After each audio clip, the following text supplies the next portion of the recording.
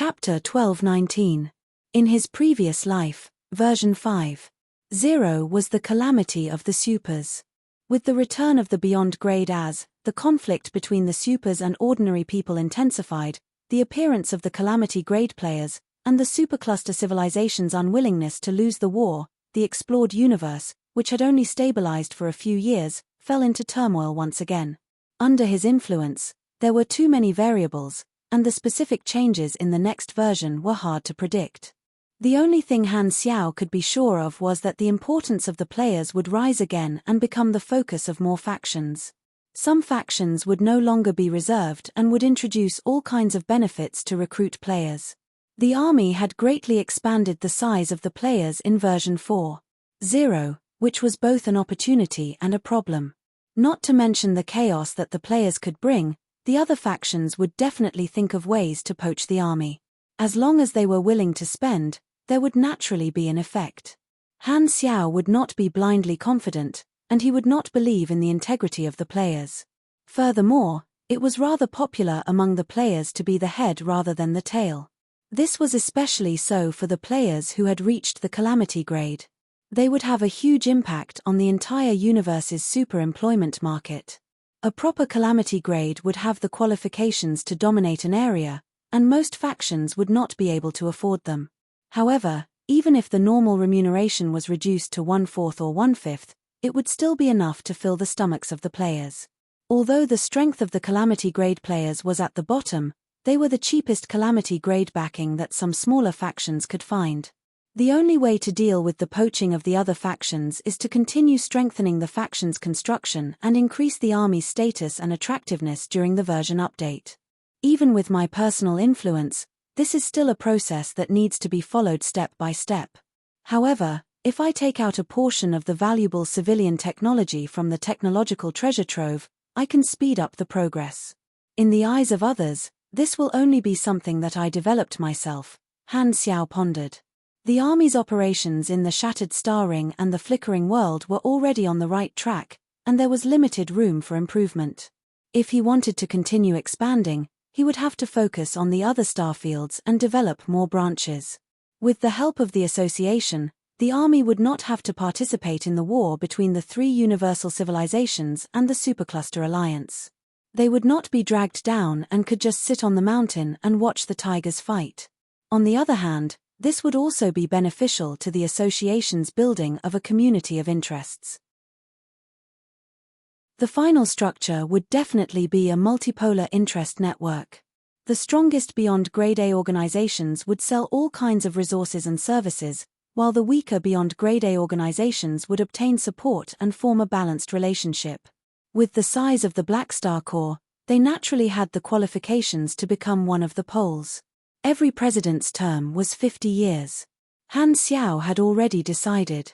When the time came, he would kick Man Ison out of office, and he would take the position himself. With his current authority in the association, as long as Man Ison did not do anything, he had a high chance of succeeding. As long as he took the position of president and achieved some results in the sanctums during his term, there would be no suspense in his re-election. The specific plan will have to be decided according to the actual situation. Han Xiao opened the memo and started to draft the outline of the blueprint. Han Xiao and Kasui's actions were carried out in secret. Under the premise of tacit agreement, their return after a few months of disappearance did not cause much of a stir. After all, exploring the secondary dimensions was too common, and the major organizations did not pay attention to their actions. The news of Black Star's return spread in the army, and the players also noticed. However, the League had already reached the top 8, and everyone had used up all their blank character summon cards. They had missed the best time to use their character summon cards, and many people felt that it was a pity before returning to the competition. Since the opening of version 4.0, the major clubs in China had enjoyed the development benefits of the Black Star Corps and made a lot of money. The better the development of the official guilds, the more support they would give to the professional teams. Currently, the first-tier professional teams in China were basically T0 and T1 level existences in the international arena. Their strength was outstanding, and their performance in the top 8 was very strong. Because of the encirclement, the major teams in China found it difficult to control their points. Dynasty and Rivervale entered the top 8 with the 2nd and 5th points, respectively.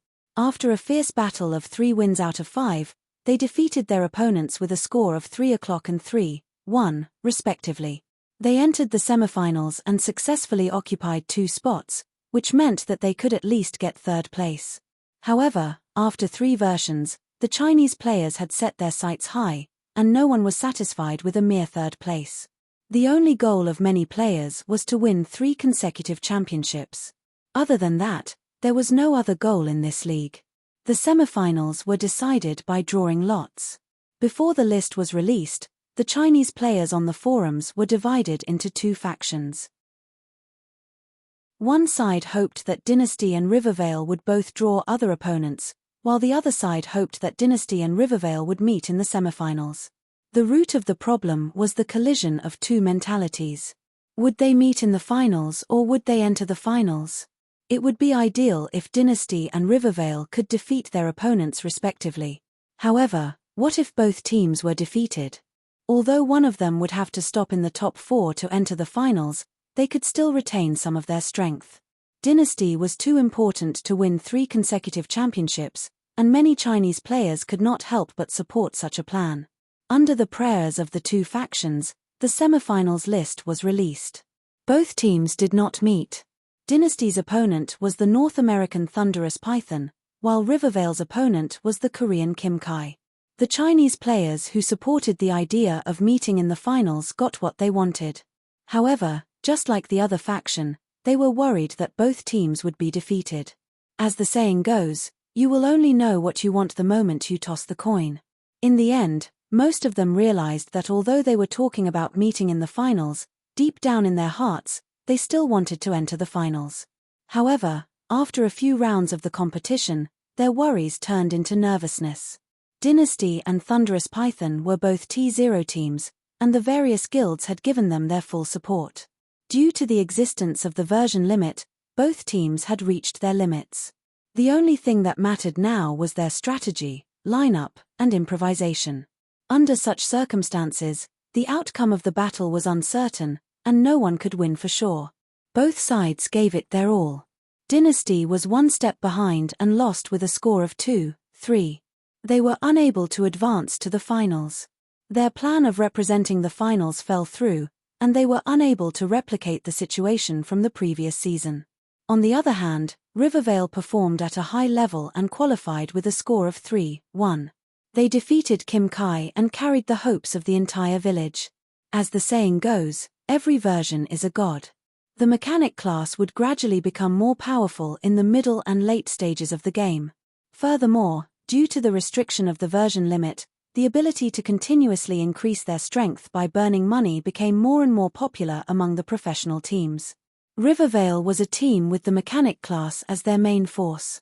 In the previous Pro League, Rivervale defeated the key team with great difficulty in the semifinals and successfully allowed the Chinese teams to meet in the finals. Although they did not win the championship, they still received countless praises. This time, they truly had a chance to win the championship and shoulder the hopes of the Chinese players once again. The date of the finals was set to be a few days later. The forums were extremely lively, and countless bets were opened. Outside of the players' vision, the Beyond Grade A Association's new regular meeting was held. Planet Fin, Beyond Grade A Development Union Headquarters. Remote projections of Beyond Grade as descended on the venue, walked into the round table conference room, took their seats, and chatted with their neighbors. Man Ison sat on the president's seat, looked at this harmonious scene, then glanced at the empty vice president's seat. He felt that the air was so fresh, and the atmosphere was so relaxed. Right at this moment, an untimely voice suddenly sounded from outside the door, breaking this harmonious peace. "Hee, I'm back. Did anyone miss me?" Hearing the familiar voice, everyone turned around and saw Han Xiao, who had disappeared for a few months, appear again, walking into the conference room with an annoying smile. "Yo, Black Star is back. I haven't seen you in a few months. You look good. Where have you been all this time? You didn't even tell us." As soon as they saw Han Xiao, many people laughed and greeted him. Even the direct members of the three universal civilizations who had been lurking around nodded. For a time, the venue became noisy. Han Xiao was now quite popular in the Beyond Grade A circle and had a good relationship with most people. He smiled and responded to the crowd, returned to his seat, and sat down. He turned to look at Man Ison and joked, "I heard you've been very comfortable in the past few months." "It's fine, I'm back." Man Ison was expressionless, looked straight ahead, and turned a deaf ear. Ever since Han Xiao appeared, he had put on a simpering face. Seeing this, the Beyond Grade as present all perked up. Their eyes moved back and forth between the two of them, looking like they were watching a good show. The meeting would not be complete without the quarrel between the president and vice president. The meetings in the past few months had been too plain, and everyone was drowsy from the meetings. Now that Black Star was finally back, they could finally enjoy the show that was reserved for the association. Immediately, no one was distracted. At this time, Kasui also came. After greeting them, he returned to his seat. Everyone could not help but look at him suspiciously. The two of them had disappeared for a few months, and now they appeared at the same time. Man Ison also looked at Kasui a few more times, suppressed the doubts in his heart, and did not ask on the spot. He looked around, coughed twice, and said, "Since everyone is here, let's start the meeting." Before he could finish, Han Xiao immediately raised his hand. "I have something to say." Man Ison was interrupted, but he was not angry at all. He was already used to it. As long as Black Star was around, he had never been able to finish his sentence. Instead, everyone's eyes lit up. It's coming again. Black Star is indeed the source of our joy. He's so dedicated." Han Xiao looked around. Seeing that everyone was waiting for him to continue, he turned around, pointed at Man Ison, and said with a deep voice, "After thinking about it, I've been thinking about it for a long time. The more I think about it, the more I feel that Manison's felon technology is not conducive to the unity of the Beyond Grade as. The modifications are too much. I think Man Ison should take the initiative to give up this technology and release the other felons." Man Ison was furious when he heard this. Everyone already knew about this. You didn't mention this during the meeting back then, and now you only jumped out a few months later. You're obviously looking for trouble today. The request to give up the felon technology was obviously a fantasy. Black Star knew that there would be no result from this topic, but he still brought it up. In Manison's eyes, he was just deliberately looking for trouble. "Black Star, can you be more shameless? How long ago was this?" Man Ison yelled. "What's wrong? We don't have a prosecution period. If you can do it, why can't I say it?" Han Xiao shrugged. "Ask everyone here, who doesn't have a problem with this?" "That's right. It's against the rules to modify Beyond Grade as. Although this was before the association was established, there's no harm in talking about it." Kant was happy to see Black Star looking for trouble and immediately spoke up. Hearing this, everyone present also began to denounce him. Although it had been a long time, Manison's felon technology had always been a thorn in their hearts. Usually, everyone had a tacit understanding and did not talk about it, but now that someone was looking for trouble, they did not mind making a fuss, mainly to provide firepower support to Black Star. Manison's eyelids twitched, and he said with a deep voice, "Enough. Black Star only knows how to mess around, but why are you guys joining in the fun? That's not right. What do you mean by messing around?" Han Xiao crossed his arms and pretended to be serious. "As long as you're still doing something that goes against morality, we have the right to criticize you. Even if you can't control your greed and are unwilling to give up this technology, you should at least apologize." "Apologize to who? They're my trophies to begin with. I have the right to do whatever I want with them." "I've never heard of apologizing to captives," Man Ison said coldly. "Don't apologize to them, apologize to us. You destroyed the unity of the association, and most importantly, you hurt everyone's hearts," Han Xiao said with a straight face. Man Ison was about to curse, but at this moment, the silent Kasui suddenly echoed. "Mecha Empire, your actions are indeed not conducive to the unity of the association." As soon as he said that, everyone was shocked. The originally noisy environment instantly quieted down. Everyone present stared at Kasui in unison, feeling bewildered.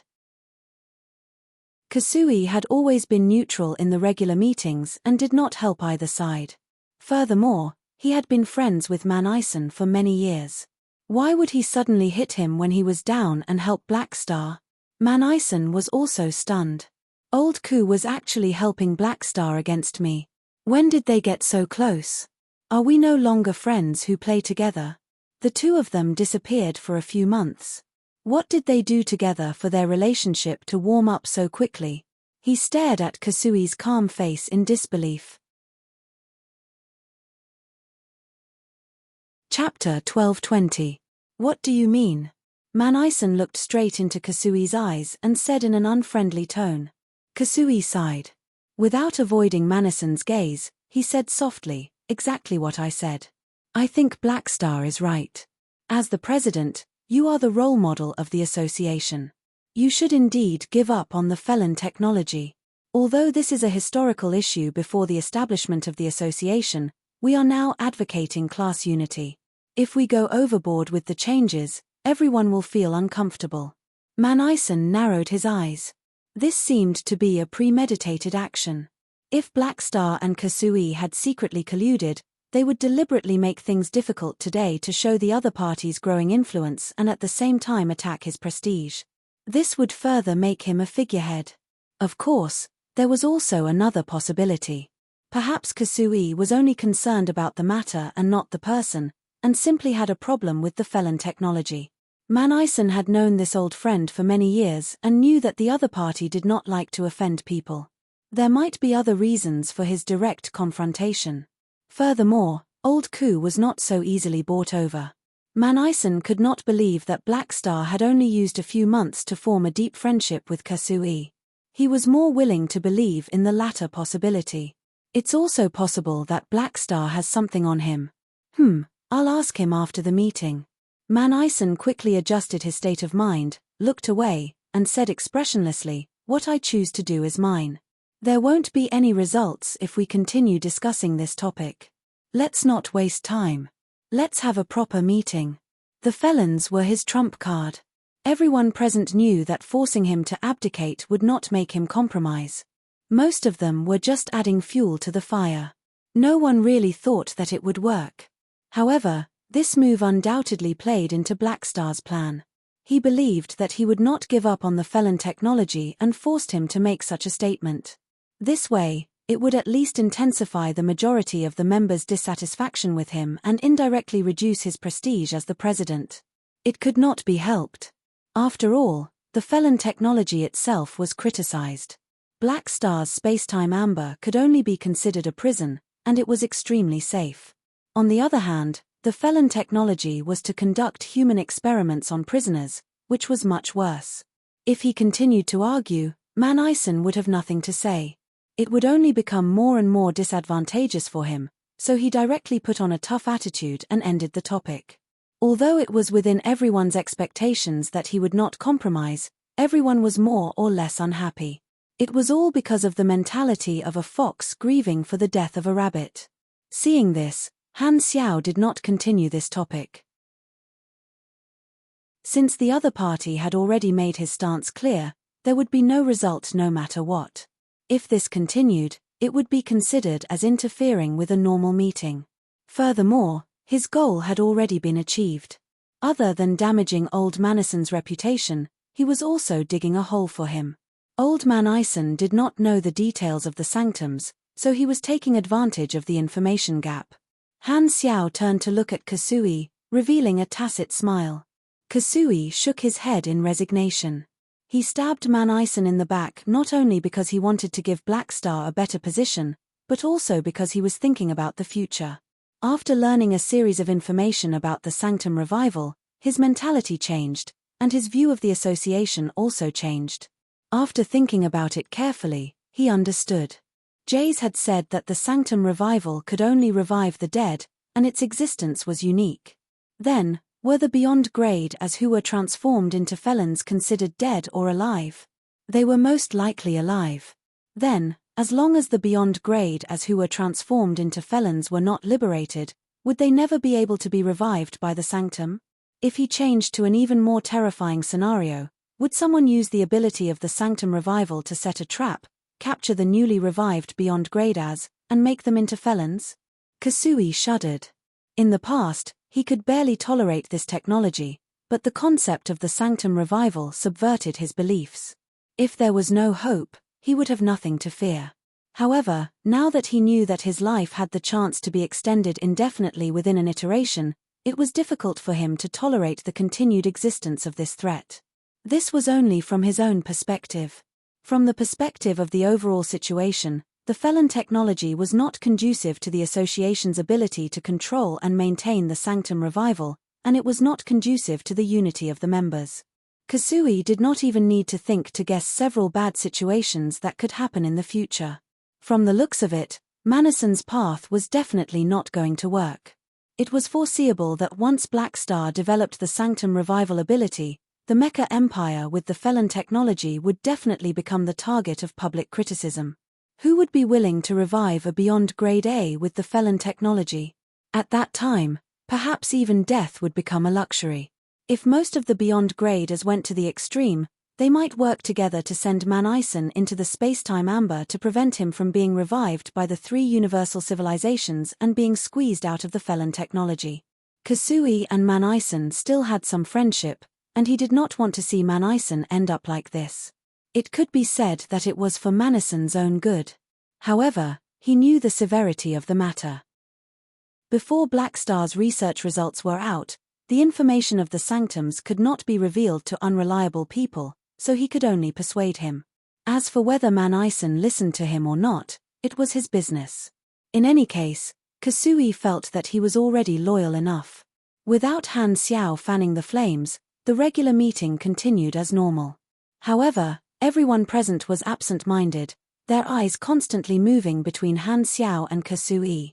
They all had different thoughts, secretly guessing what kind of soup Black Star had fed Kasui. Sorokin quietly sized up the two of them, his heart filled with fear. Kasui has also been roped in. Black Star's power in the association is increasing.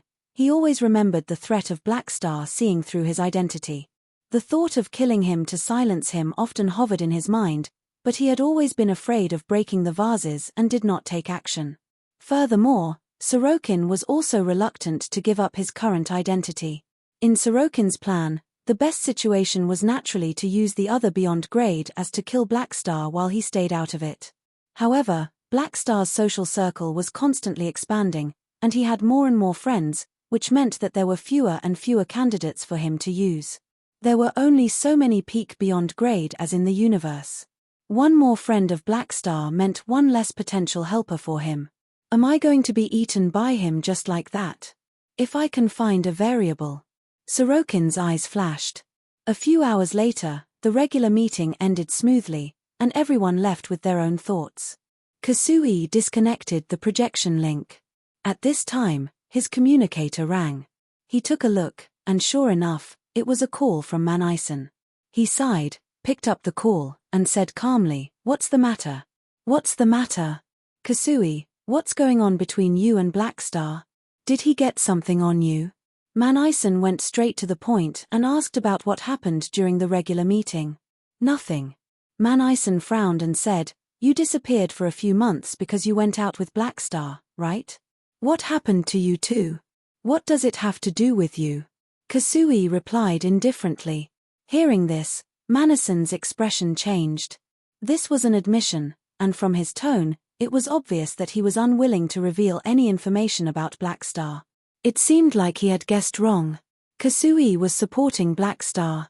Their relationship had really improved by leaps and bounds in the past few months, and he did not even hesitate to offend him for Black Star. Manison felt Kasui's coldness and alienation, and he did not feel good. This feeling was like his companions being stolen away by an opponent. He felt like his social circle was also being invaded by Black Star, and everything that belonged to him was gradually leaving. At this time, Kasui said casually, "Is there anything else you want to say? If not, then hang up. I'm very busy." Even if it was a private conversation, he was unwilling to leak any kind of secret. He just wanted to send Manison away as soon as possible. "I understand." Man Ison was silent for a few seconds, suppressed his disappointment, and took the initiative to end the communication. Kasui put down the communicator with a complicated expression and a little sigh. During the intelligent plague, Man Ison had gone for wool and come home shorn. He had gotten himself into trouble, which had caused him to change his team members. In the end, such a rare opportunity had fallen into Black Star's hands.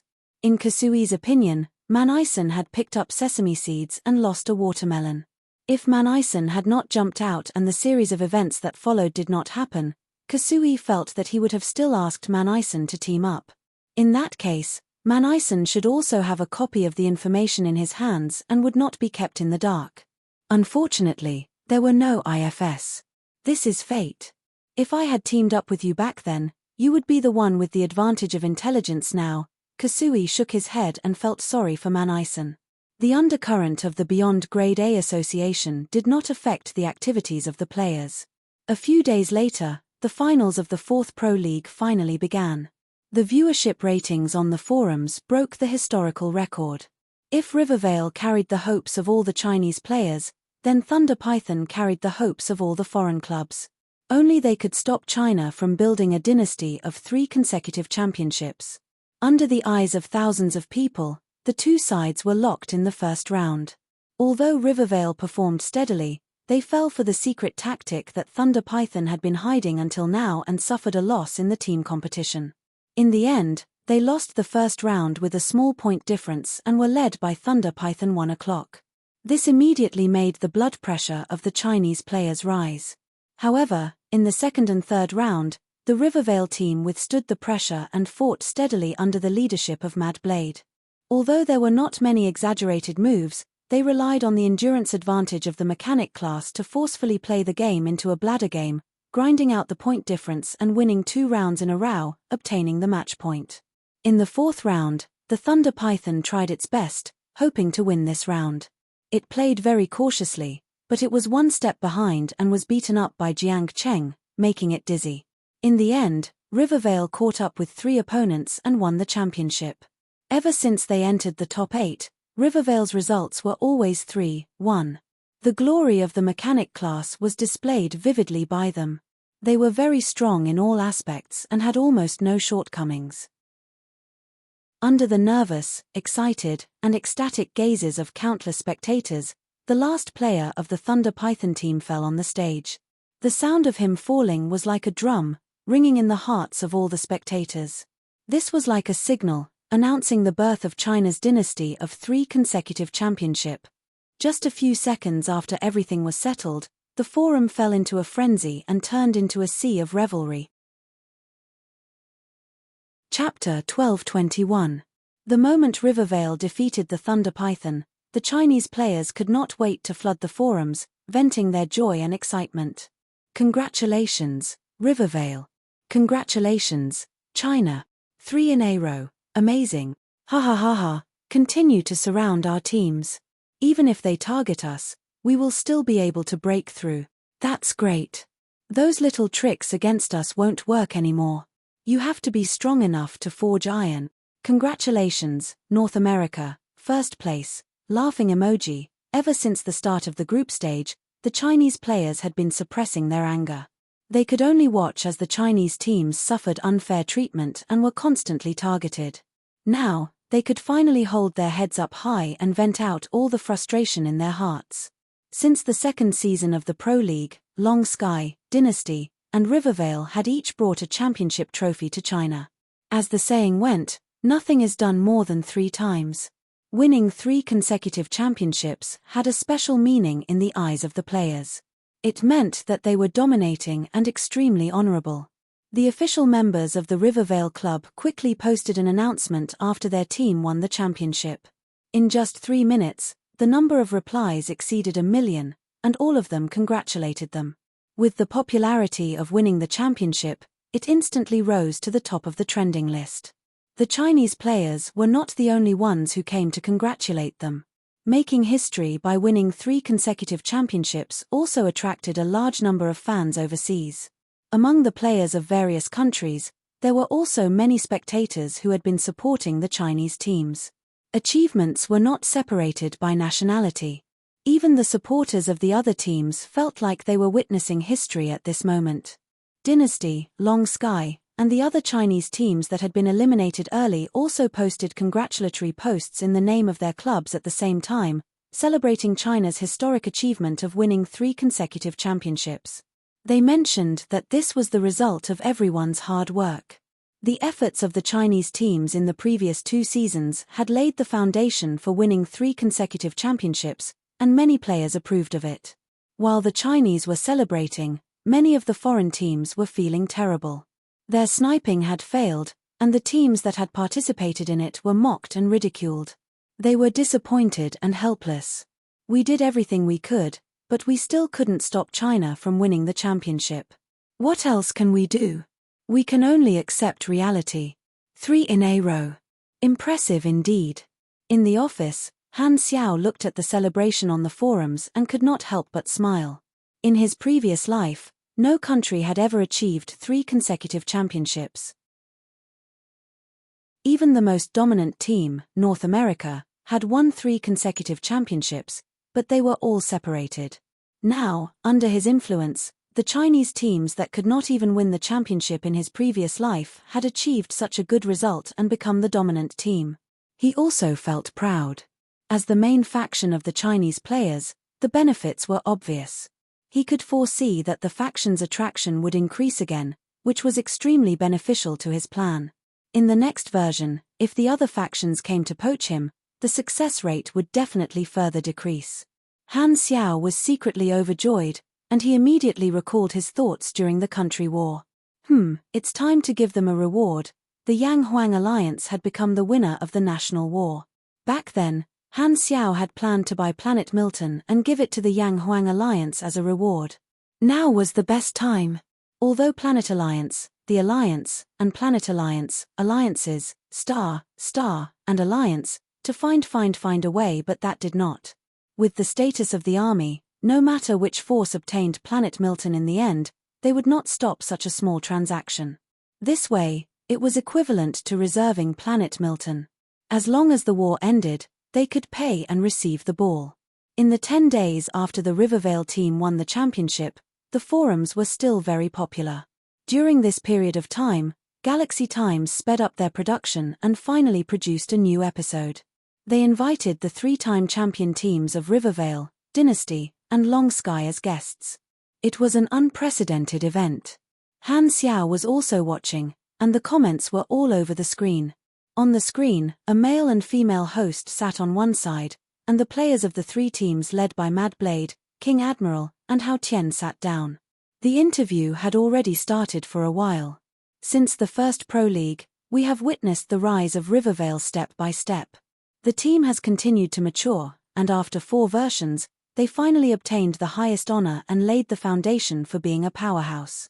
Captain Mad Blade, what do you think about this? The female host asked. With a proud smile, Mad Blade said, "First of all, I would like to thank the club for nurturing me. After the first Pro League, Rivervale decided to rebuild the team and gave me a lot of power. It can be said that without their support, there would not be the current team. Next, I would like to thank my teammates. Everyone worked hard together to achieve the results we have today. Without our cooperation, we would not have the glory we have today. Then, I would like to thank Dynasty, Long Sky, and the other Chinese teams. Without their efforts in the first 2 Pro Leagues, we would not have been able to obtain the honor of 3 consecutive championships. This is the result of all the Chinese teams' hard work. Everyone is fighting for the glory of the country. Finally, I would like to thank the Black Star Corps. Although it is a little strange to say this, to be honest, I think that the Black Star Corps played an irreplaceable role in China's championship. They might even be one of the main factors." The male host nodded. There is indeed such a saying on the internet. Many people think that China's achievement of 3 consecutive championships cannot be separated from the unique faction benefits. In other words, there is a huge element of luck involved. Do you think so too? Mad Blade agreed. You can say that. The old players who have been through 4 versions all understand that the Black Star Corps was very weak at the beginning. At the very beginning, It was us who built it with our blood, sweat, and tears, and it also brought us long-term benefits. To be able to join such a faction with such a bright future at the very beginning is our luck. There is no need to deny this. Of course, the contribution of the team is equally important. As the saying goes, if a worker wants to do a good job, he must first sharpen his tools. The faction allowed us to develop very well, and we also used this resource to give a satisfactory answer. Hao Tian chimed in. Mad Blade is right. The Black Star Corps has a part of the glory of 3 consecutive championships. In version 1.0, he was one of the 4 great generals under Han Xiao. At this time, he also agreed with Mad Blade's words. Although it was a little strange to mention an NPC faction in the championship interview, most Chinese players would not have such a feeling. After 4 versions, the Black Star Corps had already given them a strong sense of belonging, and they treated it as one of their own. Seeing that the topic had reached this point, the female host flipped through the inscription card and asked, speaking of the Black Star Corps, just a few days ago, Black Star publicly announced that he would buy Planet Milton and give it to his subordinate faction, the Golden Alliance, as a base. This caused quite a stir, and the Chinese players called it a double blessing. What do you think about this? Hearing this, everyone turned to look at Maple Moon. She was recognized as a storyline player among the professional players, so everyone felt that her answer was more reliable. Maple Moon thought for a while and said, I think that although the Corps commander's action was a little sudden, it is actually not strange if you think about it carefully. Everyone must remember that when we were in the World War, there were many spaceships of NPC factions on planet Milton. With our sense of existence in the universe, it is impossible for Black Star not to pay attention to our World War. Although the NPCs do not know what we are doing, they can make basic judgments. I will try to put myself in the Corps commander's shoes. Although he does not understand why we are fighting, in his eyes, this is probably an internal conflict among the immortals.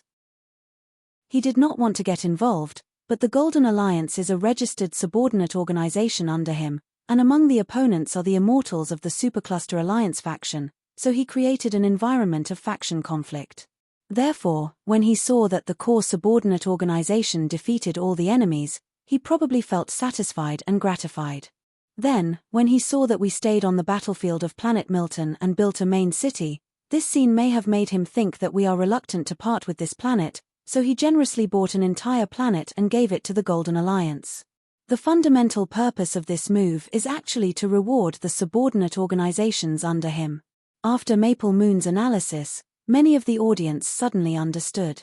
They felt that the cause and effect were clear, and a large number of comments appeared on the screen.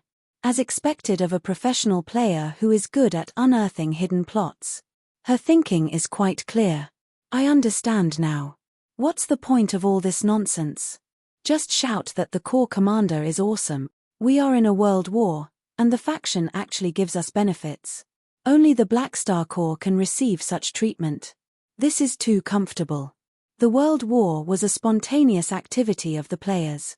There was originally no reward, but because of Black Star's generosity, there was now an additional reward. Moreover, if the guild alliances of the other factions won the World War, they would not receive such benefits. Only the Black Star Corps players won the World War and received such treatment. Wasn't this just too lucky? The eyes of the guilds of the other factions turned red with envy and jealousy. Seeing this, Han Xiao smiled with satisfaction. He liked players with excellent imagination like this. They gave his army a sense of presence. The 2 hosts asked many questions one after another, giving the players of the 3 teams room to express themselves. The interview ended in a happy atmosphere. Then, they entered the last segment of the program, which was to review the history of this version and predict the situation of the next version. The male host sat up straight and slowly said, in the World War, we have seen a lot of changes. For example, the establishment of the Beyond Grade A Association, Black Star's godlike battle, the outbreak of the Intelligent Plague, Black Star receiving the Galaxy Medal and being hired as a consultant by the 3 Universal Civilizations, the outbreak of the conflict between the 3 Universal Civilizations and the Supercluster Alliance, and so on. We have also experienced a lot, such as the establishment of a large number of subordinate organizations, the Black Star Cup, participation in the flickering World War, national wars, and so on. We have achieved so much. Many of the audience members were pulled back into the memories and reviewed the rich experiences of the past few years. Then, the female host said, "We have experienced a lot in version 4.0. The opening of the world server gave this version a special meaning. However, the situation of the universe is still in turmoil, so it's difficult for us to see what will happen in version 5.0. We can only make some guesses based on the information we have. This is the early stage of the flickering world war. Who knows how many years will pass between version 4.0 and version 5.0. The way we see it, the next version will very likely jump to the end of the war and let us participate in the final battle. The process in the middle will be omitted. I feel like it will be more than 10 years later." Hearing the guesses of the Galaxy Times, Han Xiao shook his head. They guessed wrong this time. From the perspective of the players, the flickering world war was like a red tide. They thought that this would be a cross-version main storyline. Of course, they would not have thought that the main storyline of version 5.0 would be the calamity of the supers. In his previous life, the players were also involved in this conflict. However, this was not surprising. The level of the players was not high enough, so they did not have many clues. The calamity of the supers was also very sudden, so basically no one could guess what it was. Now that the butterfly effect was constantly expanding, the direction of version 5.0 would most likely be even more confusing. Even he could not be sure, let alone the players. While thinking, Han Xiao's finger gently slid across the edge of the desk, and a blue virtual screen immediately popped out.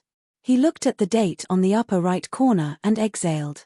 There are only 27 days left until the version update in my previous life. Version 4.0 is finally coming to an end. Chapter 1222. Event 1. The third book review event. Event period starts today and ends on March 30th. Fan value must be greater than that of apprentices, otherwise, it will be invalid. It's another spring season. Unknowingly, Master Jishi has already been with us for 3 years. Regarding this, please use the days I spent with the super godly mechanic as the title. There are no restrictions on the number of words or the style. Note: the title of the book review for this event must be My Days with the Legendary Mechanic. Otherwise, it will be invalid.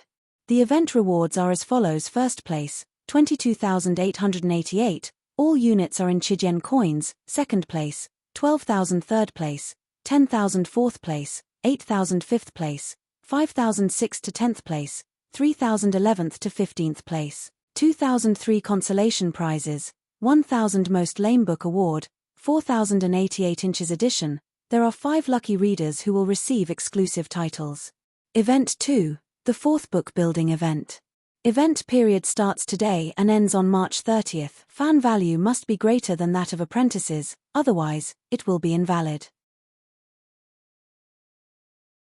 Chapter 1223.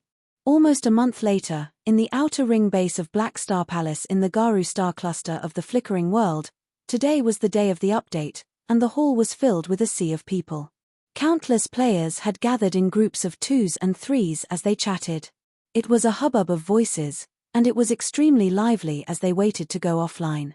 Pork Bun walked among the crowd, turned on the recording function, and recorded the scene in the hall excitedly. Beside him was a small assistant. In version 4.0, Pork Bun's career had made new progress, and he had become an important reporter for the club. Thus, he had created a studio and no longer edited videos alone. He had recruited some employees to be in charge of various matters, and the most important thing was to help him collect material. These employees all had their own work accounts, and their IDs had the prefix of the studio.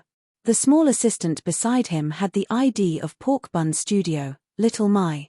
He looked like a funny little fatty. "Boss, why are we filming the base here? Can this be used as material?" Little Mai was curious. "Are you stupid? Who knows what the army will become in the next version? If there are any changes in the future, this will be historical material. We can totally make a nostalgic video or a video," Pork Bun instructed. "Boss, you're really far-sighted. Little My gave him a thumbs up. Humph, your professional standards still need to be improved. Watch and learn, Pork Bun snorted. In a corner not far away from the two of them, a group of pro players gathered in a circle and let out a low commotion. I'm preparing to retire. King Admiral opened his mouth, and everyone was shocked. Mad Blade had always regarded King Admiral as his idol, and he found it hard to believe. We've just won 3 consecutive championships. Why are you retiring? That's right, that's right. Our China is at its peak right now, the people beside him agreed. Hee, it's precisely because I've won 3 consecutive championships that I can retire with peace of mind. Originally, I already had such thoughts after winning the previous championship. However, for the sake of achieving the dynasty, I waited another year. King Admiral waved his hand and casually said, I'm not young anymore. I can feel that my competitive level is starting to decline. It's just right for me to retire now. My retirement application has already been sent to the club's top management. The team respects my choice. In the future, Second Prince will be the captain of Dynasty. I have to give the others a chance. Hearing this, everyone turned to look at Second Prince. Second Prince had always hoped to surpass Wang Hu, Jiang Xiong, and take over the position of the team leader. However, now that his dream had come true, he did not show any happiness. Instead, he remained silent and somewhat depressed. King Admiral looked at him and smiled.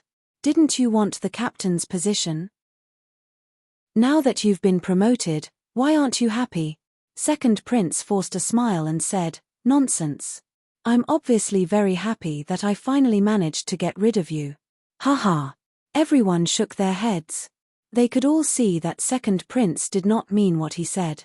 He was obviously sad and disappointed, but he still stubbornly refused to admit defeat. Ever since he joined the team, Second Prince had been fighting with King Admiral on the field. Although he liked to argue, he had always treated King Admiral as his closest comrade. He was competitive and hoped to surpass King Admiral.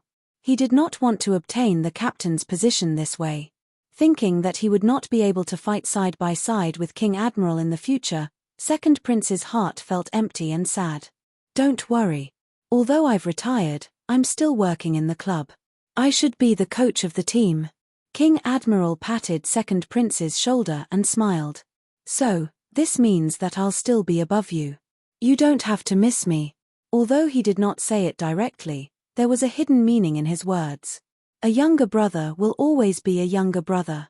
You want to make a comeback? Dream on. Second Prince's expression changed instantly. He scolded, Who's missing you? Hurry up and resign.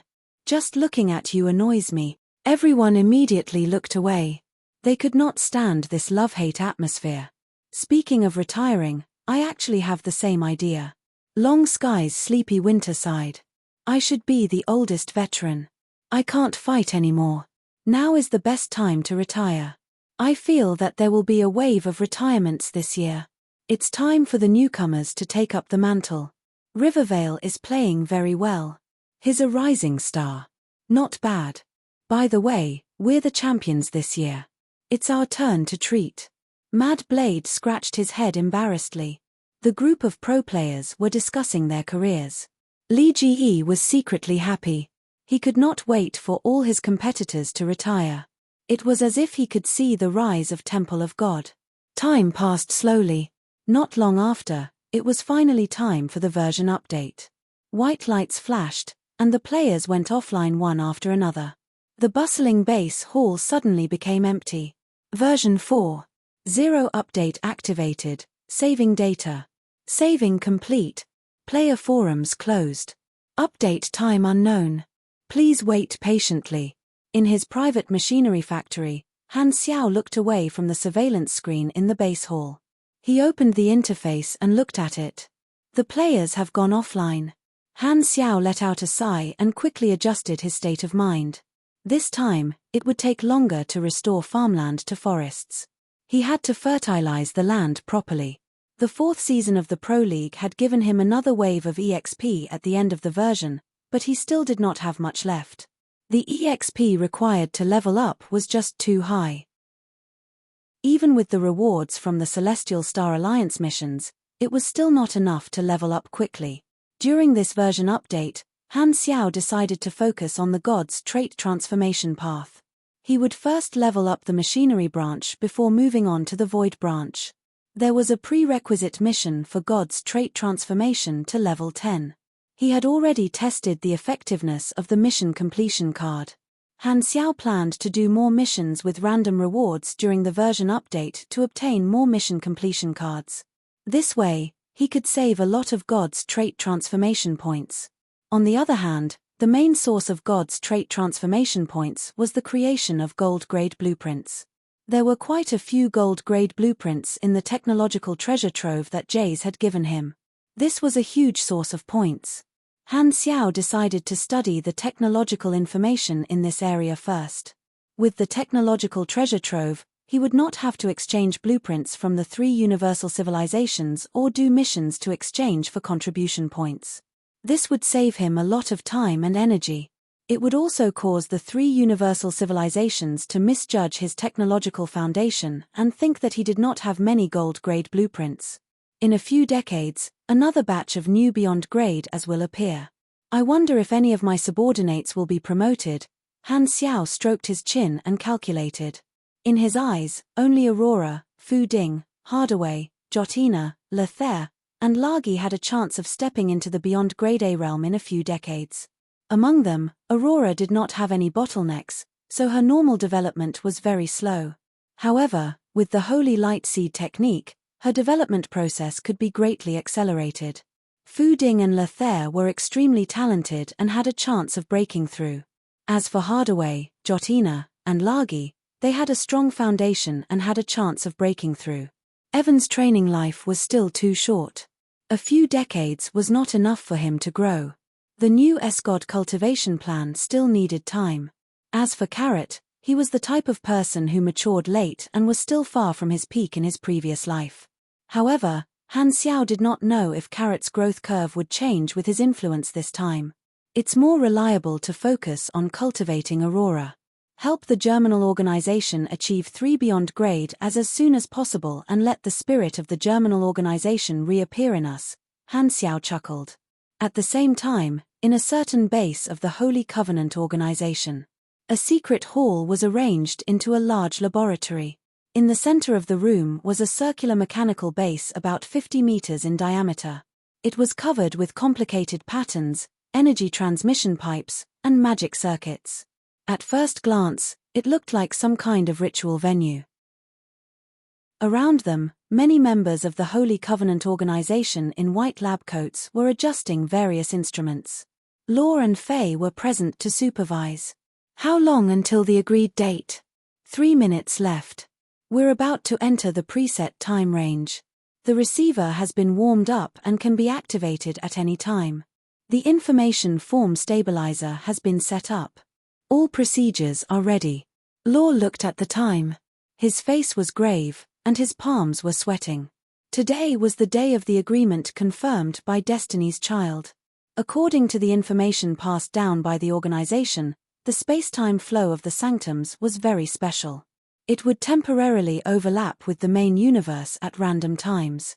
Once the time node was missed, they would have to wait for a long time. The arrangement in the field was to connect with Oathkeeper. This was the first time everyone present had tried it, so they did not know how it would work. Everyone was tense. Time passed minute by minute, and it was finally the preset time node. Activate! Law immediately yelled. The next moment, all the instruments were activated according to order. The circular mechanical base in the center of the room started operating, and the energy circuits on the surface lit up from bottom to top. Buzz! Buzz! There was a sound of vibration in the room, and the space above the pedestal was visibly distorted.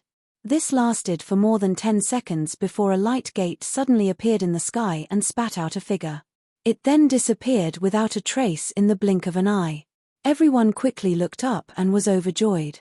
The person who landed on the ground was Oathkeeper, whom they had not seen for many days.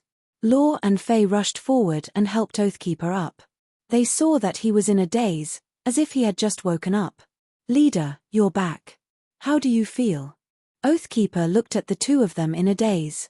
After a while, he seemed to remember his identity. His eyes gradually focused, and he slowly came back to his senses. He immediately covered his forehead and snorted. It seems like I had a very long dream. There was a very strong sense of illusion in the sanctum, just like in a dream. I seemed to have discovered many shocking secrets, but only a small portion of fragmented information remained in my memory. Let me sort it out. He covered his forehead and recalled what he saw and heard in the sanctum with difficulty. He vaguely remembered the shock that went deep into his soul, but the relevant memories were quickly fading, leaving only fragments. He could not remember the details, just like how he quickly forgot about the dream after waking up. After a while, Oathkeeper gradually recovered some of the information. His body trembled, and a look of shock flashed across his face. "Did you remember something?" Faye caught the flash of shock on Oathkeeper's face and asked. "No, it's nothing." Oathkeeper took a deep breath and suppressed his emotions. The Great Reboot, the iterations of the universe, the functions of the Sanctum Revival. All kinds of information flashed through his mind. These things were too subversive, and he planned to keep it a secret. He was not prepared to tell his subordinates the shocking information he saw in the sanctum. In the entire universe, I should be the only one who has obtained this information. Its value is immeasurable, almost like a profit. I'll have to adjust my future path greatly. This thought flashed through Oathkeeper's mind. At this time, Law looked around and did not see anyone else. He could not help but ask, "Leader, did our plan succeed? Did you bring back the resurrected people?" Hearing this, Oathkeeper seemed to have thought of something. He turned his palm over, and a strange golden imprint appeared on the back of his hand. In his remaining memories, this was a one-time Sanctum Revival imprint that could allow him to revive those historical beyond grade as in the main universe who used mediums to establish connections. It should be a success. Oathkeeper paused for a moment, looked around, then suddenly raised his voice and said in a clear voice, "Don't worry. Clear the field immediately and welcome the return of the primordial ones with me." Chapter 1224. On an uninhabited planet in the desolate universe belt. Due to some concerns, Oathkeeper did not activate the Sanctum Revival brand in the base but brought a group of his subordinates to another location. Several Holy Covenant spaceships floated in the outer space of the planet. Law and Faye led a group of technicians to operate various detection instruments. The monitors were aimed at the surface of the planet, and in the center of the screen was Oathkeeper who had landed on the surface of the planet. In the yellow desert, Oathkeeper glanced at the Sanctum Revival brand on the back of his hand, took a deep breath, and took out a palm-sized disc-shaped device with his other hand. The information fragments in his mind showed that this brand was more like fuel. If he wanted to activate its function, he needed to prepare a switch himself, and this switch had to be a device related to the transformation of information states. If he did not have this technology, then this brand would probably only be a decoration. The disc in his hand was one of the Holy Covenant's Esper ability technologies. The researchers had developed an information state disturbance device through the analysis of Destiny's Child. It was not some black technology but a byproduct created by chance. It could be used as the switch for the Sanctum Revival brand. Oathkeeper pressed the button, and the disc buzzed. The next moment, like hot oil meeting cold water, there was a violent reaction. The Sanctum Revival brand suddenly glowed and left the back of his hand, turning into a dazzling white ball of light. It expanded rapidly and covered a large area in front of Oathkeeper. The energy fluctuations around him suddenly increased, and Oathkeeper subconsciously took 2 steps back. At this time, the exclamation of the spaceship technicians sounded in the communication channel.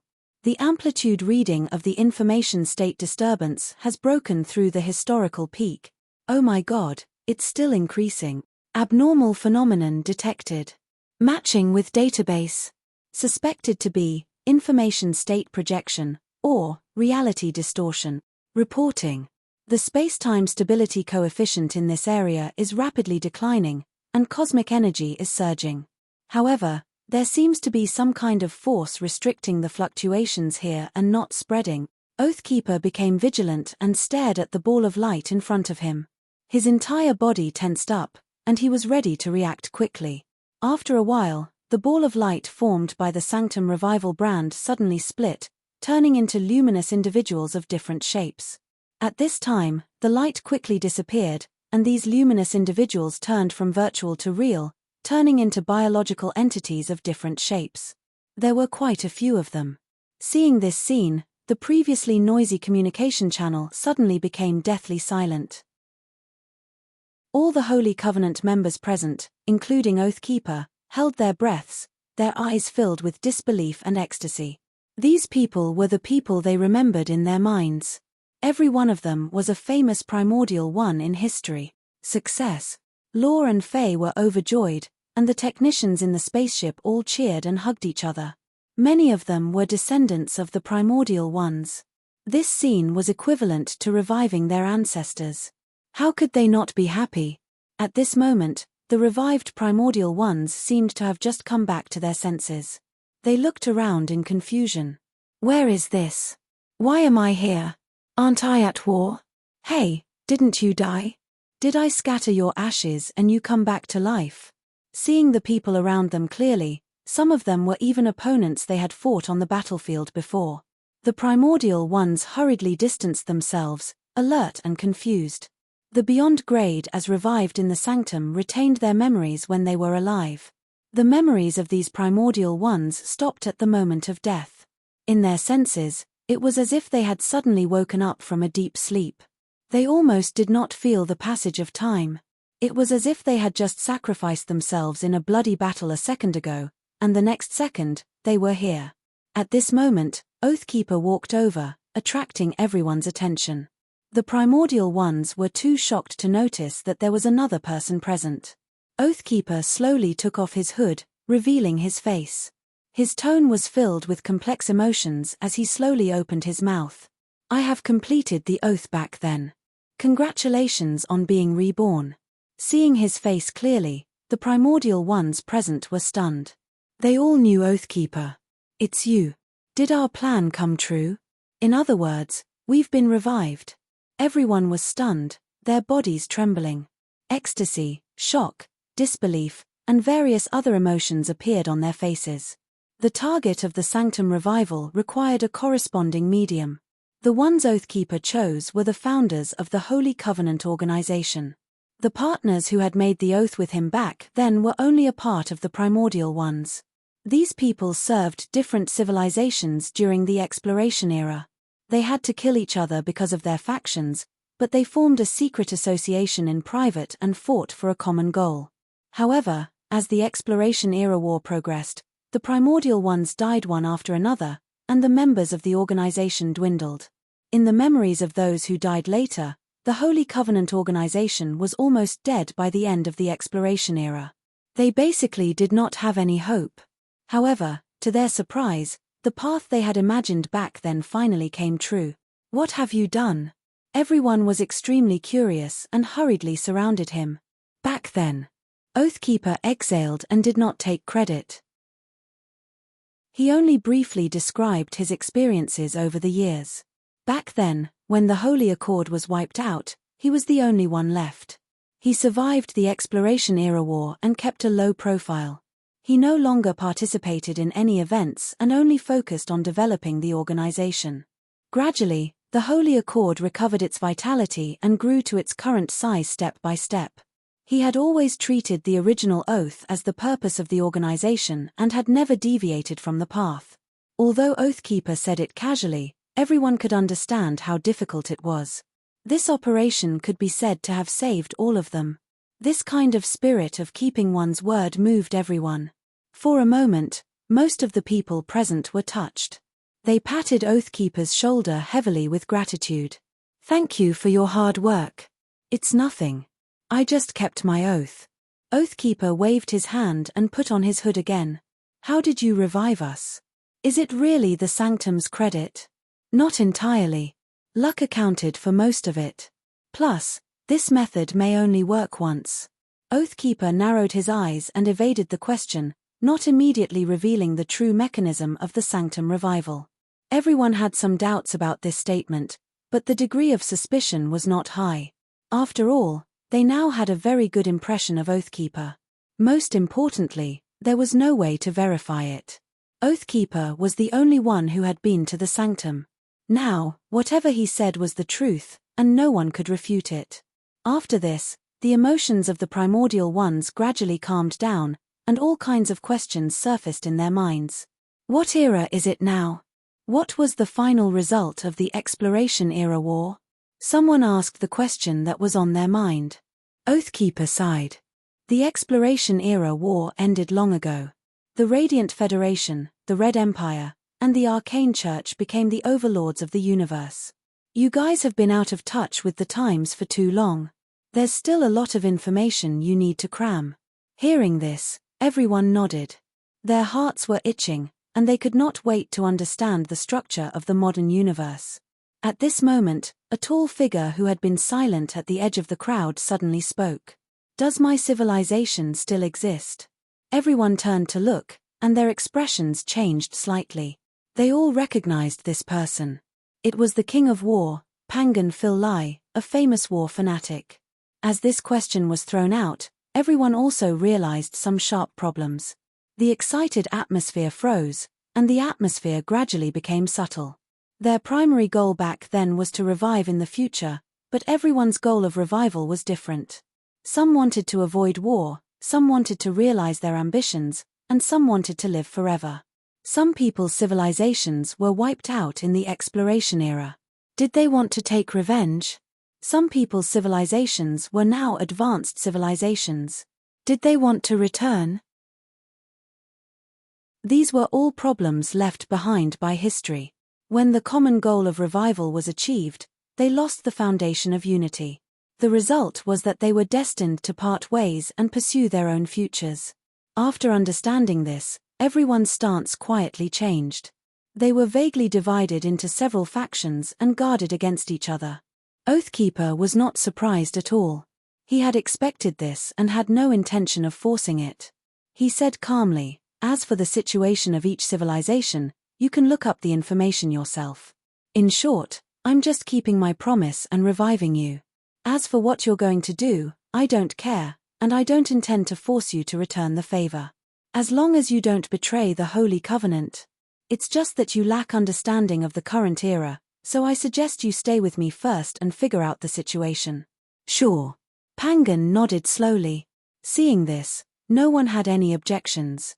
No matter what their relationship would become in the future, at least they were now the founders of the Holy Covenant in name, and there were many descendants in the organization. Furthermore, after being revived, everyone felt weak, and their strength seemed to have decreased. Thus, they were very restrained and did not want to cause any trouble. They only wanted to find a place to recover, and the Holy Covenant was the best place to go. At this moment, a primordial one turned to look at Oathkeeper and asked, "What about you? What about you? What are you going to do after reviving us?" "The Holy Covenant organization is my life's work, so I'll continue to develop it. If any of you are willing to stay and help, that's naturally the best. If not, I won't force you. Now, our advantage is that we're unregistered. The civilizations in the universe don't have our records. As long as we don't show our strength casually, we can hide our names and live freely, free from the restrictions of our faction." Oathkeeper answered calmly. "So, other than us, no one else knows about our revival?" Someone asked. Just as Oathkeeper was about to answer, a figure suddenly popped up in his mind. His expression changed instantly, and his calm expression immediately broke. He hesitated for a while before saying, "No, there's one more person who knows." Everyone was shocked. "Who is this person?" Oathkeeper said helplessly, "His nickname is Blackstar, and he's also a Beyond Grade A who was only born a few decades ago. In this era, his strength and organization are both top-notch. I don't know where he found out about my target. There might be a mole in the organization. So, it's a newcomer." The primordial ones present naturally had never heard of Han Xiao's name and did not pay much attention to him. As the first batch of people to advance to Beyond Grade A, they naturally had their own pride and did not think highly of newcomers. Oathkeeper explained. "However, Blackstar has no ill intentions. I have made some deals with him. He is currently our ally and has provided some help to help me complete the awakening ceremony. So, we owe him a favor. Looks like this kid is not bad. Everyone nodded. Although they had never met him before, this junior called Blackstar had saved their lives to a certain extent, so the primordial ones present all had a good impression of him. So, I plan to inform Blackstar about the revival and ask for his help. Among the beyond grade as, there aren't many who have the same authority as him. He's kind to us, and the resources in his hands can provide us with a lot of convenience. As Oathkeeper explained, he secretly calculated in his mind. He had concealed the mechanism of the Sanctum revival and had a new idea, which was to use this method to revive more historical beyond grade as and completely grasp this channel. He could see the significance of this to the beyond grade as. He could cooperate with Blackstar while having the advantage of intelligence. Although it was called cooperation, in Oathkeeper's eyes, it was just using Blackstar's resources. After all, Blackstar did not know the importance of the Sanctum revival, so he could fool Blackstar into thinking that it was just a one-time thing. This way, before entering the Sanctums, Blackstar would be kept in the dark, making things easier for himself. Oathkeeper estimated that this method could hide it from Blackstar for a long time. The Holy Covenant had prepared for many years before entering the Sanctum once. In his opinion, even if Blackstar was powerful, he could not enter casually. Back then, he had promised Blackstar to tell him about the Sanctum revival, but it was only limited to the Holy Covenant's previous information. He did not say that he had to add his own knowledge in the Sanctum. Oathkeeper did not intend to go back on the deal, but he did not mind playing this little trick to fool Blackstar. Personally, Oathkeeper did not have any ill feelings toward Han Xiao, but he had always been in a passive position. Thanks to a mole who knew where, news kept leaking out for no reason. Who knew how many things had fallen into Blackstar's hands, which made him extremely depressed. Now that he had finally obtained exclusive information of immeasurable value, he naturally chose to keep it a secret and did not intend to tell the truth. The revival plan has succeeded. It's time to talk to Blackstar. I have to keep him calm and not let him leak the news. Oathkeeper's eyes flashed. Chapter 1225. At the same time, in Blackstar Palace, Return to the Stage of History has been completed. You have received 1 legendary point. Universe Legendary Point, Awakener of the Primordial Ones. Due to the activities of the Holy Covenant organization, a group of Primordial Ones have been revived. You are one of the masterminds behind the return of the Primordial Ones. Your actions are likely to have a far-reaching impact on the entire universe. Plus 25 Beja Kioromir favorability toward you. Plus 25 Trip Sunstrider Doncord's favorability towards you. Plus 25 Pangan Philippe's favorability of you. In his personal machinery factory, Han Xiao, who was doing research, suddenly received a bunch of notifications on the interface. He opened them and was overjoyed. The mission has been completed. Does this mean that Oathkeeper succeeded? It had only been a few hours since the players went offline. Han Xiao did not expect to receive such good news at this time. After losing contact with Oathkeeper in the Sanctum for so long, there was finally some reaction. The mission reward of Return to the Stage of History included 1 legendary point and 25 favorability from all the revived beyond grade as. These favorability notifications should be from the revived beyond grade as.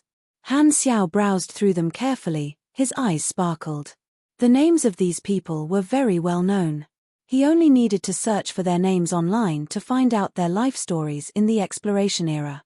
King of War Pangan, Mage God Beja, Omniscient One Trip. They're all famous primordial ones in history. As the first batch of people to reach the beyond grade A level, the primordial ones had a unique characteristic. Their nicknames were usually more powerful, and they had taken away many good nicknames. Han Xiao immediately realized that there was another benefit to this mission reward. He could immediately see who the resurrected targets were, and he had an idea in his heart. Some of them were the ones who appeared in the calamity of the supers. The case could be considered solved, proving that the revival of these people was indeed related to the Holy Covenant. Han Xiao noted down all their names and counted them. Suddenly, he frowned slightly and mumbled to himself. The number of revivals doesn't seem to match. He remembered the number of revived beyond grade as in his previous life. One batch appeared during the calamity of the Supers version, while the other batch appeared during the World Tree civilization. The total number far exceeded the current number. Furthermore, the favorability notifications were all from the primordial ones. In the World Tree War version in his previous life, there were many historical beyond grade as who were not primordial ones among the large number of revived beyond grade as brought by the Holy Covenant. But now, the number of resurrected people was much less than the total number in his previous life. What was the reason for this? An idea suddenly flashed through Han Xiao's mind. I think I understand now. In the blink of an eye, he connected the clues in his heart and suddenly felt enlightened. Jays revealed the mechanism of the Sanctum revival. With this important information, he finally understood the actions of the Holy Covenant organization in his previous life. The Holy Covenant revived a group of primordial ones in version 5.0. Some of them probably had differences, so they went their separate ways and ran out to trigger the calamity of the Supers.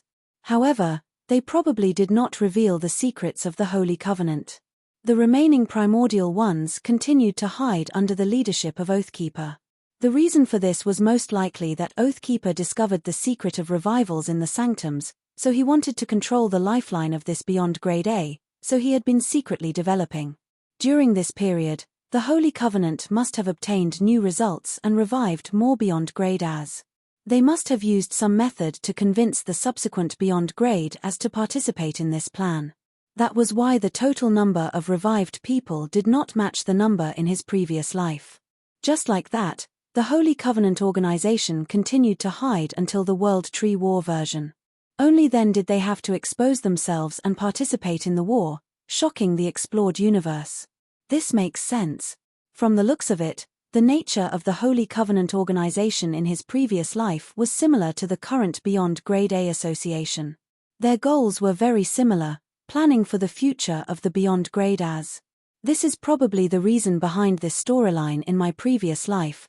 Han Xiao's eyes flickered. Although it was just a guess, his intuition told him that this was most likely the case.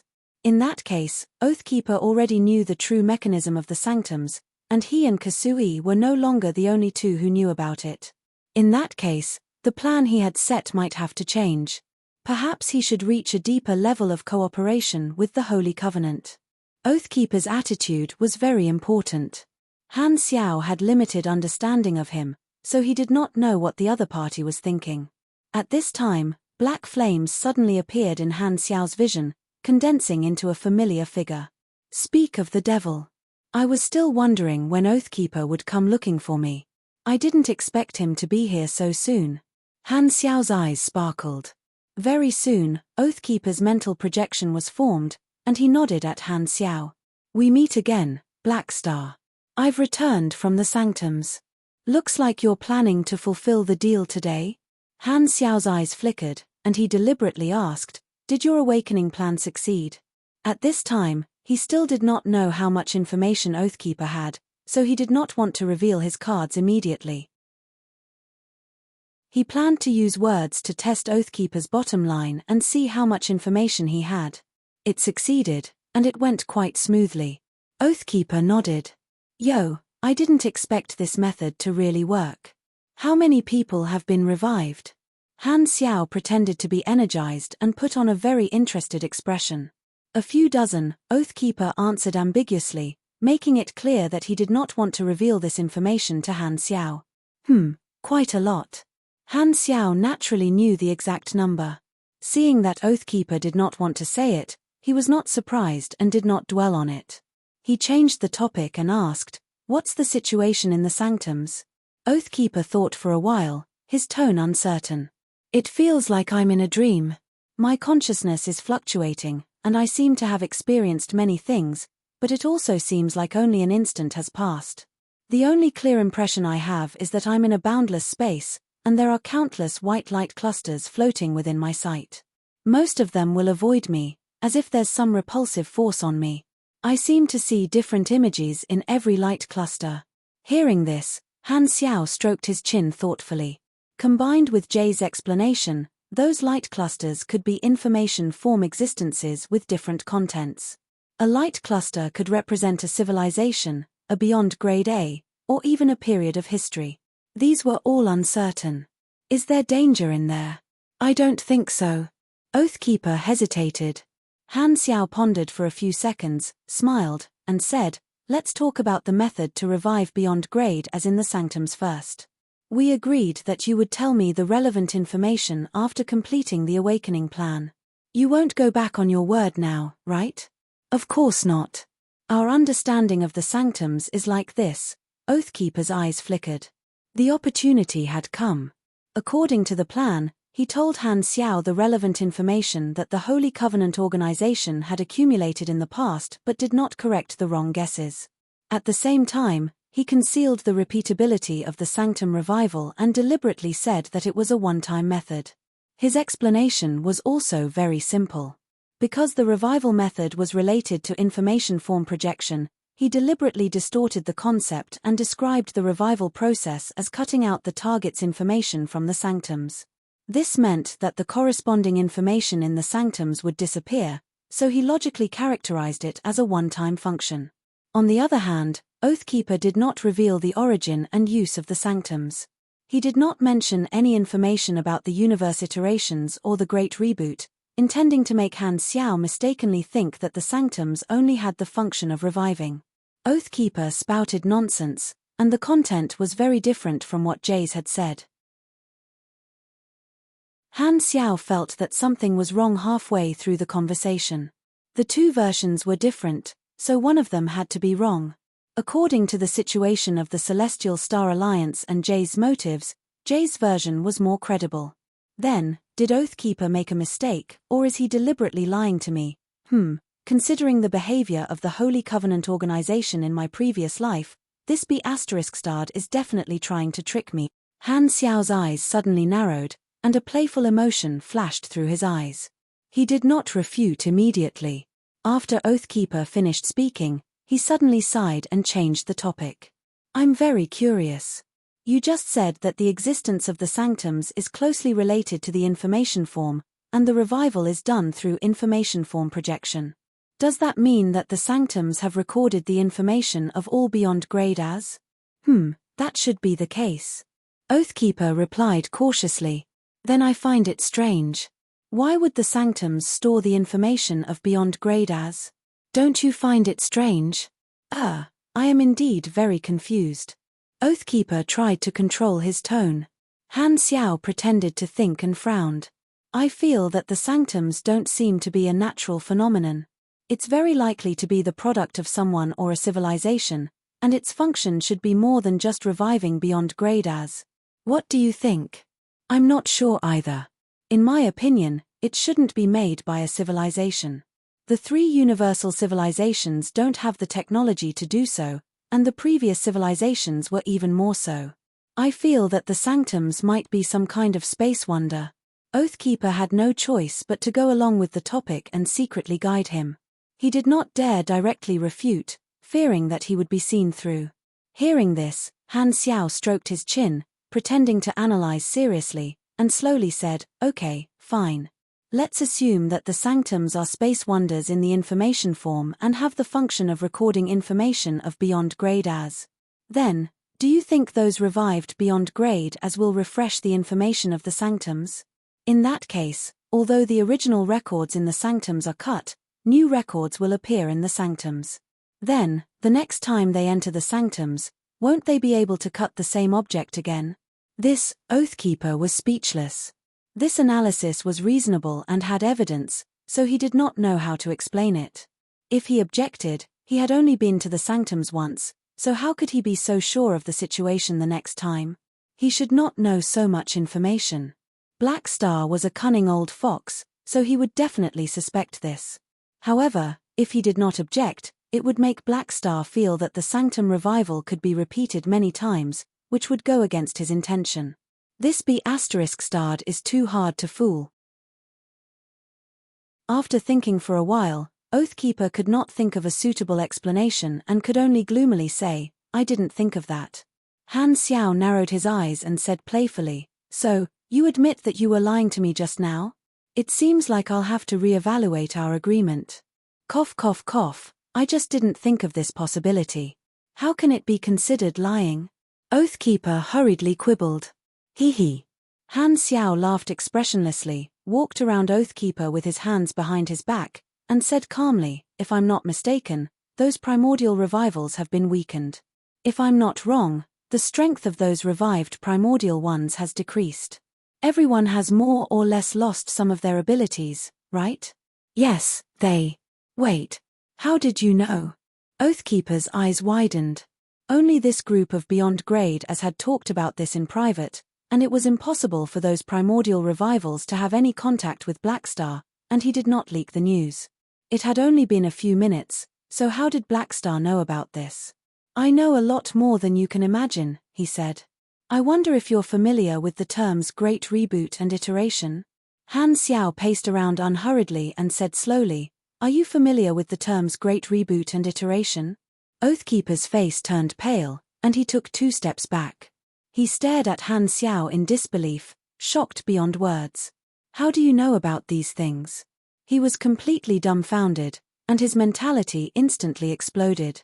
He lost control of his ability, and his body trembled violently as if it was going to collapse at any moment. Oathkeeper's brain was boiling again. I was the only one who entered the sanctum this time, so there can't be a spy. How did Blackstar know about this? Who betrayed me, and who did I betray? Could it be that Blackstar planted eyes on me, and he can see everything I do? Does that mean I really betrayed myself? Under the shock, Oathkeeper's thoughts were in a mess, and he shuddered all over. Han Xiao's image in his mind became mysterious, making him extremely fearful.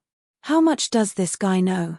He was just analyzing with me just now, so he was laughing at me. Enjoying Oathkeeper's panicked expression, Han Xiao put his hands behind his back and slowly said, I've shown sincerity. I originally hoped that you would be honest with me, but it seems that you don't value my friendship very much. In fact, he did not know how much information Oathkeeper had, but he felt that those who entered the sanctums should understand the basic concepts of the iteration.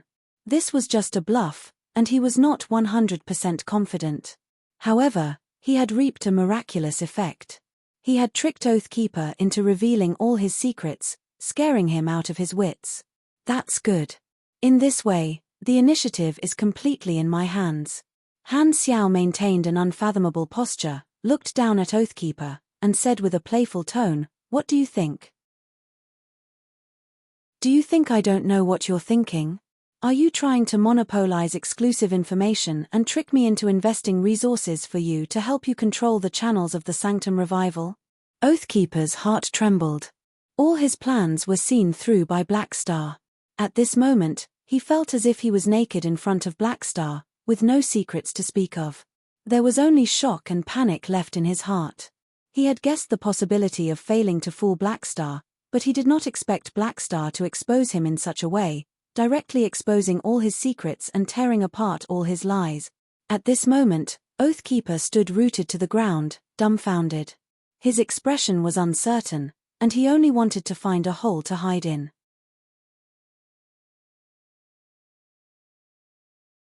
Chapter 12:26. How exactly did you? Oathkeeper's head was full of question marks, and he could not control the shock in his heart. He had not even gotten used to this top-secret information yet, and he had already heard it from a second person. It was like he had just met a beautiful stranger on a messaging app last night, and his girlfriend called him early in the morning and scolded him. He was so scared that he was about to vomit. Without any precautions, his secret was exposed. This feeling made his hair stand on end. Han Xiao raised his hand, interrupted him, and said meaningfully, I've said before that I have my own intelligence channels. You only need to remember 2 things. First, the information I have is far beyond your imagination. Second, our goals are roughly the same. As for the details, you don't have to ask. Oathkeeper could only shut his mouth. His brain was spinning rapidly, secretly guessing the source of Han Xiao's information. Under the sudden shock earlier, he had almost thought that the problem was with him. However, after regaining his senses, his rationality told him that this possibility was very slim. There was most likely another reason. Top-secret information like the Great Reboot and iterations should only be known by those who had come into contact with the Sanctums. He could think of a more reliable explanation, which was that Black Star had some sort of interaction with the Sanctums, so he obtained this information by accident. Beyond Grade A supers had a very low probability of interacting with the Sanctums, which gave them some random revelations. This was how the earliest information about the Sanctums was obtained in the organization. This was also the foundation of the Holy Covenant.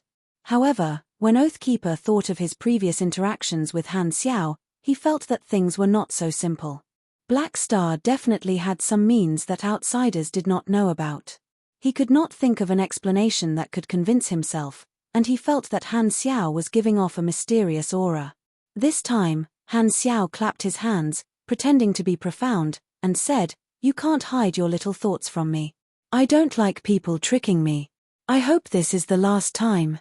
Otherwise, since we've already spoken, and we've both seen each other's trump cards, I think we can be honest with each other." Having his thoughts exposed, Oathkeeper's face lost all light and he was too ashamed to show his face. He forced himself to calm down and suppress the surging emotions in his heart. He asked cautiously, "What do you want?" "First of all, I hope that you will tell me the truth. This is the basis of our mutual trust." Han Xiao raised his eyebrows. Hearing this, Oathkeeper hesitated for a few seconds before he spoke again. This time, he honestly did not tamper with the information. He knew that he had lost the initiative, and Black Star had already grasped the most important secret. It did not matter whether he revealed it or not.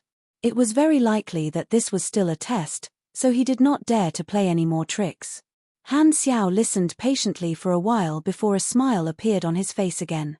"You know you're wrong and you can change. Not bad, not bad." This time, Oathkeeper's words were basically the same as Jay's.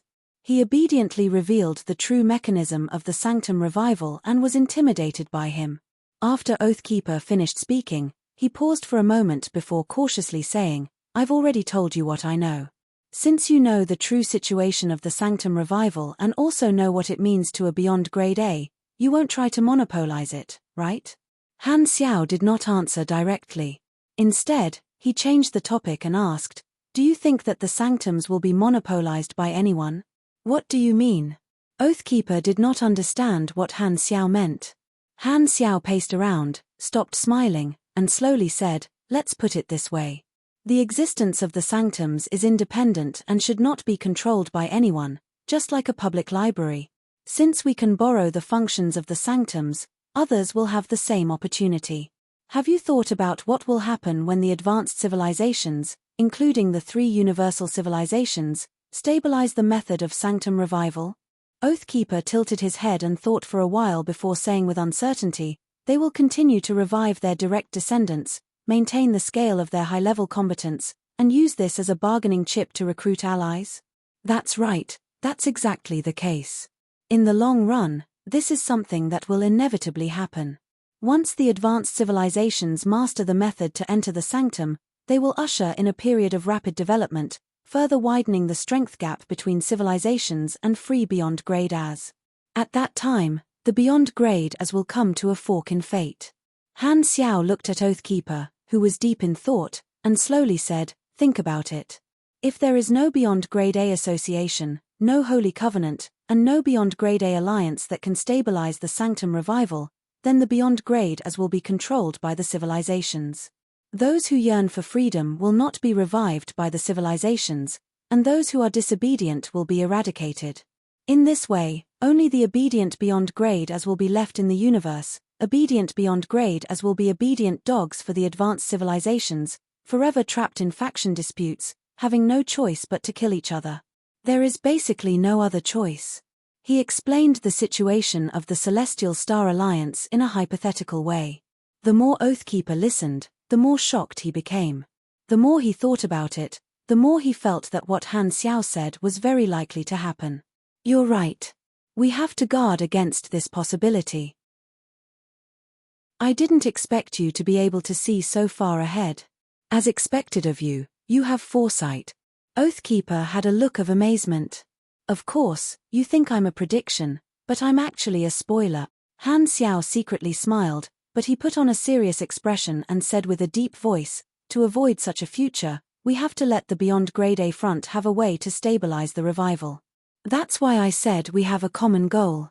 This is a fight for the entire class. Every Beyond Grade A is a beneficiary, and no one can monopolize it. These words struck a chord with Oathkeeper's thoughts, and he suddenly felt a sense of empathy for Oathkeeper, as if he was a hero of the same mind. So, you want to cooperate in this regard? Oathkeeper's eyes sparkled. Han Xiao nodded. That's right. You have the Holy Covenant, and I have, I'm about to control the Beyond Grade A Association. We've both united a portion of the Beyond Grade as and have different resources.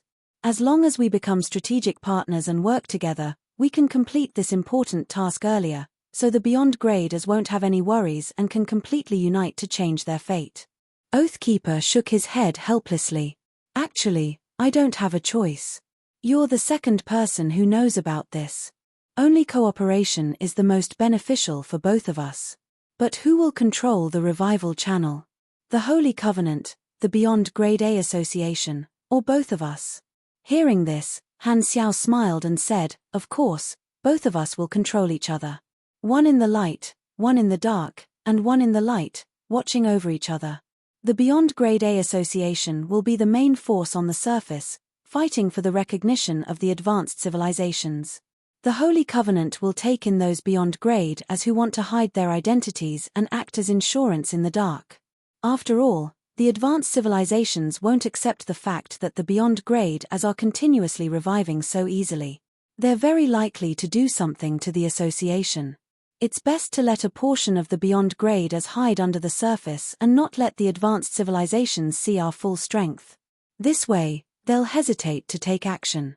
If possible, Han Xiao also wanted the association to monopolize the Sanctum Revival channel. However, Oathkeeper also knew about this and had a group of primordial ones as partners. They would definitely study it on their own.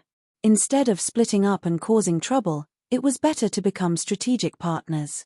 After all, there were not many conflicts of interest, and their goals were more or less the same. Furthermore, it was not a bad thing to let the Holy Covenant be a backup plan. The two sides could form a complementary cooperation model. If the Beyond Grade as wanted to hide their identities, they could go to the Holy Covenant. If they wanted to have a place in the universe, they could come to the association. The members of the two organizations could be changed at will, just like being an official and being an outsider. Oathkeeper nodded, indicating that he accepted this plan. Seeing this, Han Xiao's tone became a little more serious. It's best if we complete this before the advanced civilizations come into contact with the sanctums, so don't reveal the truth of the sanctums to anyone. For the time being, only the two of us know about it. Kasui was also an insider, but of course, Han Xiao would not say this out loud. Otherwise, he would reveal a lot of information and reduce his mysterious image in Oathkeeper's mind. I won't tell anyone. Oathkeeper knew the importance of this matter and nodded solemnly. The two of them discussed the specific cooperation project for a while and came to an agreement. Oathkeeper also told him the method to enter the sanctums. According to him, the way to enter the 6 sanctums was different. The Holy Covenant currently only had the method to enter the 3rd sanctum, which required the collection of various keys, including primal Esper ability entities. They had basically been used up the last time they entered, so they had to collect them from the beginning. As for the source of the method, Oathkeeper claimed that part of it was a vague revelation obtained by some Beyond Grade A members during the exploration era, and the other part was the result of Destiny's Child. He said that Destiny's Child was very special and might reveal what the keys of the different sanctums were. The probability was extremely low and completely random. The Holy Covenant mainly used this method to restore the complete method to enter the 3rd sanctum and also obtained incomplete information about the other sanctums. Han Xiao was more curious about the 1st sanctum, but from the looks of it, entering the 3rd sanctum should be the fastest route. With the experience of the Holy Covenant organization, coupled with their own resources, they could greatly reduce the time needed to collect the keys again. However, in order to revive more Beyond Grade As, They still needed to collect the relevant mediums, and the descendants of the beyond grade as were the biggest targets. By the way, since we've decided to cooperate, I hope to meet the revived primordial ones. Why do you want to meet them? Oathkeeper was subconsciously on guard. He would not completely trust Han Xiao. Han Xiao smiled and said, I remember you saying before that you can't force the revived primordial ones. There should be many among this group of people who want to occupy a place in the universe and develop their own organizations. In that case, the Beyond Grade A Association will be their best backer. I hope to contact them and convince them to support me after joining the association. These primordial ones all had their own goals. They were all beyond grade as who had once been powerful, so it was basically impossible to force them to hide their identities. Some of them would definitely cause trouble in the universe like in Han Xiao's previous life, thus shocking the Galactic Society and becoming one of the fuses of the calamity of the supers. Now that there was the Beyond Grade A Association, Han Xiao felt that he could absorb some of them and strengthen the association while strengthening his own faction. With the association's intervention, the situation of the calamity of the supers will definitely change drastically. Han Xiao thought. Hearing this, Oathkeeper hesitated for a while before nodding in the end. Then I'll arrange for you to meet as soon as possible. But you better be mentally prepared. They died early and did not experience the changes of generations of beyond grade as. They won't be as low-key as me, so they might be a little arrogant. It's fine. Han Xiao grinned. I specialize in dealing with all kinds of dissatisfaction. Chapter 1227. After sending away Oathkeeper, who was still in a daze, Han Xiao finally relaxed and let out a sigh of relief. Phew, acting was pretty tiring, but I managed to keep him in check. The Holy Covenant was a powerful force that had been hidden in the dark in his previous life. Now that he had established a stable connection with it, it had indirectly become his secret force. Furthermore, he had also grasped the whereabouts of the revivers.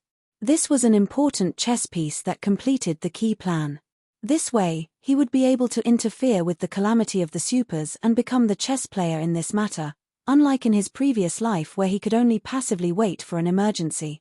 This was the general direction of the plan. There were also some specific issues, such as the impact of the primordial ones revealing their identity and the shock after entering the Beyond Grade A Association. Since he was the leader, he had to deal with these details. Looks like I'll have to do another job during the version update. Visit the primordial ones and help the old people integrate into the new era. It feels a bit like a neighborhood committee. Han Xiao shook his head and laughed. According to Oathkeeper, the primordial ones had been in the war era, and the smell of blood and fire had yet to dissipate. They were basically unruly people. As the tide of an era, most of them had yet to adjust their mentality when they suddenly came to an era that did not belong to them. If he wanted these people to accept him and support him, it was not enough to just use his mouth. He had to convince them. It was best to let them accept the beating of society, recognize the reality, and understand the principle of the new generation of the Yangtze River surpasses the old, and the old generation bursts on the beach. However, they were his future partners, so it would not be good to be too rough. It was best to use peaceful means before resorting to force. If they did not know how to appreciate his kindness, he would have to teach them a little lesson. In this regard, Han Xiao was still quite confident. After all, the primordial ones were only the first generation of Beyond Grade As. There might be some geniuses who reached the peak Beyond Grade A level, but there were not many of them. The average strength of the primordial ones was probably about the same as the modern Beyond Grade As. The main reason was that the long war had shortened the gap between the two. However, he did not have all the advantages. There was one problem that could not be avoided, which was that he was only the second-in-command in the association. Old Man Ison was still in the toilet, so he could not rule out the possibility of some primordial ones contacting him. But it wasn't too big of a problem. Anyone with a discerning eye could see that he was a stock with great potential, while Old Man Ison was a stock that had failed miserably. It was easy to make a choice. I'll have to contact the primordial ones first. I'll just have to wait for Oathkeeper's arrangements. Before that, I'd better study the characteristics of these people. Han Xiao took out the list of revivers that he had just recorded. Comparing the information on the internet and his memories, he started to build the data model of these primordial ones. Inside the Holy Covenant spaceship, Oathkeeper deactivated the long-distance mind projection. As soon as he opened his eyes, he saw many primordial ones surrounding him. So, what did Blackstar say? Everyone was more concerned about the attitude of the other insider. I've already communicated with him and reached an agreement. He said that he won't leak the information. Also, he controls the Beyond Grade A Association and hopes to get your support. You can check the information about the association online. Finally, he made a request and wants to meet you. Oathkeeper briefly explained. He wants to see us. Everyone exchanged glances. Many of them had strange smiles on their faces. All right, we want to see him too. Let's see what his intentions are for helping us revive. There was no such thing as love for no reason in this world. Everyone did not really believe Oathkeeper's description of Blackstar. They felt that Blackstar was not involved in their revival purely to increase the number of Beyond Grade As. He definitely had other ambitions and plans behind it. In their opinion, Blackstar's motive was most likely to be to use them. Good feelings were good feelings, but they did not intend to be schemed against by others. Everyone's faces relaxed as they began to discuss with one another. Blackstar knows about our revival. Do you think he wants to use this as a threat to force us to do something for him? If that's what he really thinks, he'll soon realize that he's completely wrong. Using us? What a joke. He probably wants to build a good relationship with us by requesting to meet us this time. It just so happens that we can also use this opportunity to show him who's boss and dispel his thoughts of using us. There's also that Beyond Grade A Association. He's asking for our support. If you ask me, we can totally set up another organization. There's no need to listen to others' orders. Even if we want to join, there's no need for us to support Blackstar or anyone else. Why don't we take the lead ourselves? I checked the deeds of this Blackstar on the internet. It seems that he's quite scary.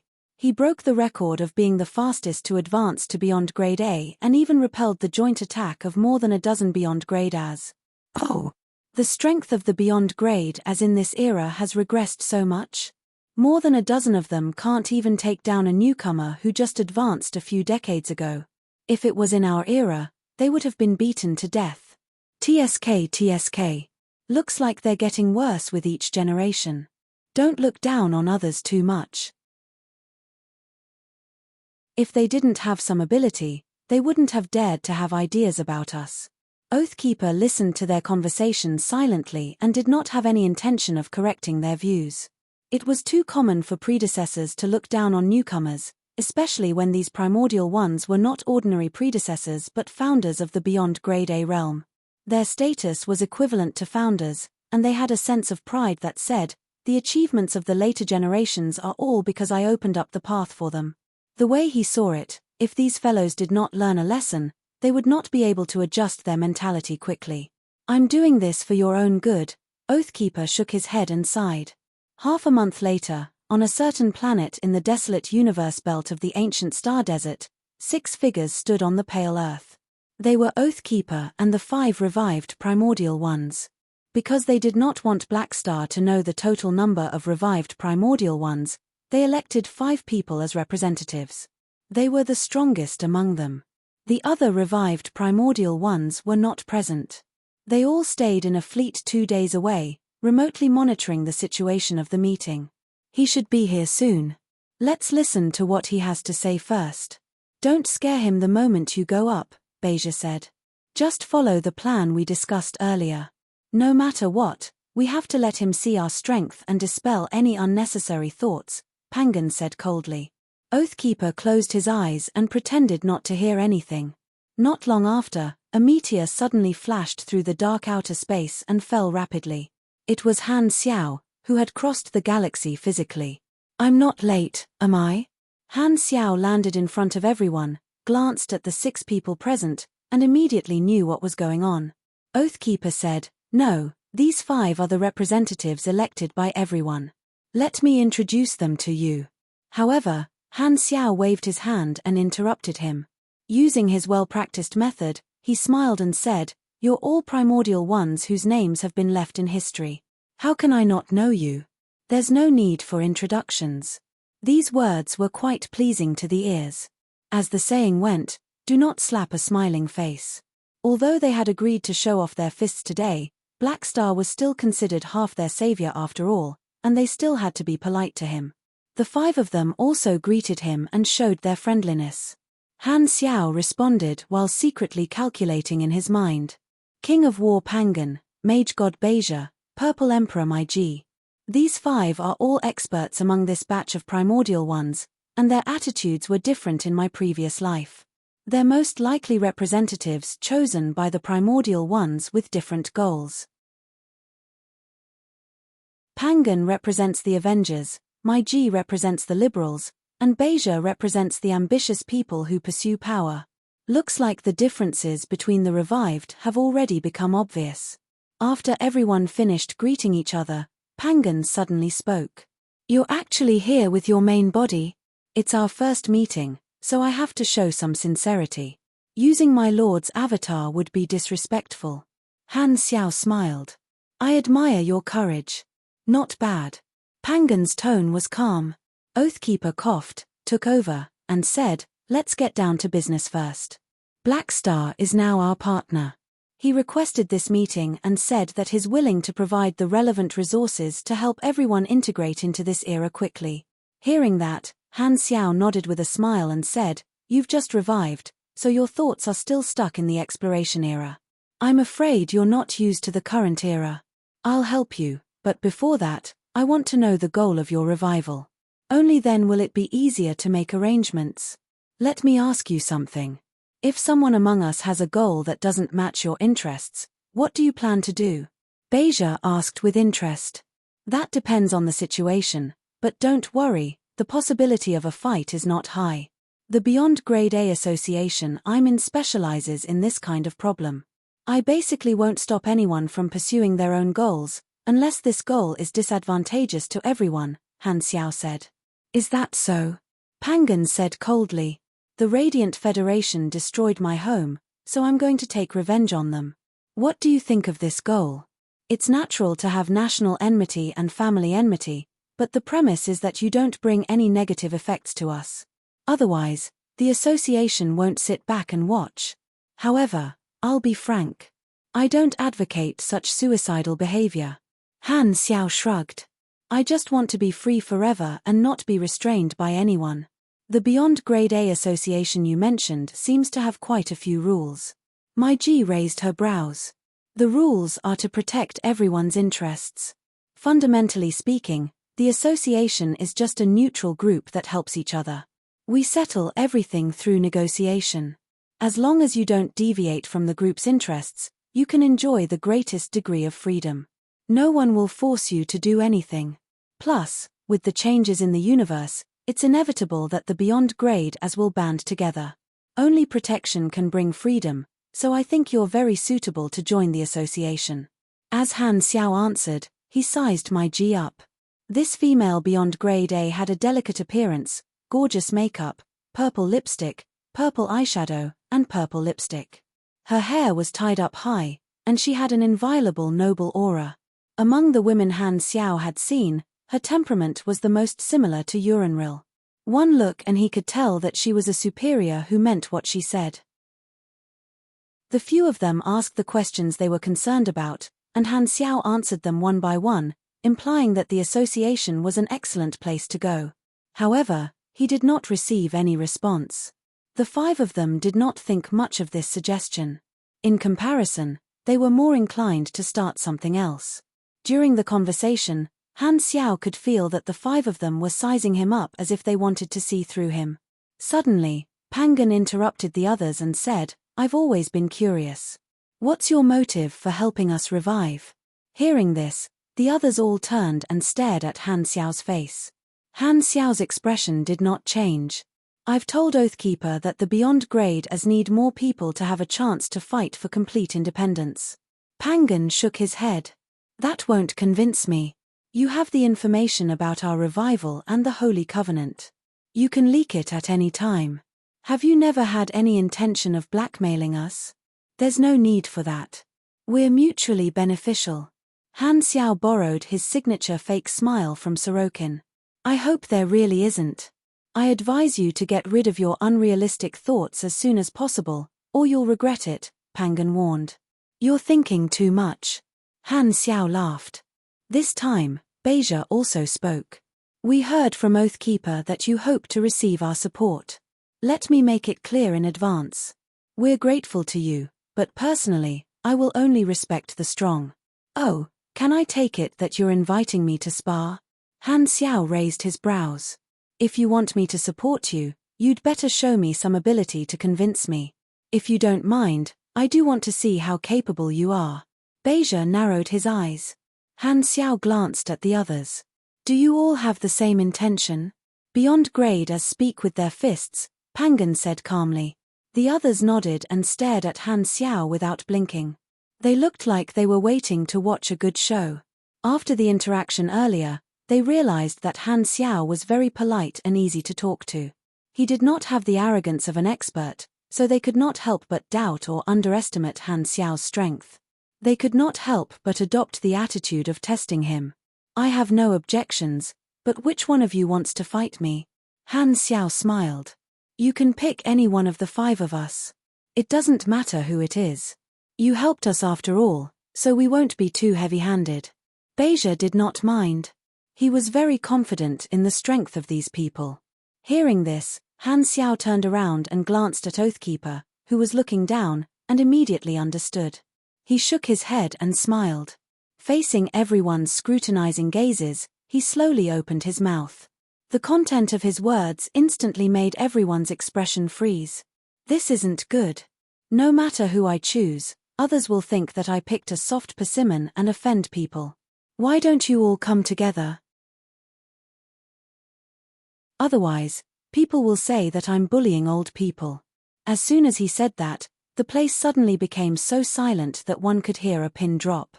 The 5 of them did not expect Blackstar, who had always been soft, to suddenly say such arrogant words.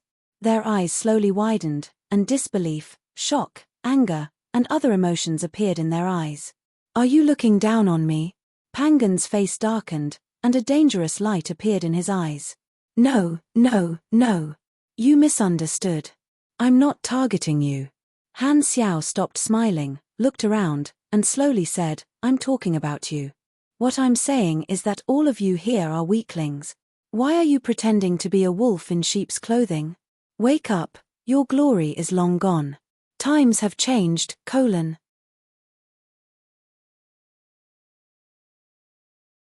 Chapter 1228. At the same time, the other primordial ones who were remotely monitoring the fleet were all stunned. Disbelief filled their faces, and displeasure appeared in their eyes. Hey, did I hear wrongly? He wants to challenge Pangan and the other 4? Someone was confused. Isn't he a little too arrogant? From what he said just now, I thought he had enough self-awareness. Looks like his ambition is indeed not small. He even wants to show us who's boss. Someone sneered. To think he can think of something like that. I remember that he defeated more than 10 beyond grade as during the godlike war. Could it be that this made him overconfident? That's possible. Maybe he thinks our strength is on the same level as modern beyond grade as. Just because he bullied little kids who grew up in a peaceful era, he really thinks he's strong? He probably hasn't seen a true top expert before. Such arrogance angered Pangan and the others. They definitely won't let this go. There's going to be a good show to watch. Someone gloated. Just wait, they'll teach this guy a lesson, especially Pangan. He has a bad temper. Let's hope he can maintain this arrogant look later, someone said with a mocking tone. Hearing this, everyone could not help but smile as though they were waiting to watch a good show. These words were targeted at all the primordial ones, and it also provoked them. Most of them did not seem to care, but they were actually very angry and could not wait to see Han Xiao suffer. On the other side, when Oathkeeper, Pangan, and the other 4 heard Han Xiao's words, their expressions changed again. Saying that we're outdated and not letting go of the glory of the past. That's a little hurtful. You overestimate yourself. Pangan's expression was ugly. Flames of anger flashed in his eyes. When had they ever been underestimated like that in the age when they dominated the universe? This was the first time someone had spoken to them like that. Even Oathkeeper felt a little awkward, feeling like he had been scolded as well. Feeling the tense atmosphere, he could not help but sweat for Han Xiao. Oathkeeper hoped that Black Star would teach his companions a lesson. However, Black Star actually wanted to fight 5 of them alone. This was beyond his expectations, and it gave him a fright. He was always worried that the situation would turn upside down. Black Star is too arrogant. Can he? Oathkeeper was a little regretful. He thought that Black Star did not know much about the strength of these primordial ones, which was why he had made such a request. In his eyes, although Black Star was powerful, he was not that powerful. Although he had caught up on the news during this period, his impression of Han Xiao was still the same as before he entered the sanctum. If he had known, he would have informed Black Star beforehand and revealed some information. These 5 fellows were not ordinary beyond grade as, at this moment, Beja narrowed his eyes and repeatedly confirmed, "Are you sure you want to fight the 5 of us? What's wrong? You're not willing?" Han Xiao's gaze swept across everyone's faces, taking in their expressions. "There's no need for that." Mai Ji frowned and said calmly, "If the 5 of us fight together, it won't be praiseworthy even if we win. Are you afraid of a one-on-one battle and worried that your reputation will be damaged? I can promise you that our sparring will not go too far. We just want to test your ability. No matter what the result is, we'll consider it a draw. Are you satisfied? You guys are quite considerate of me." Han Xiao smiled. "No matter what, you're our benefactor." Before Mai Ji could finish, Pangan interrupted her and said coldly, "Don't represent me. I want to deal with him alone." Hearing this, Han Xiao's smile did not change. "Let's fight together. It's a waste of energy to fight one by one. I don't like to take turns." Everyone's expression froze, and they were furious. "We gave you a way out, but you didn't take it. Instead, you're pushing it. You're F*King asking for a beating." Beja looked at Han Xiao deeply. "You chose this yourself. I said, I alone am enough." Pangan turned to look at his other companions, looking like he was about to start an internal conflict. "Just treat it as us watching from the side." Another person knew Pangan's personality well, so he spoke to ease the atmosphere. Pangan thought about it and did not object. He stomped his feet on the ground, and a huge force spread out with him as the center. Sand waves rippled on the ground. Bang! He shot up into the sky and flew into outer space impatiently. The other 4 were not surprised and followed him.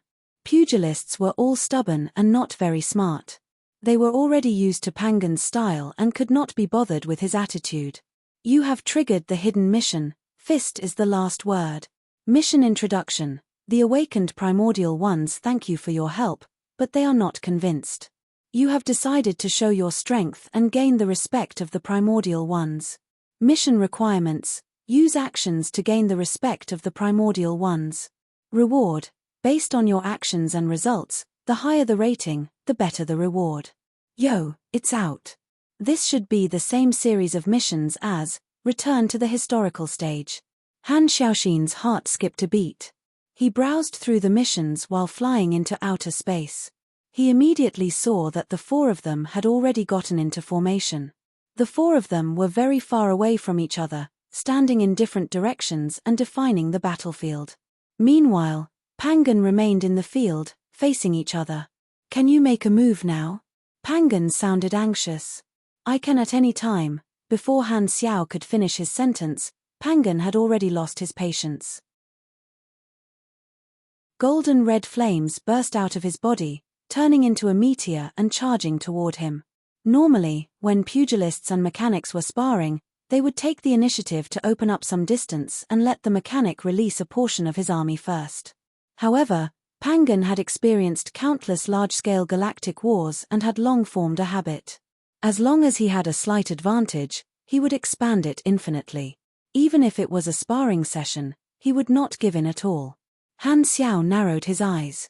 He stayed where he was and opened the secondary dimensional army box. Before the first batch of mechanical troops appeared, Pangan crashed into his firm chest. Boom! The fist landed right on his chest. Pangan's eyes sparkled. He did not expect Han Xiao to not dodge and immediately switched from a normal attack to a pugilist technique. Dense pugilist flames were injected into Han Xiao's body through the fist, turning into a shockwave and exploding. This was a control-type skill, using the pugilist flames to cause the molecules in the opponent's body to vibrate. As long as the opponent's strength was enough to crush the opponent, he would be able to temporarily take control of the opponent's body. Pangan was very experienced in dealing with high-level mechanics. He knew that this was a rare opportunity, so he would not let go of this opportunity. Combo after combo after combo flashed through his mind, and he instantly chose the most explosive combo. His body immediately moved according to muscle memory. He only needed to wait for Han Xiao to be controlled, and he would immediately hit him with a combo to deal full damage. However, he did not wait for Han Xiao to lose control.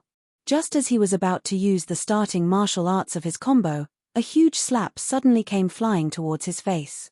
Pa! This slap was so powerful that Pangan's eyes popped out. His head buzzed from the slap, and he could almost hear the sound of his facial bones cracking. Before he recovered from the momentary dizziness, the close-range attacks suddenly hit him like a storm. Countless heavy attacks landed on his body every second, shattering the golden-red flames that protected his body one after another. His muscles rippled and caved in continuously. The excruciating pain swept through every nerve like a tide. Pangan instinctively raised his hand to block, protecting his vitals. His mind was still a little dazed.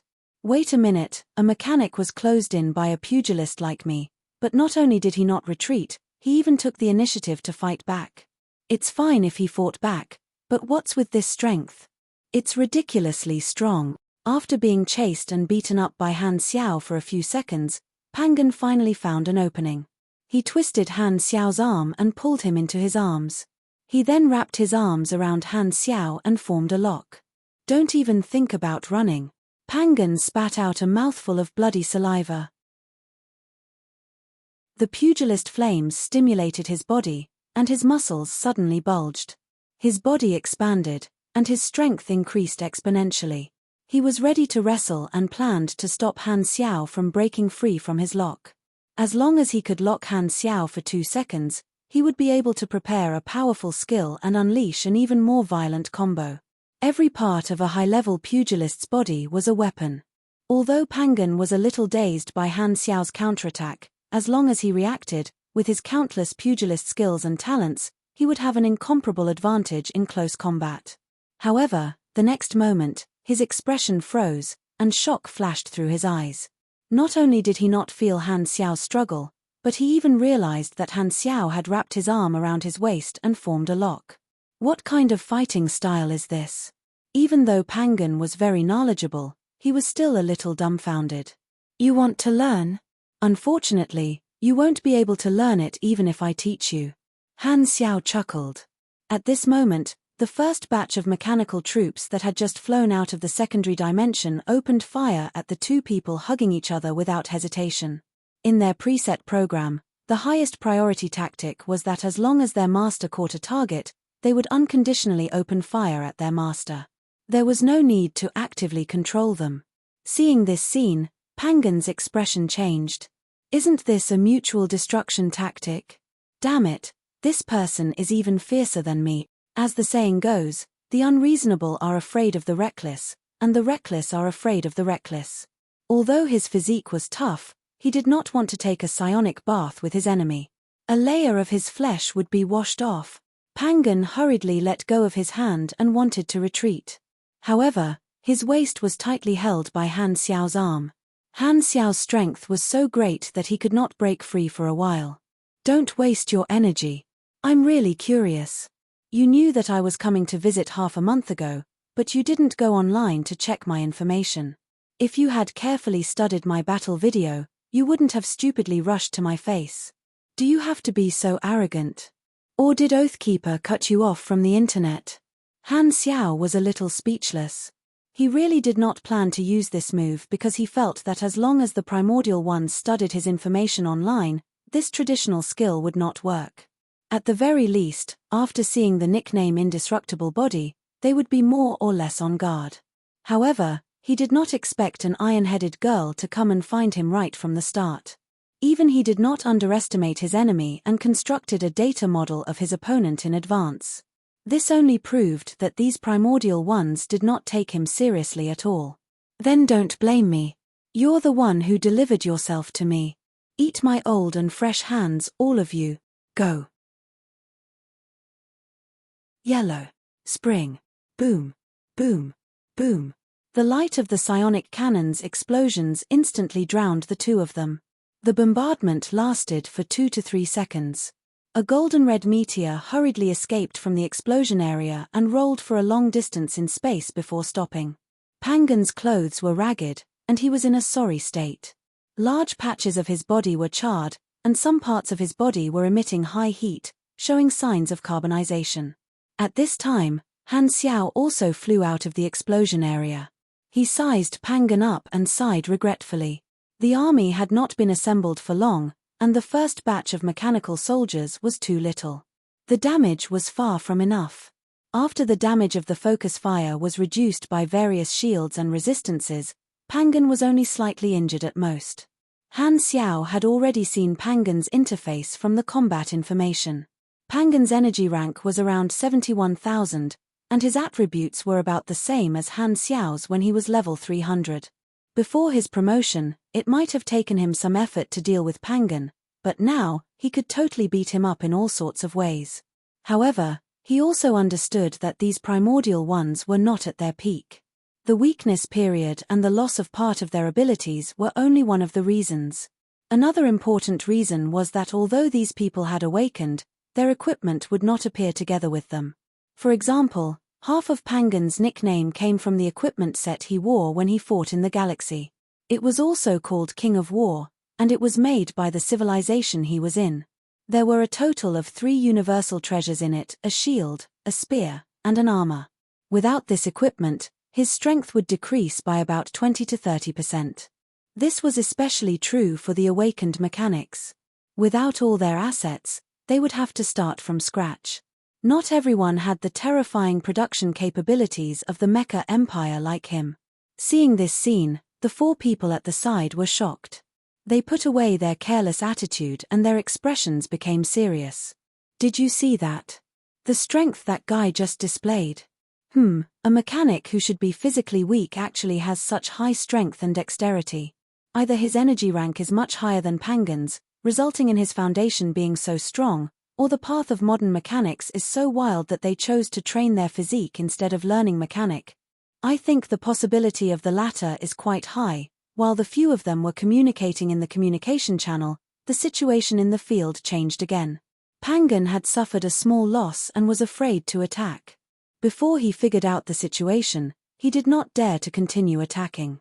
He did not know where to start. However, Han Xiao did not take the opportunity to chase after him. He shot out a net-like golden mechanical force that covered the mechanical army like a net, pulling all of them toward him. In the dazzling mechanical force lightning, the enormous mechanical deity appeared out of nowhere.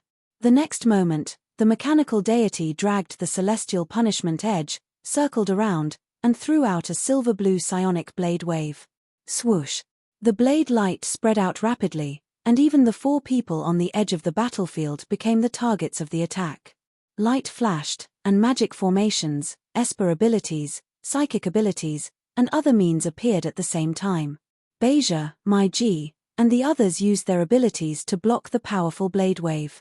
At the same time, Han Xiao's teasing voice sounded in the public channel. I said I'll fight 5, so I'll definitely fight 5. You want to watch the show from the side? Dream on. Beja and the others looked at each other. Without any hesitation, they joined the battle together. After seeing what Black Star was capable of, the few of them did not mind fighting 5 against 1. If Pangan fought 1-on-1, he would most likely lose. Furthermore, Han Xiao had initiated the attack and forced them to attack, so it would be inappropriate for them to not fight back. The few of them did not mind fighting together. During the exploration era, it was normal to fight many times. If they were too particular, they would end up being killed by the enemy. The primordial ones were all used to fighting one person in a group, so they would not have any psychological barriers to this. You guys are finally not so pretentious. Come, let me give you guys a good beating and help you see the truth. Seeing this, Han Xiao grinned. The mechanical deity spun the celestial punishment edge and charged toward the 5 of them.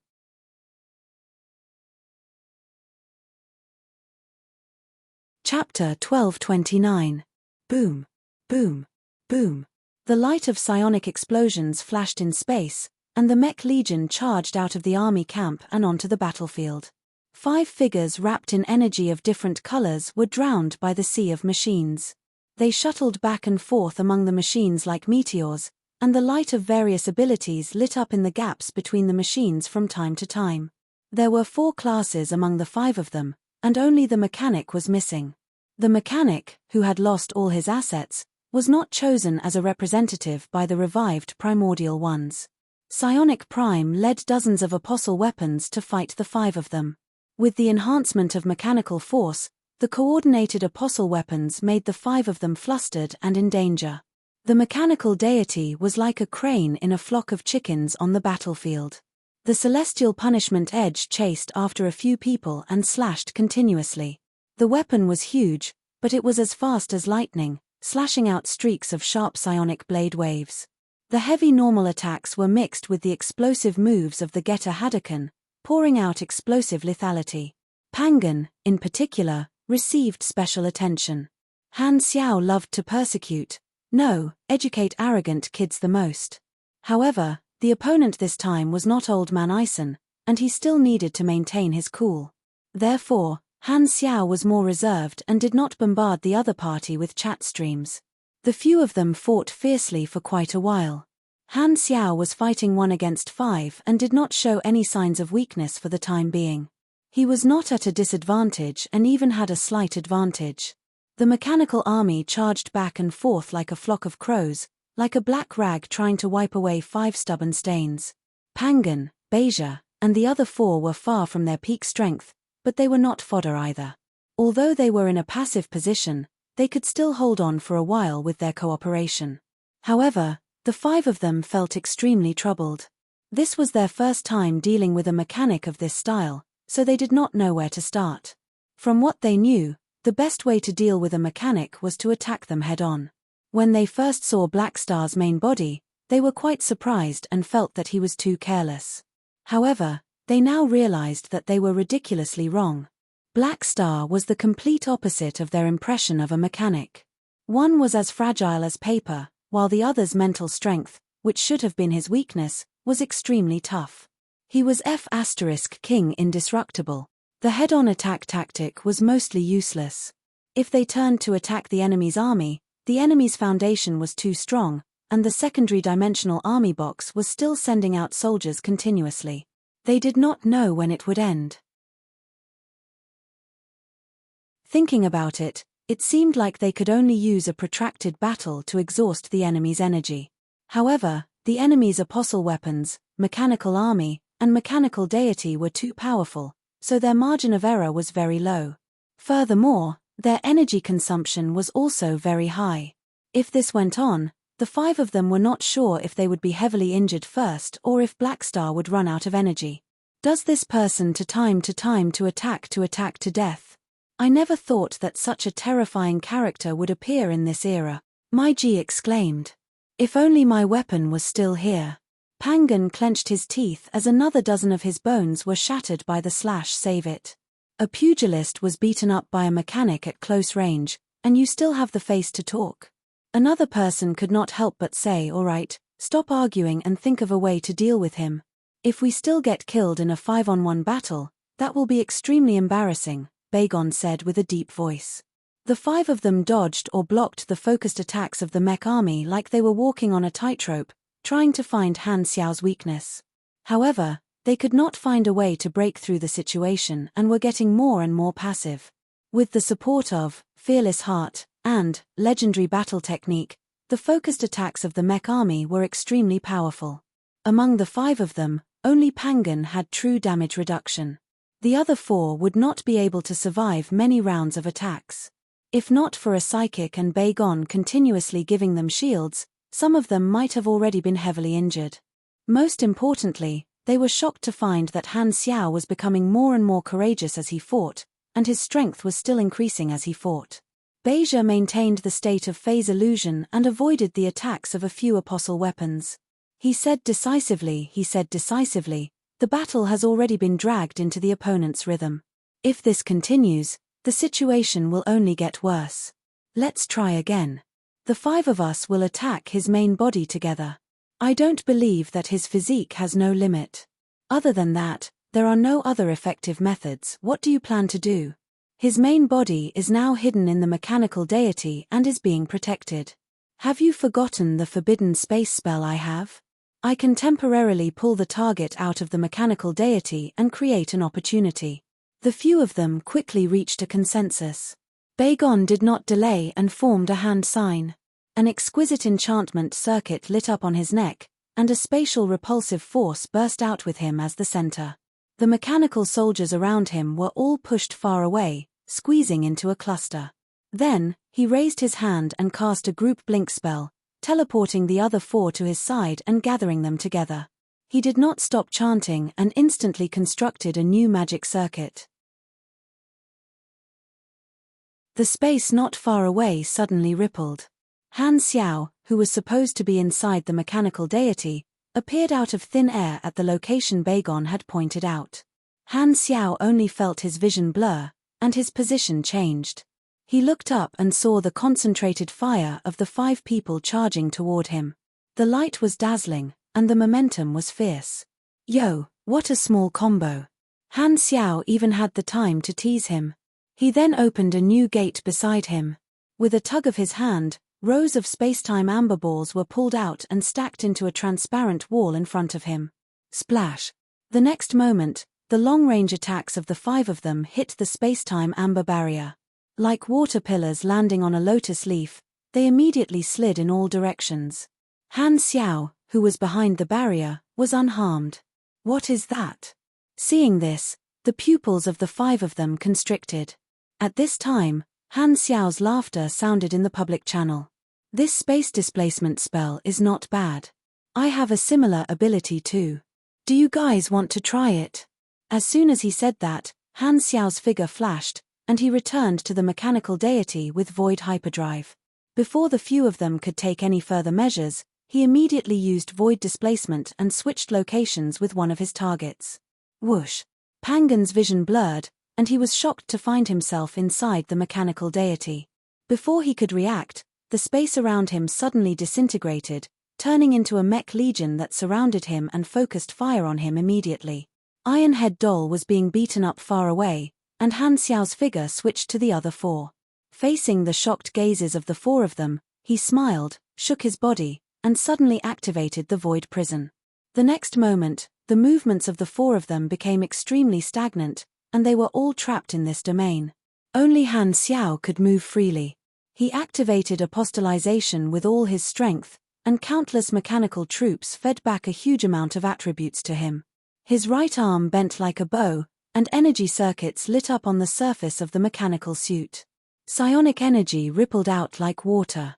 Get a ripple fist, star-piercing hammer. Han Xiao punched forward, and the fist wrapped in dazzling psionic energy hit Beja's face. In the slow-motion view of the void prison, Beja's face could clearly be seen shaking, deforming, and bursting open, with a stream of blood dripping out. Boom! A dark blue shockwave burst out, and Beja was sent flying away. Han Xiao did not stop moving. The firepower of the mechanical suit was at full power, and he punched the remaining 3 people in the face. It was as if there were after-images shuttling back and forth between the 3 of them. Catcher! After being beaten up for a while, the few of them finally broke free from the restrictions of the void prison. They hurriedly retreated, and there was pain all over their bodies. They felt like they had been beaten up from head to toe dozens of times. At the same time, Pangan, who was far away, was not locked up by the strong man. He crashed through the Mech Legion's blockade with difficulty and broke out of the encirclement. However, he was hit multiple times in a short period of time. He was covered in blood, and his injuries were not light. Han Xiao stayed where he was and did not chase after him, but the 5 of them stayed far away from him. All of them had cautious and serious expressions on their faces. Hiss! Beja held his bleeding face and was shocked. Not only did his strategy not work, but he was also beaten back by Han Xiao. The enemy could actually injure all 5 of them in a row, and Pangan was the most severely injured. This series of results shocked the few of them. They did not know what special abilities Han Xiao had, so they did not dare approach him easily, fearing that they would be hit again. Seeing that Han Xiao was sizing them up, the 5 of them became extremely vigilant and completely dispelled their last bit of contempt. They focused all their attention and nervously prepared for Han Xiao's next round of attacks. However, at this moment, Han Xiao stopped all the movements of the Mech Legion. He glanced at everyone and chuckled softly. I think we should stop here. I'm sure everyone has a direct understanding of my abilities. If we continue to spar, the situation might not be very pleasant. I agree with my G's suggestion. Let's stop here and consider it a draw. Let's not hurt the harmony. Hearing this, the 5 of them were stunned for a moment. Seeing that Han Xiao did not seem to be faking it, they relaxed their tense bodies. They looked at each other and more or less showed bitter smiles, shame on their faces. How could they not know that Black Star was giving them a way out so that they would feel better? However, this only hurt them more. How is this a draw? It's clearly 5 of us against 1, and we're still being tortured. We don't feel comforted at all. We only feel embarrassed. A powerhouse like you is unique even in the exploration era. I admit defeat. We underestimated you. Beja sighed with a complicated expression. After experiencing it firsthand, Black Star's combat strength was completely beyond their expectations, and they were completely stunned. Even without that fancy combo, just based on the strength of the Mech Legion, everyone could see that Black Star's raw strength was far superior to theirs. Thinking of this, their faces were more or less lonely, and their arrogance could not be found. Putting themselves in their shoes, they could understand how big of a blow this was. The feeling of a new generation replacing the old was not good. It almost made them wonder if they had really been eliminated. Pangan was the most embarrassed. His expression was uncertain, and the wounds on his body were still burning with pain. However, compared to the trauma in his heart, the physical pain was nothing. This unacceptable result made him doubt himself. Han Xiao glanced at them, smiled, and said, I might not have controlled my strength, so I used a little too much force. I hope you guys don't take it to heart. Ahem, this is a small matter. We don't mind. Beja blushed a little. He still remembered that he had said something similar to Black Star not long ago. Then, can we continue talking now? Han Xiao shrugged. Of course. Let's go down and continue. Their attitude changed 180 degrees, and their tone was filled with respect and reverence. Although they were not used to this change psychologically, beyond grade as were respected, and their fists were the foundation. They naturally could not bring out their arrogant tone to face someone who could kill any one of them single-handedly. Seeing this, Han Xiao smiled and returned to the surface of the planet. He immediately saw Oathkeeper staring at him. Why are you looking at me like that? Nothing. Oathkeeper suppressed the shock in his heart and tried to make his tone sound natural and calm. The strength that Han Xiao had just displayed had also given him a fright. Unlike the other primordial ones, Oathkeeper knew that Han Xiao was strong, but he did not expect him to be this strong. Before today, Oathkeeper felt that he was on par with Black Star. However, after witnessing Black Star's battle with his own eyes, he strongly suspected that his judgment was wrong. Black Star's true strength was much stronger than the rumors. Fake news really killed people. Oathkeeper could not help but feel glad that he did not choose to silence Han Xiao. Otherwise, he would have been the one to be silenced. At the same time, the remote monitoring room of the Holy Covenant spaceship far away was dead silent. It was so quiet that even a pin drop could be heard. The many primordial ones watching the battle were stunned. Their eyes were wide open, and they were speechless from shock. After more than 10 seconds, someone finally spoke in shock, his tone filled with disbelief. 5 against 1, and they still lost. As soon as these words came out, everyone instantly exploded, and the entire room was in an uproar. This is the strength of a modern beyond grade A. From the looks of it, he seems to be doing it with ease. Pangan's group of 5 couldn't even find out his limit. What's his energy rank? 80,000? 90,000? Could it be that he broke through the 100,000 mark? Maybe he's right. We're outdated. Times have really changed. The primordial ones present felt like their worldview was shattered. At first, they thought that Blackstar was just showing off, but in the end, they realized that he was really strong. They felt like their faces had been slapped.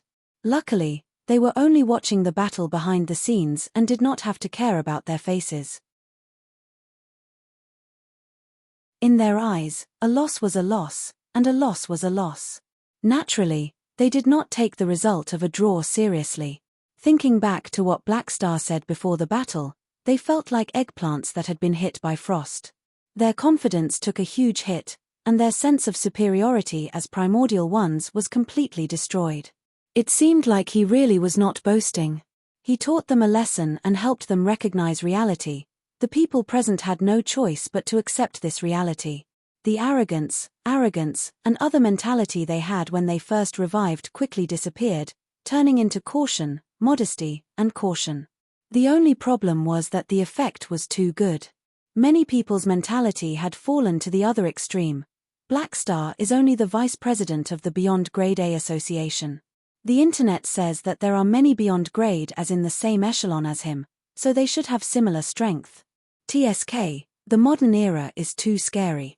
Among the crowd, some of the primordial ones who originally planned to start afresh started to think about retreating, deeply doubting whether they had the capital to start afresh.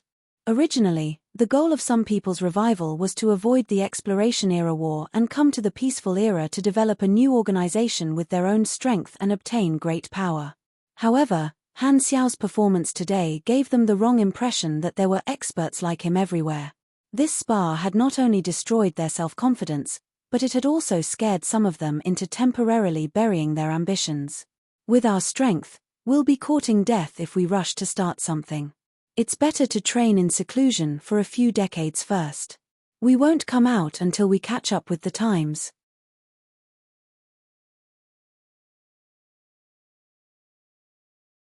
Chapter 1230. Beja, Pangan, and the others returned to the Pale Planet. When they were fighting in space earlier, they had consciously avoided this planet.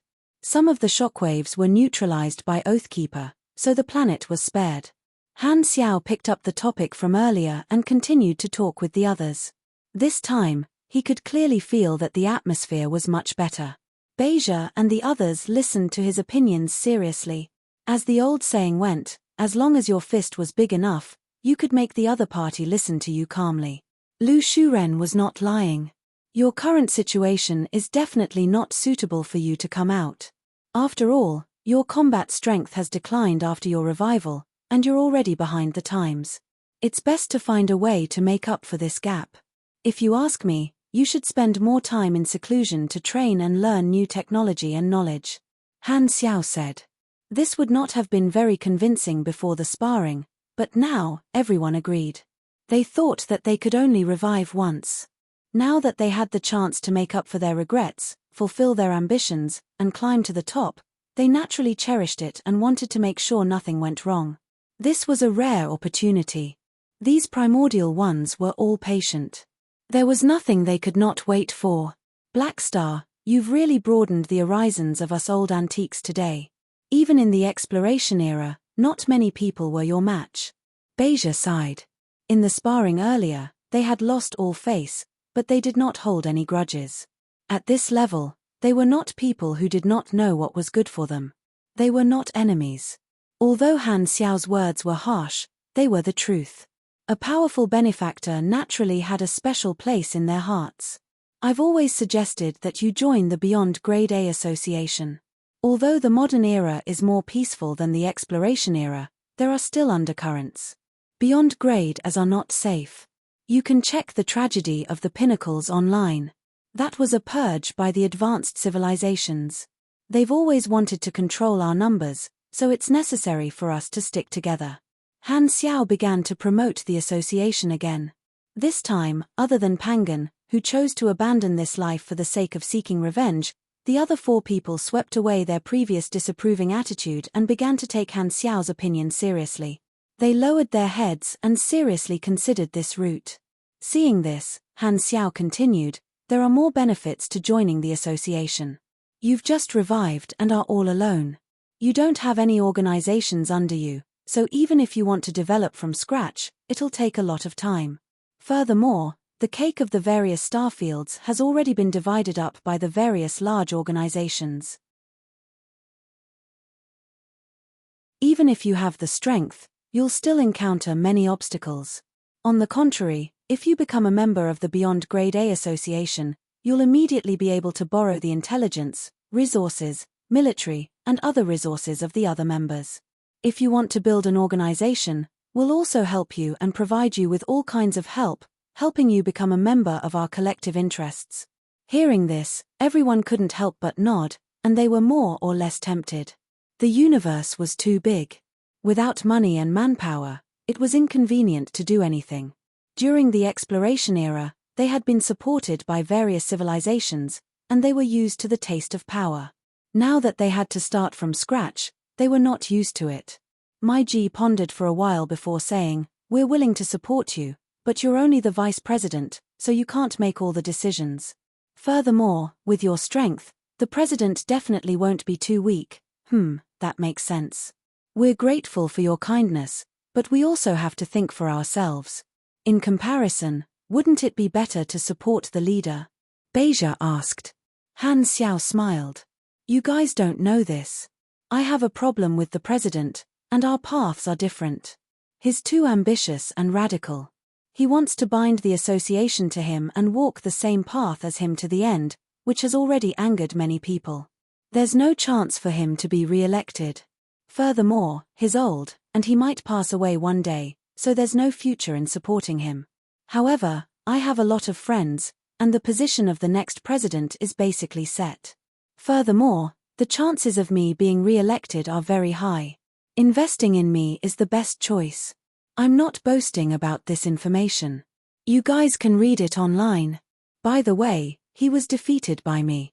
Although he had only defeated the Mecha Empire once and lost more than he won, it was not a lie to say that the other party was defeated by him. Anyway, Old Man Ison was not here, so what could he say? I see. The few of them realized that Old Man Ison's reputation had been damaged again. They talked for a while, and Han Xiao gave a lot of opinions. He also analyzed the current situation of the universe. Beja and the others listened carefully and learned a lot. After talking about the subtle relationship between the 3 universal civilizations, Han Xiao stopped talking, changed the topic, and smiled. "Speaking of which, I'm very interested in the exploration era, but the only way to know about it is to find information online. You guys are all involved in that era, so maybe you can tell me more about the specific situation of that era?" His trip this time was not only for the calamity of the supers but also to exchange information with the primordial ones. Seeing that the time was right, he threw out this topic. "Then you've asked the right person. Who else in the universe knows more about that era than us?" It had always been Han Xiao talking while they listened. Now that Han Xiao brought up a topic that they were familiar with, they immediately became interested and talked about the glory of the past, from the Dark Forest to the War of Heroes. They talked about everything under the sun. Han Xiao nodded and listened, interrupting from time to ask questions. He learned a lot of secrets about the exploration-era war from them, as well as some information about the primordial ones. Speaking of which, do you guys know this person called Soul Emperor? Han Xiao's eyes sparkled. Ruvel Sissok? I fought with him a few times on the battlefield. This guy is quite capable, but I died earlier than him. I don't know what happened to him after that, Meiji said. He died in battle. Beja shook his head. I killed him. You killed him? Han Xiao was immediately interested. To be more specific, Soul Emperor died in the encirclement on the battlefield. I was one of the participants. There were 2 others who participated in the encirclement, but I was the one who delivered the fatal blow. Yo, isn't this a coincidence? Han Xiao was very curious about Sorokin's expression after Beija joined the association. With how cunning Sorokin is, even if he's shocked, he'll probably still have a fake smile on his face. Should I provoke him then? Han Xiao suppressed his evil thoughts and asked, "Are you sure he's really dead?" His mental esper ability is quite unique. He might have transferred his soul without anyone noticing. You're saying he faked his death? Beija was stunned. He thought for a while and shook his head. I'm not sure. Anyway, I didn't notice anything unusual back then. I'm just guessing. If he lived to the modern era like Oathkeeper, would you be able to recognize him when you see him again? It's hard to say. If he didn't change, my soul detection spell would be able to recognize him. By the way, Soul Emperor is also the previous owner of Soul Flame. Oathkeeper might be able to sense it when they meet, but the premise is that he didn't change his soul frequency. That's usually a unique sign. Hearing that, Han Xiao rubbed his chin and started to think. Sorokin is an expert in the mental game. He shouldn't have left such a flaw, but that might not be the case. After all, Sorokin lived to the modern era. He wouldn't expect to meet a primordial one that he once interacted with. No one in the modern era could prove that Sorokin was Soul Emperor. Instead, this batch of revived primordial ones became strong evidence. TSK, if Beija recognized Sorokin on the spot when he joined the association, it would be a huge joke. Blackstar, I feel like you're hiding something. Do you know something?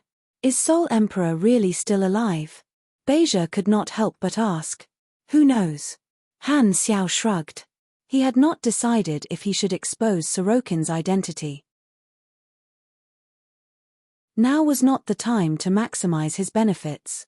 He paused and asked, by the way, there was a pair of sisters in the exploration era who had the esper abilities of life and death respectively. What do you think of them? Nerkis and Eros. These sisters are very strong. They created the underworld. Not many people are willing to mess with them. Pangan found a chance to interject. What's the underworld? Han Xiao pretended that he did not know. It's also a way to revive, but it has more disadvantages. You'll become a vassal of the 2 sisters. The few of them explained. Oathkeeper listened for a while and said hesitantly, back then, many primordial ones were looking for a way to revive. We chose the Holy Covenant, and some placed their hopes on the underworld. However, Mai Ji shook her head. Let me say it.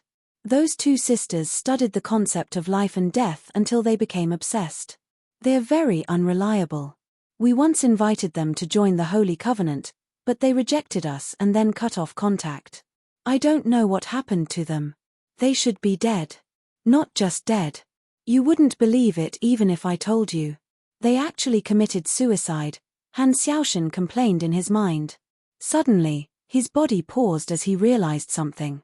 When he first heard about the underworld from the landlady, he did not know about the sanctums, but now it seemed. Was the act of the 2 sisters leaving behind information form esper ability seeds equivalent to them grabbing the information of their own esper abilities from the sanctums, allowing these 2 esper ability seeds to pass down their life's understanding? Han Technician was shocked. The more he thought about it, the more he felt that the inside story was not simple. Could it be that the reason the 2 sisters committed suicide was actually that they had discovered some clues about the sanctum revival and wanted to revive immediately after committing suicide to confirm their thoughts and confirm that this path was correct?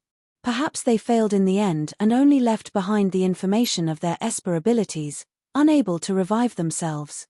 Then, thinking about Kasui's situation, could it be affected by the god's trait transformation mission? Before they completely died, the 2 sisters mentioned the word legacy in their last words. Could it be that they were not only referring to the esper ability seeds but also the great reboot and the universe's iteration? Thinking deeper, with Hela, Aurora, or the underworld as a medium, could it be possible to revive Nerkis and Eros using the sanctums? If it failed, did it not mean that they were still alive in some way? Han Xiao secretly took a deep breath, feeling extremely terrified. Suppressing the surprise in his heart, he changed the topic and continued to chat with the group. Everyone chatted for a while more. Seeing that the conversation was about to end, Han Xiao interrupted with a smile. That's all for today. I've already conveyed my opinion. We can be considered acquaintances now. If you need any help in the future, feel free to come to me. Keep in touch. Hearing this, everyone nodded and expressed their friendliness. Han Xiao bade farewell to them one by one. Then, he put on the king mechanical suit and disappeared out of thin air in a flash. Now that the main character was gone, Beja and the others looked at each other. Let's leave too. Black Star is right. I'm going to go back and focus on training. With such a good opportunity, I'll continue to seek breakthroughs. Hopefully, I can return to my peak strength, someone said. I don't plan to come out for 20, 40 years. I'll just stay in the Holy Covenant. Hearing the discussion of his friends, Oathkeeper smiled with relief. His friend's mentality was finally corrected by Black Star. My efforts were not in vain. The fist is the last word, completed. Your actions have won the respect of the primordial ones. The results are remarkable and will have an unknown impact on the future. Rating, Unbelievable +20 MyG favorability to you +20 Trip favorability to you. +20 Pangan favorability to you. You have received 2,400,000 billion EXP, 8 random rewards, and 3 blank character summon cards. You have received 10 awakening points. You have received 1, the third sanctum, fragment. You have received the talent, elderly killer. This, Han Xiao was speechless. The rewards were very generous. There were very few missions that directly rewarded awakening points and even gave him a new talent. The effect of the talent was quite good. Just like Fearless Heart, it increased his basic attack power, but there are too many points to complain about. I beat up a bunch of primordial ones, so I became the elderly killer. Is this the rhythm of punching the Nanshan nursing home for the elderly? Also, I can understand adding a point to attack power, but what the hell is with increasing CHA? Do they think that my fighting posture is extraordinary, and they are cheering loudly while getting beaten up? Have they all become masochists? Han Xiao's soul of complaining burned fiercely, and it took him a lot of effort to suppress it. Putting aside these points, the triggering mechanism was quite suitable for him. Among the current Beyond Grade As, there did not seem to be anyone younger than him. What a weird ability, and it seems to go against the traditional virtue of respecting the old and loving the young. Han Xiao shook his head helplessly. He carefully looked at the rewards before closing the interface and thinking about the impact of this trip. This time, I beat up the primordial ones and destroyed their arrogance. This way, they should be able to keep a low profile and develop for a long time. The calamity of the supers will be delayed because of this. I can be at ease for a while. Han Xiao let out a sigh of relief. He had a lot of things to do now, such as researching technology treasures, expanding the army, collecting the sanctum keys, and so on. What he lacked the most was time. The later the calamity of the supers broke out, the better it would be for him. It would be best if it appeared after he became the next president of the Beyond Grade A Association. That way, his position would be very stable, and it would be easier for him to guide the direction of the calamity of the supers. Currently, the 3 universal civilizations and the Supercluster Alliance were fighting, and the universe was in turmoil. However, for the Beyond Grade As, it was a stable period. There were no external conflicts, so it was a good time for them to keep a low profile and develop, promoting the integration of the association's interests. After all, the Beyond Grade A Association had only been established for a few years, and their career had just started. There were too many things that needed to be done. It's time for them to properly develop for a while. Han Xiao thought to himself. At the same time, Manison and Sorokin, who were in different places, suddenly felt a chill run down their spines. Strange, I keep feeling like something bad is going to happen. Sorokin felt uneasy, and more than 10 guesses flashed through his mind. Manison's reaction was much more direct. It must be Black Star, that little brat, making things up behind my back again. P.S. Here's a copy of my friend's book, Commoner's Path is King. The author is an old author, so the quality is guaranteed. If you're interested, please take a look.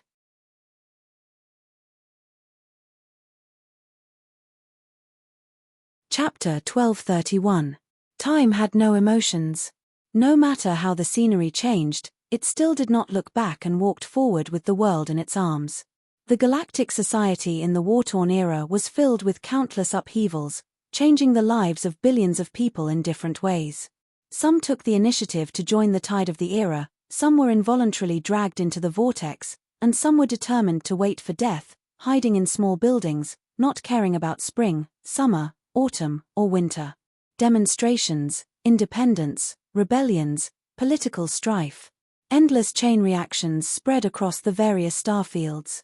If one were to treat each eruption as a blooming flower, then the universe would be filled with a myriad of colors and blooming flowers. The source of the storm was the flickering war between the three universal civilizations and the Supercluster Alliance. After the disappearance of the Immortals, the war became more and more intense, gradually transitioning from a proxy war to the participation of the regular army. Even if both sides tacitly maintained a low-intensity war, the large group war of the advanced civilizations was not something that ordinary organizations had the ability to participate in. The front lines of the fourth exploration phase almost became forbidden zones.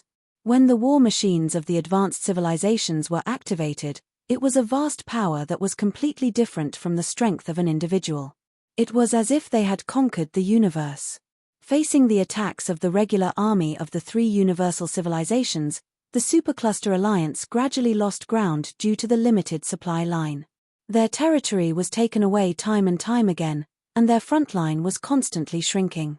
However, in this tide of the era, the Beyond Grade as were able to remain unmoved, and their days were very comfortable. They kept a low profile and developed with each other, slowly perfecting the interest network of the association, allowing the Beyond Grade A organizations of various industries to connect and form a huge interest network. Han Xiao pretended not to see the intense fighting outside and announced that he would go into seclusion early on. Other than the regular Beyond Grade A meetings, he basically did not go out and stayed in the factory to study Jay's technology treasures. The Black Star Army's operations were already on the right track.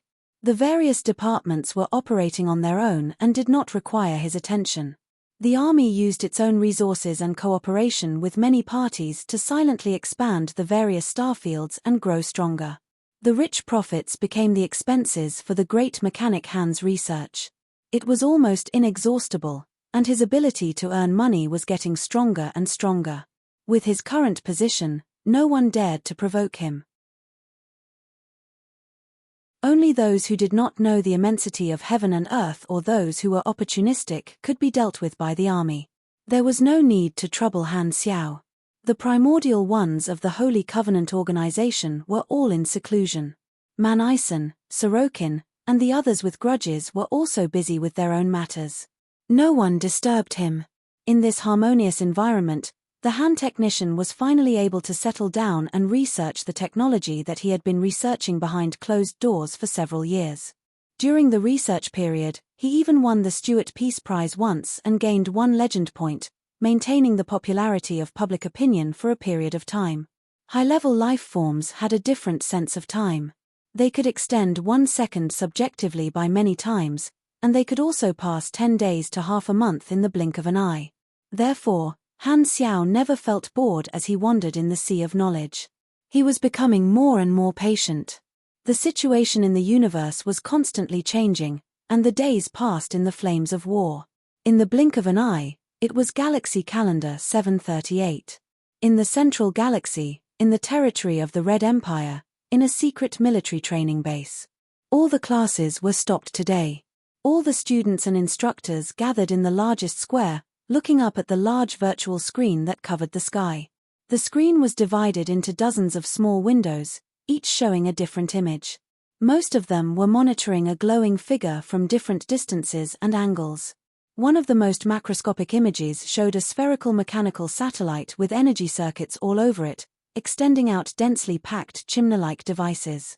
Part of it was constantly absorbing the ubiquitous dark energy in the universe, while the other part was spitting out incandescent plasma energy. The energy circuits on the surface flickered non-stop as if it was breathing, as if it was some kind of energy circulation and conversion equipment. If the people in the square looked at the other side of the sky, they would see several similar satellites floating above the base. One of them was operating, and it was the individual in the image. This was the supporting facility of the training base. Its official name was High Energy Life Form Sublimation Device, but the students called it Energy Gathering Tower. It had a single purpose, which was to create a special environment through a specific energy conversion and accumulation method. It was used to help calamity grades take the crucial step and slightly increase their chances of breaking through to the beyond grade A realm. Normally, this device would not be used even once in many years. Now, it finally welcomed a qualified user, the famous Gord in the base. After training in the base for many years, he had finally completed the accumulation. The quantitative change had reached a qualitative change, and he had officially taken the next step. All the students and instructors came over to watch. They held their breaths and waited for the birth of a new beyond grade A. In the image, the glowing figure was in the center of the energy vortex created by the device. His body swallowed the energy around him like a whale, pulling out colorful energy streams. The texture was like a fluttering gauze, but also like changing smoke. It looked dreamy. After who knew how long, the figure seemed to have reached a saturated state and gradually stopped absorbing energy. The brightness of his body decreased, and all the energy was locked in his body, no longer being released. The next moment, Gord opened his eyes, and light shot out from his eyes. A second later, he retracted it. His body moved, turned into a meteor, and flew out of the exit tunnel inside the device. Under everyone's gaze, he descended from the sky and hovered above the crowd. He did it. Deafening cheers rose from the square. Everyone present had witnessed the birth of a beyond grade A. They were all extremely excited. This time, Gord controlled his body to descend. As soon as he landed, the manager and chief instructor of the base came up to him with wrinkled faces. Congratulations on stepping into the beyond grade A realm. You did not disappoint the dynasty. Back then, the two of them thought that Gord would have a chance of breaking through to the beyond grade A realm in 2 to 8 years. Now, Gord had succeeded in 4 to 5 years. The promotion process was much smoother than they had imagined. Their guess had come true, and they were happier than anyone else. Gord moved his fingers as if he was familiarizing himself with his new strength. He casually asked, "The upper echelons of the dynasty should want to see me, right?" "When?" "Yes, the ruler is already waiting for you. Lead the way." Gord's tone was indifferent. The students present were chased away by the instructors. Gord changed his clothes and followed the manager to a high-class remote communication room. Then, the manager left, leaving Gord alone in the room. Gord operated the communication device, turned on the remote projection, and entered the preset channel. The next moment, his vision changed, and he was already in the ruler's office. He immediately saw Urinril, who was sitting, and Clotty, who was standing. "Congratulations on becoming a beyond grade A. The dynasty is proud of you." Urinril's tone was kind. "Hello, Your Excellency ruler." Gord nodded. "You've done well. The speed of your growth exceeded our expectations." Urinril gave him some encouragement. This was the patriotic education that every direct beyond grade A had to receive to encourage them to serve the dynasty. After chatting for a while, Urinril quickly got down to business. "Regarding your authority, benefits, and position, the dynasty will adjust it as soon as possible. Do you have any thoughts about your position?" "My strength is not consolidated yet, so I don't want to take on a position for the time being.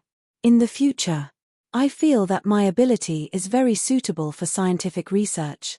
I hope to work in the dynasty's Academy of Science." Gord smiled faintly. The dynasty will consider your opinion." Urinril nodded. This time, Gord narrowed his eyes and said, "Speaking of which, I'm already a beyond grade A. I wonder if we can start the plan for the evolution cube." Hearing this, Urinril paused. Many years ago, the dynasty's upper echelons had secretly planned a plan, which was to wait for Gord to step into the beyond grade A realm before using his Esper ability to analyze the energy structure of the evolution cube. This way, there would be a chance to secretly crack part of the principles of the evolution cube, allowing the dynasty to obtain the technology as insurance. However, plans could not keep up with changes. In the past few years, the Black Star core had been developing rapidly, and the cost of risks had been increasing. After Black Star became the special security advisor of the three universal civilizations, this plan was put on hold indefinitely. Uranril was silent for a few seconds before shaking her head. This plan will not be implemented for the time being. We don't want to have any conflicts with Black Star, even if the chances are very low. Gord narrowed his eyes and asked, "All right, then do I still receive the baptism of the evolution cube?" "Yes. If you want it, submit an application. We'll arrange for you to be in the next fleet to go to the flickering world to find Black Star to receive the baptism of the evolution cube." As she spoke, Uranril paused before adding, "When you reach the flickering world, make a trip to Planet Fin and join the Beyond Grade A Association. The dynasty needs more direct members in the association to help keep an eye on their movements." Gord's eyes sparkled. "Okay, I'll go." The two of them continued to communicate for a while before ending the communication. From the beginning to the end, Clotty did not speak at all. He was like a statue. Deactivating the remote projection, Gord returned to his room. His eyes flickered. No one knew what he was thinking. He stood there and thought for a while. Just as he was about to push open the door and leave, his private communicator suddenly rang. He received an encrypted communication request. It was from Beccarodi. Gord had been in contact with the hardliners for a long time. Beccarodi was one of the upper echelons of the hardliners in the military. After the plan was put on hold, the two of them had not contacted each other for a long time. Gord was curious about the other party's intentions. Very soon, the communication was connected. "Gord, it's me. What's the matter? Congratulations on becoming a Beyond Grade A. Do you still remember the original plan? Everything will proceed as usual. When you receive the baptism of the evolution cube, use your ability to analyze the principles of the evolution energy." In the encrypted channel, Beccarodi's voice was very blurry. "Oh, that's not what the ruler said." Gord was interested. Beccarodi seemed to have expected this. He lowered his voice and said, "The flickering war won't last long." This answer did not seem right, but Gord understood what the other party meant. Now, everyone in the dynasty knew that Uranril was about to step down, and this would definitely happen after the war ended. By then, the new ruler would take over and complete the transition of the highest authority. Therefore, at the end of her term, Uranril's control over the upper echelons would inevitably slip. The identity of the new ruler was strictly confidential to the outside world, but it was not a secret to people at Beccarodi's level. Although Gord did not know the identity of the new ruler, he was 80% sure that Beccarodi had asked him to continue with the plan to analyze the evolution cube because he had received the new ruler's permission. Through this, Gord could vaguely see that the next ruler seemed to have a stronger desire for control. No wonder he was with the hardliners. From another perspective, perhaps the new ruler did not wish to carry out such a risky plan during his term, so he transferred the risk to the end of the previous ruler's term. Gord narrowed his eyes and pondered for a while before slowly saying, "Got it. I'll think of something." "Very good, it's up to you." Beccarodi's words were concise and comprehensive as he hung up the phone. Gord did not take this matter to heart at all. He looked like he was reminiscing about something. He played with the communicator in his hand with an inexplicable emotion in his eyes. "Black Star, we're finally going to meet again." A few days later, in the army commander's private factory in Black Star Palace, Han Xiao, who was adjusting the machinery, suddenly received a report from Philip. "Master, I've received the dynasty's new list of people to be baptized by the evolution cube." Han Xiao did not even look up. He focused on operating the machine and casually said, "Is there anyone worth paying attention to?" "Yes, there's a new dynasty direct beyond grade A on the list this time. His name is Gord." Han Xiao suddenly stopped what he was doing. "Gord." He put down the work in his hands, opened the list, and looked at Gord's basic information. His eyes narrowed, and memories surfaced in his mind. "I think I met him a few times when we were fighting the Kundi race a few decades ago." I have some impression of him. I think he was just an adjutant back then. Strange, this guy actually became a beyond grade A super. There was no such person in my previous life. Could it be my butterfly effect again? Han Xiao's lips curled up. Interesting. When this guy arrives, I'll go and find out what's going on. Anyway, no matter who the other party was, since there was no such beyond grade A in his previous life, it meant that there were secrets on this person. He might even encounter a hidden mission, so there was no reason for him to let it go.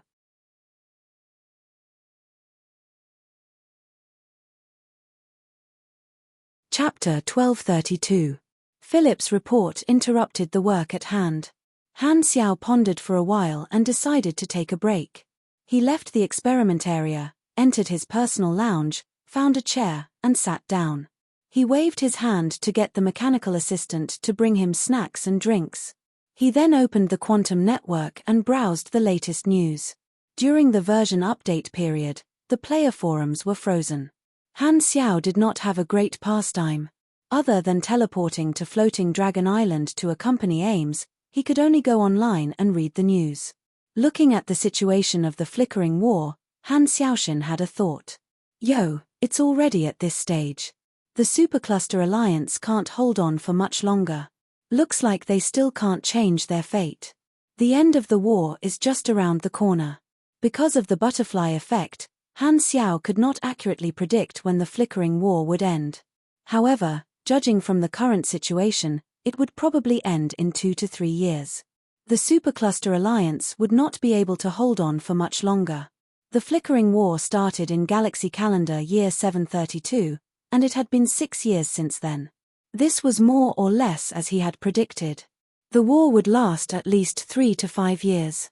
Although the early outbreak of the intelligent plague gave the Supercluster Alliance more time to prepare, there were still too many unfavorable factors. The Supercluster Alliance was fighting a defensive war, and their war zone was far away from their homeland. They were surrounded by the enemy like an isolated island. In the past few years, the 3 universal civilizations had cut off a lot of the enemy's secret supply lines, causing the Supercluster Alliance to receive less and less external support. If the Supercluster Alliance wanted to break out of this situation, they could only start from the outside. They could send troops from their homeland and open up new war zones in other starfields. However, that would be completely different. The order between the advanced civilizations would be broken, and the war would escalate to a higher level. No one dared to start. They were only taking a small gamble.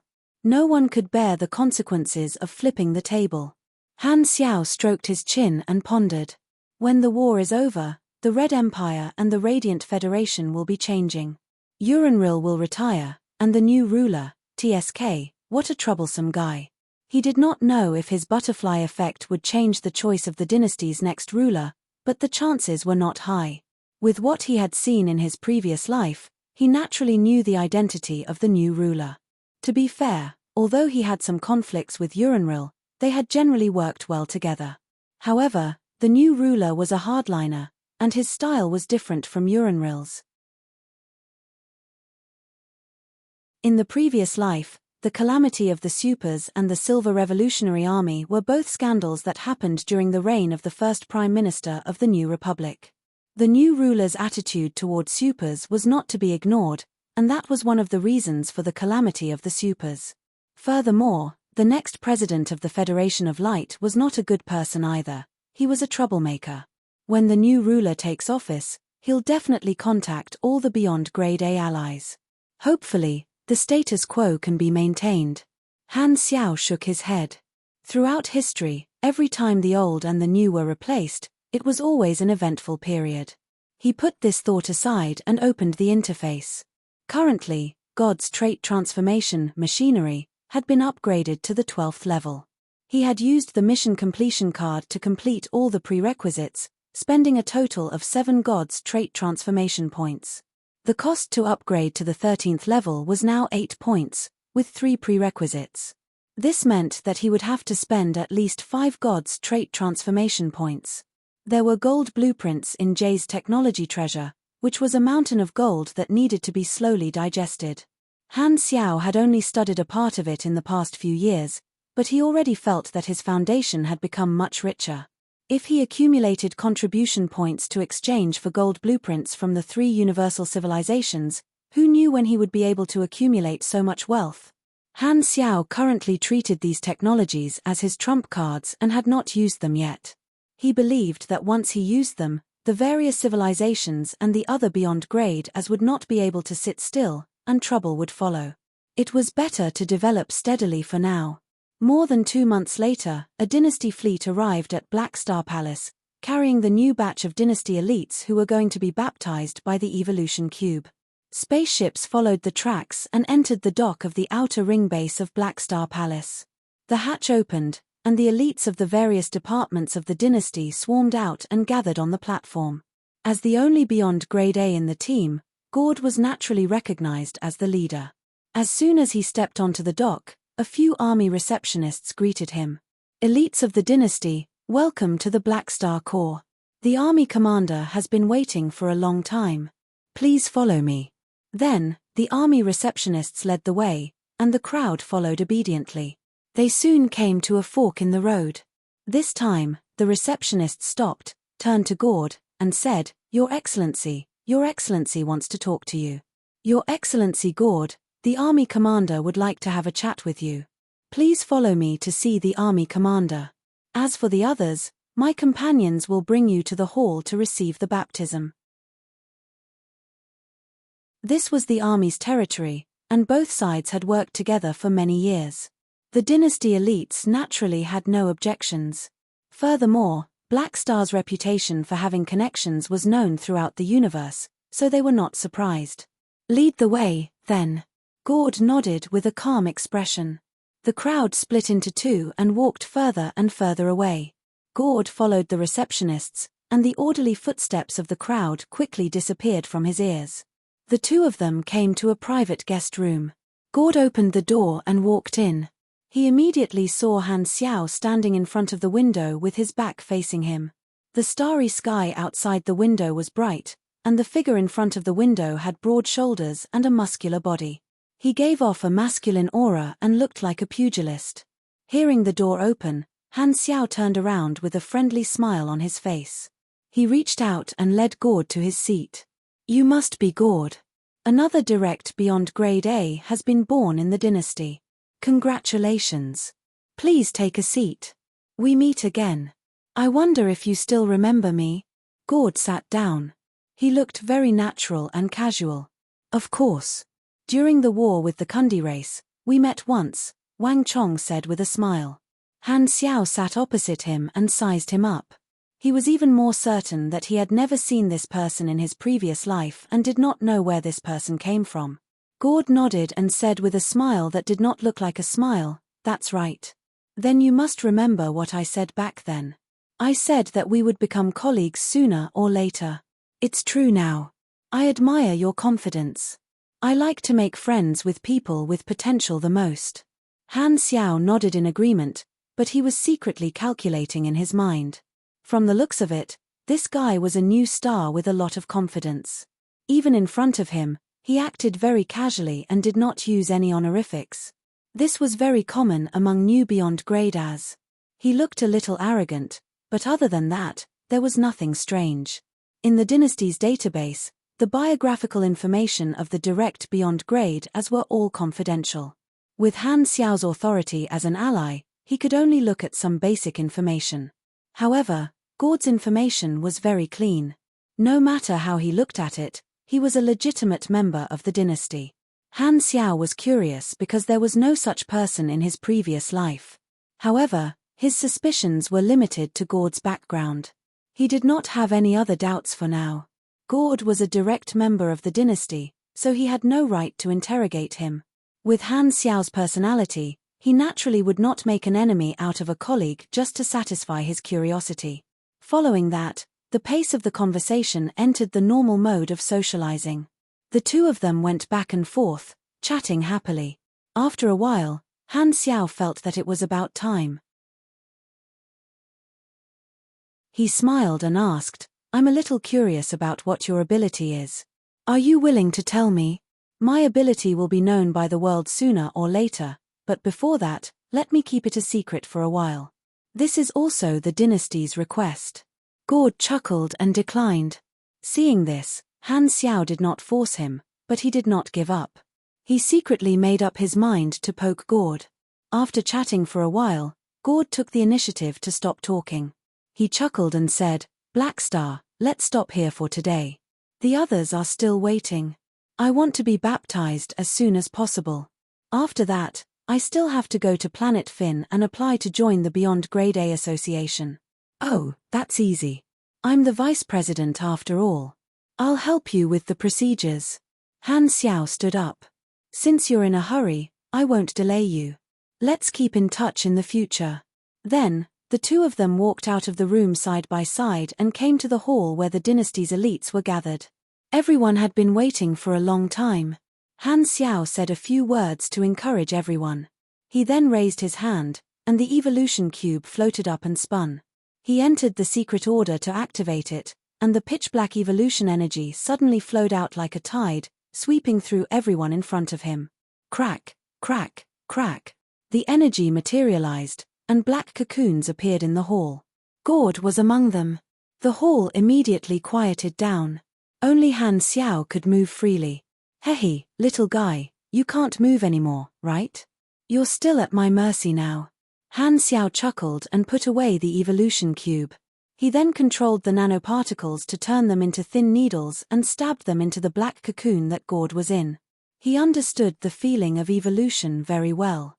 The itchiness was unbearable, and the senses in his body would be magnified while his senses of the outside world would be dulled. Even if he was discovered, he was not worried. After all, he had the final say. This was a small matter that could be easily fooled. Combat information popped up on the interface. Han Xiao browsed through it carefully. Name Gord, level. Yo, level 240? Great potential, the same level as me back then. Whoa, this guy's ability is energy control? This is one of the top abilities on the super high-risk Esper abilities list. It actually exists. No wonder he was so secretive. This ability can counter almost all classes. Han Xiao was secretly surprised. There were different levels of super high-risk Esper abilities. Energy control was undoubtedly one of the top abilities, but it only existed in theory. He did not expect to see a real case. Gord was probably the first person in history to have this Esper ability. This ability was extremely powerful, and his potential was also at the highest level. If he continued to train normally, he would probably reach the peak beyond grade A soon. No wonder the dynasty spent so much effort to nurture him and keep it a secret. This kid really had a bright future ahead of him. In a battle between beyond grade As, the ability itself was also the deciding factor. If Gord and Clotty were on the same level, Gord's chances of winning would be more than 90%. This was the advantage of his ability. Energy control countered almost all supers. Be it psychic, magic, primordial psionic energy, or dark energy, they were all within the range of this ability. The only limitation was the user's own strength, which determined the upper limit of the ability. It would not be an exaggeration to say that if Gord grew to the peak, he would definitely be qualified to compete for the position of the strongest in the explored universe. No wonder he was so confident. Anyone with this kind of Esper ability with endless potential would have a strong sense of confidence in the future. Is the Empire really that lucky? Where did they find such a strong person? Han Xiaoshan was shocked for a while, then he felt a little confused. That's not right. With such a terrifying Esper ability, Gord shouldn't have been unknown in my previous life. Could it be that he died halfway and my butterfly effect saved him? Han Xiao continued reading with doubts and was shocked to find that Gord's attributes were a little ridiculous. The other attributes matched his level, but only his intelligence and mystery attributes were crazy. One was over 9,000, and the other was 13,000. That's not right. When I just became a Beyond Grade A at level 240, the highest intelligence attribute I had was only over 6,000, and the second highest endurance was over 4,000. Why are his attributes so ridiculous?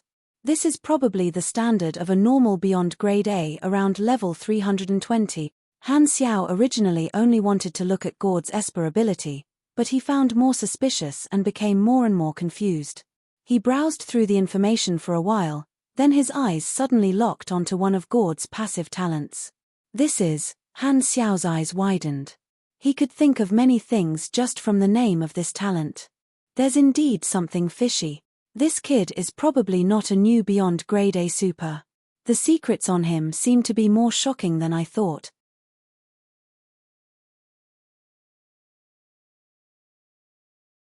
Chapter 1233. The body has been reborn, and the soul is still strong. This should be an ability similar to possession.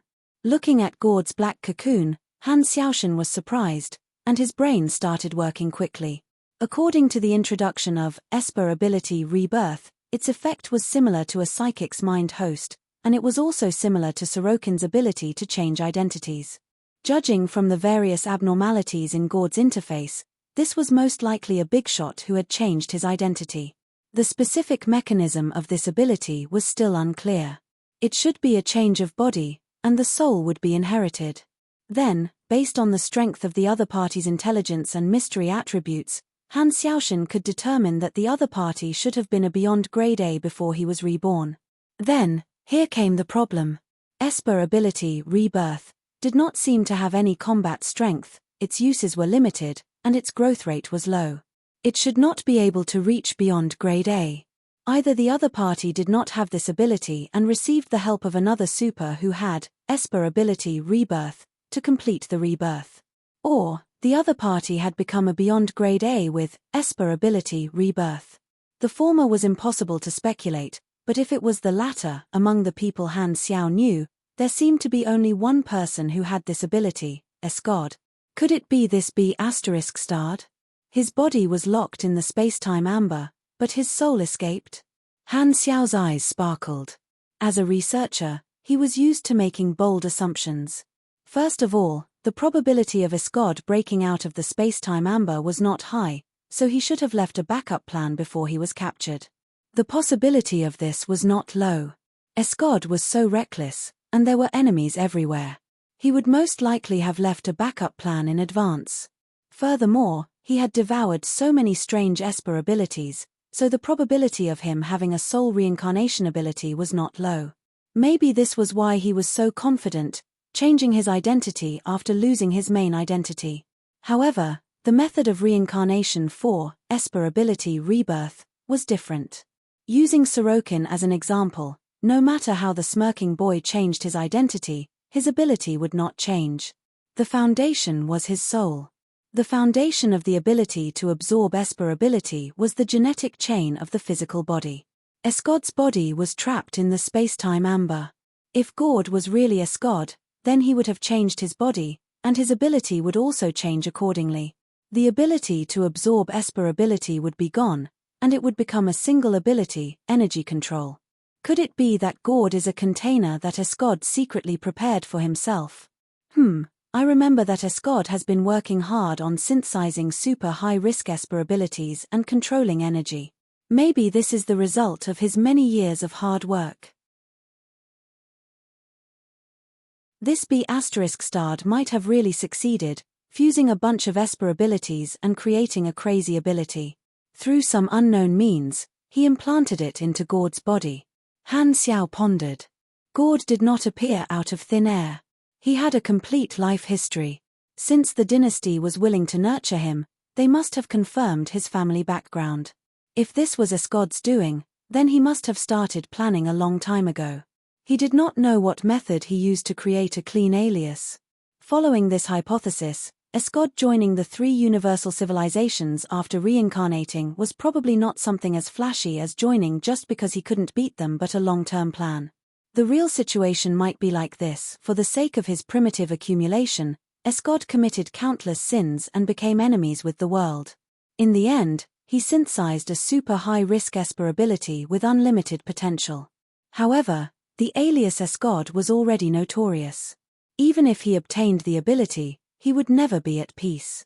Furthermore, The side effect of swallowing Esper abilities without restraint was that his genetic chain was overloaded. He might have planned to abandon this alias a long time ago. Therefore, Escod placed the synthesized super high-risk Esper ability in a container, waiting for the day to use Esper ability rebirth. He would transfer his soul into the container and obtain a new life. With the results of his previous alias, he would join the 3 universal civilizations and be nurtured by the advanced civilizations. Han Xiao pondered. Escod is definitely capable of doing such a thing. He doesn't care whether he's a wanted criminal or a hitman of a civilization. The division of factions is just a means to him to obtain benefits. He only has one goal from the beginning, which is to reach a higher realm. The more he thought about it, the more he felt that it was possible. Escod had been a wanted criminal for so many years, so he definitely knew how to be cunning. This plan should only be one of Escod's plans. However, all of these deductions were based on the idea that Gord is Escod. In fact, the Esper ability rebirth talent alone could not perfectly prove this theory. What Han Xiao was doing now was just making a hypothesis and deducing the cause from the effect. Although he felt that the possibility of Gord being Escod was not low, he did not dare believe in his own imagination. He might really be someone else, and that would be a mistake. Bold hypothesis, careful verification. It's a pity that bold explorers are useless against people. Otherwise, there would be new clues. Han Xiao shook his head. No matter who the other party was, in terms of reincarnation alone, Gord probably did it flawlessly and did not leave any clues. He thought that no one would be able to discover it, which is why he acted so relaxed in front of me. Thankfully, my level is higher than his, so I can see all of his abilities. Maybe I'm the only one who discovered Gord's secret. Han Xiao did not leave. He sat at the side and waited silently, calculating in his mind. After waiting for a while, the black cocoons in the room shattered one after another. The dynasty elites completed their baptism one after another and felt refreshed. Seeing that Han Xiao was actually accompanying them here, they could not help but feel flattered. Gord's baptism process was the longest, and he was the last one to break out of the cocoon. How do you feel? Han Xiao acted as usual, and his tone was friendly. The effect is not bad. Gord glanced at Han Xiao. When I was evolving, I felt someone poke me with a needle. Was that you? Haha, don't mind it. That's a probe used to detect if the evolution process is smooth. You're a direct descendant of the dynasty, so of course I have to care about you. After all, evolution is full of randomness, and there are risks. I don't want anything to happen to you. Han Xiao smiled and found an excuse. Hearing this, Gord could not take it seriously. He calmly said, "Thank you for your concern. I still have to make a trip to Planet Fin, so I won't disturb you any longer." Seeing that Gord had expressed his intention to leave, Han Xiao did not stop him. He smiled and said, "All right, I won't keep you any longer. Let's meet in the association." Then, Han Xiao turned around and left the hall, disappearing from everyone's sight very quickly. Gord's eyes sparkled. He followed the receptionist back to the dock and returned to the fleet with the dynasty elites. The dynasty fleet very quickly left the spaceport orbit and shot into space, quickly splitting into 2. One fleet returned with the dynasty elites, and the other fleet carried Gord to Planet Fin deep in the flickering world. In the spaceship, Gord looked at the Black Star Palace that was gradually disappearing from the porthole, and the corners of his lips curled up. Black Star, oh Black Star, I told you, we'll meet again sooner or later, but you didn't expect that when I stood in front of you again, you wouldn't recognize me and even want to be friends with me, heh. Seeing how Black Star was being kept in the dark, Gord could not help but laugh in his mind. The enemy was in the light, and he was in the dark.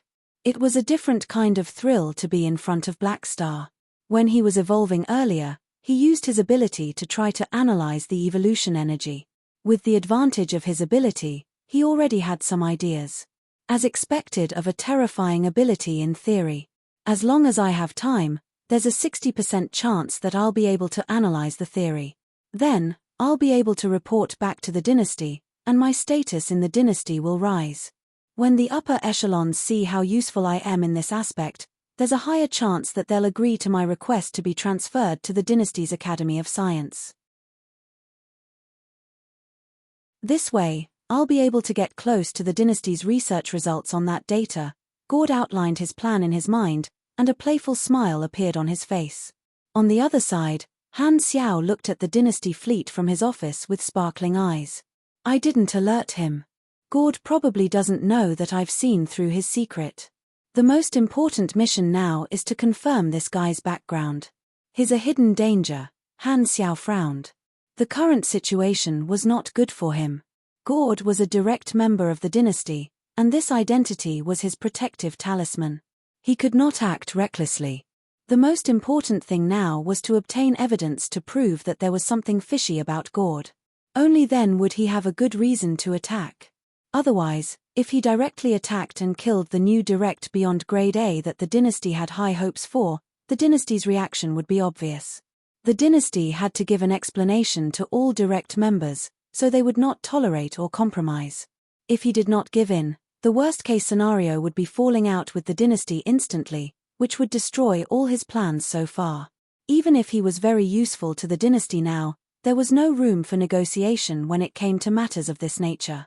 Even if the dynasty did not want him as an ally, the dynasty would not hesitate. As long as there was no evidence, any explanation for this kind of behavior would be useless and empty words without any basis. If he really wanted to attack without any evidence, he had to do it secretly and eliminate all clues.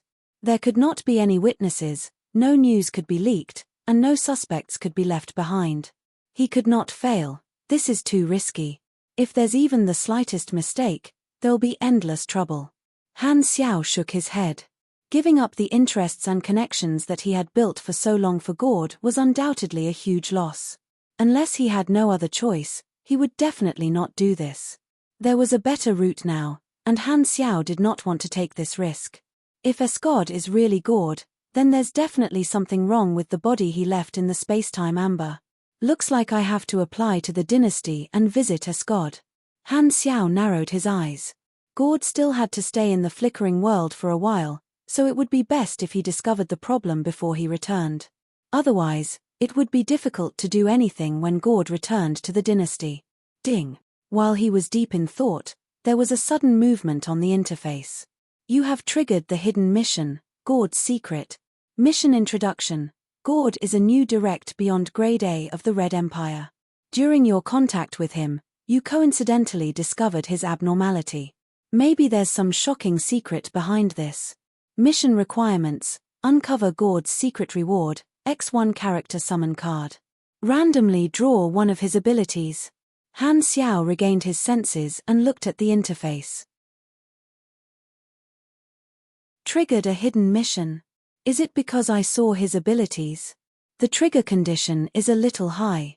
Only those whose level is higher than Gord can see all his abilities. Other than me, I'm afraid no one else can trigger this mission. Speaking of which, Mount and Blade 2 is released today. My youth is over _ smiley face _.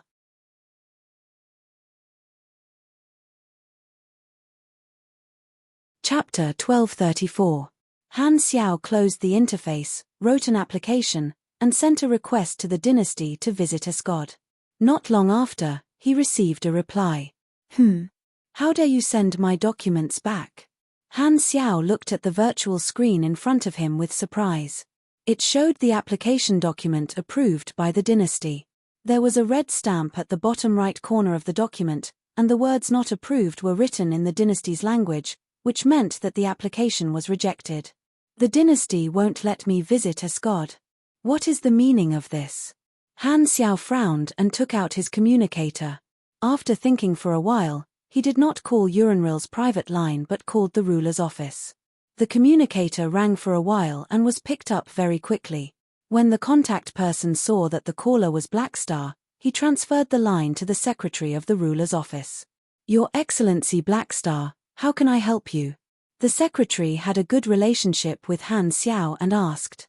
It's like this. I just submitted an application to visit Escod, but it was rejected. Is this Uranril's idea? Her Excellency has been in a meeting, so it shouldn't be her. I don't know about this, and your application was not reported to us. Then, can you help me check which department did it? Okay, please wait a moment. The secretary operated the internal system for a while and used his authority to pull up the file. His tone became helpless. This is the judgment of the dynasty's main artificial intelligence, heroic soul, and the prison department. I looked at their internal notes, and the dynasty's prison location is top secret. Under normal circumstances, no one is allowed to visit. Your Excellency Blackstar is even more special. You're actually on their blacklist. Why am I on the blacklist? What did I do? Han Xiao was confused. The secretary helplessly said, "You didn't do anything, but you're the only person in the world who has the ability to release Escod. Therefore, you're not allowed to visit Escod before your 500-year sentence is up." Han Xiao was speechless. I was the one who helped the dynasty capture Escod, but now I don't even have the right to visit him? Alright then, from the Bardi Empire's perspective, this was actually quite reasonable. Currently, I was the only one in the universe who was capable of unsealing the space-time Amber's prison. This meant that the Bardi Empire's previous captor had become the only one who could potentially release the space-time Amber.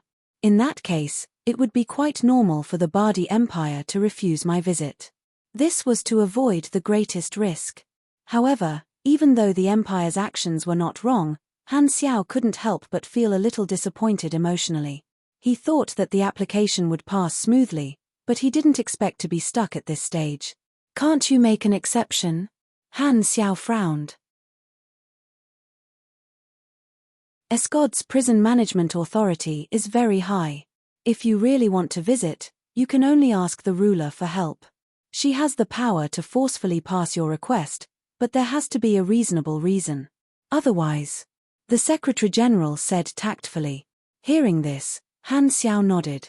He had a good personal relationship with Uranril, but she would not open the back door for him unless he had a reasonable reason. After exchanging a few simple sentences, Han Xiao hung up. Uranril was in a rather important meeting, and he had to wait for a while before he could contact her. He wanted to make use of this time to think of an excuse. I originally wanted to use the excuse of visiting to get close to Escod, but it won't work. Without a reason, the Empire won't allow me to get close to Escod's prison in any form. Even the prison's coordinates are confidential and can only be accessed with a certain level of authority. Han Xiao clicked his tongue unhappily. The reason of visiting would not be able to convince the Empire, and if he wanted to check Escod's situation, he would have to unlock the Amber Seal. The best way was to come up with a special reason for the Empire to allow him to unlock the Amber Seal. If he could not convince them, he would probably have to imitate Old Man Manison and try to sneak into the Empire's database to steal the relevant information. While this would offend the Empire, stealing information was not too bad, and it was not to the extent of falling out with them. This could only be his backup plan. After a while, the Secretary General sent a message saying that the ruler's meeting was over. Han Xiao then called Uranril's private number, and the call was quickly connected. Uranril's figure appeared on the screen. Her face was calm, and she went straight to the point. "Blackstar, I heard that you came to find me just now and wanted to visit Escod." "Why?" While she hid it very well, Han Xiao's observation skills were very good. He could tell that Uranril was a little tired. After thinking for a while, he said, "Escod has been locked up for decades. I want to open the prison once to check the state of Escod's soul. Is there a need for that?" Uranril frowned. "Back then, you were the one who suggested that we set a sentence of 500 years. It's only been a few decades. With Escod's grade, his soul won't be destroyed so quickly. Opening it now will only make things more troublesome." Back then, my grade was not high enough, so my understanding of Escod's strength was limited. That's why I exaggerated the sentence as much as possible. 500 years was just an insurance statement. Now that I've grown to my current level and have a deeper understanding of the space-time Amber, I realized that it might not take that long to destroy the soul of a beyond grade A super. Han Xiao told her the excuse he had prepared. He did not have any evidence to explain his suspicion of Gord, and it would only make the dynasty suspicious, so he decided not to involve Gord. Uranril did not suspect anything. She only shook her head and said, "I don't think there's a need for that. Escod is too dangerous." I still think it's safer to lock him up for 500 years. The dynasty can afford to wait. Han Xiao had expected the ruler to say this, so he was not surprised at all. He explained, the experiment is only one of the goals. Actually, I still have some worries. I only understood how powerful this grade is after growing to this day. Thinking back, I realized that Escod was captured too easily. It was very strange. With my understanding of Escod, he might have left a backup plan for himself and escaped using his soul transfer. I'm worried that it's a trap, so I want to open the prison to check. Yurenril's eyes flickered, but she still did not believe it. Where's the evidence? Han Xiao pretended to be serious and said, this is only a guess, so it needs to be verified. However, if you really want a witness, you can ask Lotus Swordsman. When we were killing Escod back then, she felt the strange mental wave of Escod. I suspect that there's something wrong with that. Gord was the new star that the dynasty had high hopes for, so it was not a wise choice to involve him in the conversation. Therefore, Han Xiao's words were mainly targeted at Escod. Hearing this, Yurenril finally became serious. She immediately told the secretary to contact Lotus Swordsman. Lotus Swordsman came online very quickly and gave a definite answer. It had only been 30 years, so she naturally remembered what happened back then. Seeing this, Han Xiao heaved a sigh of relief. This piece of evidence could not prove anything, and everyone had taken it as a futile struggle by Escod. However, he had used it to increase his persuasiveness. If not for this, it would have been difficult to convince the ruler. After receiving the reply, Yurenril fell silent. It seemed like she was analyzing the pros and cons. After a while, she looked straight into Han Xiao's eyes and said with a deep voice, Blackstar, if Escod regains his freedom, can you guarantee that you can capture him? What I was able to do back then, I can do it now. Han Xiao smiled. Now that he did not have the Esper Silence character summon card, he had lost a huge trump card. However, after decades of growth, he was no longer the same as before. Even if he guessed wrong, he would just have to capture Escod again. Furthermore, other people did not know that the character summon card was a one-time use ability. They would only think that he still had this ability. Yurenril pondered for a long time before finally nodding. Okay, I approve. Since your suspicions are reasonable, open the prison and check Escod's situation. Make sure that we don't capture an empty shell. More than 10 days later, Constellation Corridor, within the Red Empire, in a certain forbidden military area. A gigantic cubic mechanical building floated in the starry sky. Its appearance was a galactic fortress built by a giant engineering project. Its surface was covered with armor and shields that could withstand the bombardment of a fleet. This was the space prison where Escod was locked up. At this moment, a dense dynasty fleet surrounded the prison. Every battleship had cannons extended, and all kinds of weapons were ready to be activated. A black figure floated not far away from the prison. It was Han Xiao. He had opened the secondary dimensional army box and was summoning an army on a large scale, forming a second layer of encirclement to surround the prison. Gord was still on his way to the flickering world. Han Xiao was racing against time. He directly used the king to teleport his main body to the dynasty's branch and boarded the dynasty fleet that came to pick him up. It took him about 10 days to arrive at this forbidden military area. Han Xiao summoned countless mechanical troops and finally closed the secondary dimensional army box door. He spoke in the communication channel. I'm ready. Activate all space-time locking devices immediately and open the prison core. Roger. The solemn voice of the fleet commander sounded in the channel. The next moment, invisible ripples spread out with the fleet as the center. This space instantly tightened, and the space-time coefficient of this area became extremely stable, basically nullifying all space-time abilities. Then, the space prison bloomed like a flower bud. The structure opened up layer by layer, revealing the stamen. At the core was the egg-shaped cabin that stored Escod's space-time amber, tightly locked by the prison's mechanical structure. As the prison opened, the egg-shaped cabin was unlocked, and its independent power system started to operate. The thrusters spat out flames and slowly flew out with the cabin. Han Xiao waved his hand, and a mechanical force arc pulled the 10-meter-long egg-shaped cabin in front of him. He reached out and opened the cabin door. A familiar face that he had not seen for many years entered his sight. It was Escod, who had been imprisoned in the space-time amber for decades. He still maintained the appearance when he was frozen. His expression and actions were all frozen at the last moment of freedom. All units in position. Prepare to fire at any time. The solemn voice of the fleet commander sounded in the communication channel. After decades, the shadow left by Escod had not completely disappeared in people's hearts. Now, it's time to verify my guess. Han Xiao stared into Escod's eyes, took a deep breath of dark energy, took out the core of the space-time amber, and poked it. Pop! The crisp sound of the space-time amber breaking seemed to ring in his ears. The cage that imprisoned Escod was removed, but his body did not move. He just floated in the vacuum environment, right in front of Han Xiao. Is it already an empty shell?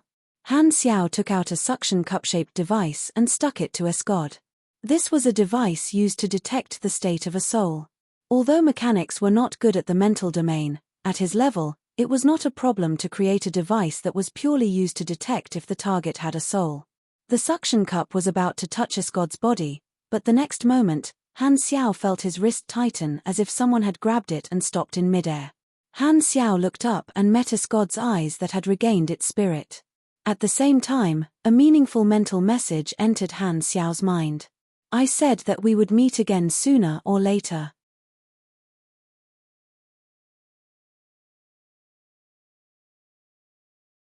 Chapter 1235. I said that we would meet again sooner or later. I just didn't expect this day to come so soon. Escod said with a playful smile. Han Xiao's pupils constricted. This body is not an empty shell. His first reaction was that he had guessed Gord's identity wrongly and released Escod instead. However, hearing Escod's words, Han Xiao's eyes flashed, and he asked, "How are you so sure that I will release you?" "Oh, you didn't release me to ask for my help." Escod raised his brows. "You didn't make such a big fuss just to open the amber to see if I'm dead, right? Ask for help." That's right. Escod knew about the World Tree civilization and left behind the wormhole data. Maybe he felt that when the advanced civilizations discovered the World Tree civilization, they would most likely release him to ask about the situation, so he said that he would meet again sooner or later. The space-time amber isolated everything. Although his soul was not frozen, it was still trapped in his body. Escod knew nothing about the outside world in the past few decades, and his impression of the universe was still the same as when he was captured. The mental communication happened in a flash, and their movements were not slow at all. Who? Escod retreated immediately and was about to teleport away when he realized that he was in a space-time locked area, and teleportation was useless. He quickly analyzed the strength of the encirclement and confirmed that he could not break out using normal methods. He immediately changed his mind and started to use the dimension crevice ability to infiltrate this area. As long as he created a crack, he would be able to escape. Although he did not know why the dynasty released him, to him, breaking out of the encirclement and escaping was the most important thing. On the other side, Han Xiao immediately took action, leading dozens of apostle weapons and many mechanical troops to surround and kill Escod. No matter what was going on with Escod, since he was not an empty shell, he had to be sealed again. The dynasty fleet around began to attack, and all kinds of control-type weapons were fired one after another. Dark red energy filled the starry sky in an instant. The flames of war suddenly erupted. Escod's figure was drowned in the endless firepower in the blink of an eye, bobbing up and down. Back then, 11 beyond grade as besieged me before finally succeeding. Blackstar, you're alone now. Can you catch me? Through the mental link, Escod's tone was playful. Despite being heavily surrounded, he did not panic. After his evolution, the burden on his genetic chain was greatly reduced, and his personal strength was undoubtedly at the top of the universe. Although he had just come out of the space-time amber and his soul was in a weak state, he did not have the time to prepare dozens of beyond grade A doppelgangers. However, Escod also had the ability to convert between energy and blood. relying on Esper ability black hole to convert the enemy's attacks, replenish his own energy, and then use the regeneration Esper ability to maintain high health regeneration. Back then, Han Xiao had obtained the ability to strengthen his health conversion from Escod. If Escod was given the time to prepare a few dozen doppelgangers in advance, he would probably be able to solo the Celestial Star Alliance worlds that he had been to before. Currently, most peak beyond grade as were no match for Escod. Coupled with his various slippery Esper abilities, he was basically invincible. If not for the fact that he was hit by Han Xiao's super silence, which stopped all his Esper abilities and wiped out all his doppelgangers, even 11 beyond grade as would not have been able to catch him. Thankfully, Han Xiao and the dynasty had made preparations in advance. Escod's escape ability was crippled, and his most troublesome ability was frozen. His threat was greatly reduced, or else he would have been able to escape as soon as he escaped. However, this was not foolproof. Although the dynasty had used all kinds of advanced space-time locking devices, if the battle dragged on for too long, Escod would still have a chance to escape. You'll know once you try. I'm no longer who I was back then. I don't need any help to deal with you. Han Xiao chose a portion of his weapons to fuse with, and the mechanical deity suddenly appeared. It immediately chased after Escod and slashed at him, leaving behind sparks and lightning. Although Escod had many abilities, he could not use too many at the same time. Thus, he solved this problem through doppelgangers, giving part of his Esper abilities to his doppelgangers. The more doppelgangers there were, the more abilities he could use at the same time. Doppelgangers required a large amount of energy, and he could absorb energy. Thus, as the battle progressed, the number of doppelgangers would gradually increase, and Escod would become stronger the more he fought. However, Escod did not prepare any doppelgangers in advance and could only slowly create them during the battle. Han Xiao's dozens of apostle weapons were not to be trifled with. As soon as Escod created a doppelganger, it would immediately be killed by the apostle weapons. There was no way he could accumulate them. Thus, the situation was clear. All kinds of factors were not in Escod's favor, and he could only passively take a beating. Although he also had the ability to switch between health and mana, the cost was far greater than Han Xiao's. Esper ability, Black Hole, had a limit and could not block all damage. The upper limit of his regeneration ability was also limited. Han Xiao's lethality was not what it used to be, and with the support of the dynasty army, Escod's health was dropping faster than his health regeneration. After a few decades, the level difference between Han Xiao and Escod had shrunk a lot. He opened the interface and looked at the combat information. More information about Escod appeared. He quickly glanced at it and did not see Esper ability rebirth in Escod's ability column. He did not know if it was among the few question marks. You are in the moderate weakened soul status. Your mental resistance has decreased by 30%. Your INT and MYS have decreased by 15%. Duration, unknown. You are in the soul-torn status. You have lost a large amount of INT and MYS. Your basic mental resistance has decreased by 60%. Duration, constant. This. Han Xiao narrowed his eyes. The weakened soul should be the side effect of being imprisoned by the spacetime amber, and there was still a chance to recover. However, this soul-torn status clearly had nothing to do with the spacetime amber. The effect just happened to match Gord's overly high attributes. So, I didn't guess wrongly. Escod and Gord are indeed related. It could be ruled out that Gord was a doppelganger created by Escod with his Esper ability. Under the effect of Esper silence, all Esper abilities stopped, and Gord's existence had nothing to do with Escod's Esper ability. Back then, when Escod was captured, he did not have the chance to create a doppelganger. In that short period of time, the only thing he could do was control his soul. Therefore, Escod did not just transfer his soul. Instead, he made up his mind and used some kind of Esper ability to tear his own soul apart, escape with his tail, and merge into Gord's body. The remaining soul remained in his original body. The spacetime amber isolated everything, so it could not be controlled remotely like Lord's descent. Furthermore, Gord had existed outside for so many years, so it should be Escod's main consciousness in his body. At this time, the various detection devices of the Dynasty fleet did not detect any abnormal soul waves. This meant that this Escod's body was not controlled remotely.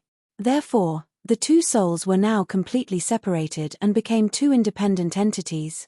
This meant that the active Escod might not be the Escod he knew but a new personality and consciousness based on the remaining soul and memories in his brain, just like a clone. Escod's main consciousness was actually in Gord, or was it the other way around? If that was the case, Escod would be Escod, and Gord would be Gord.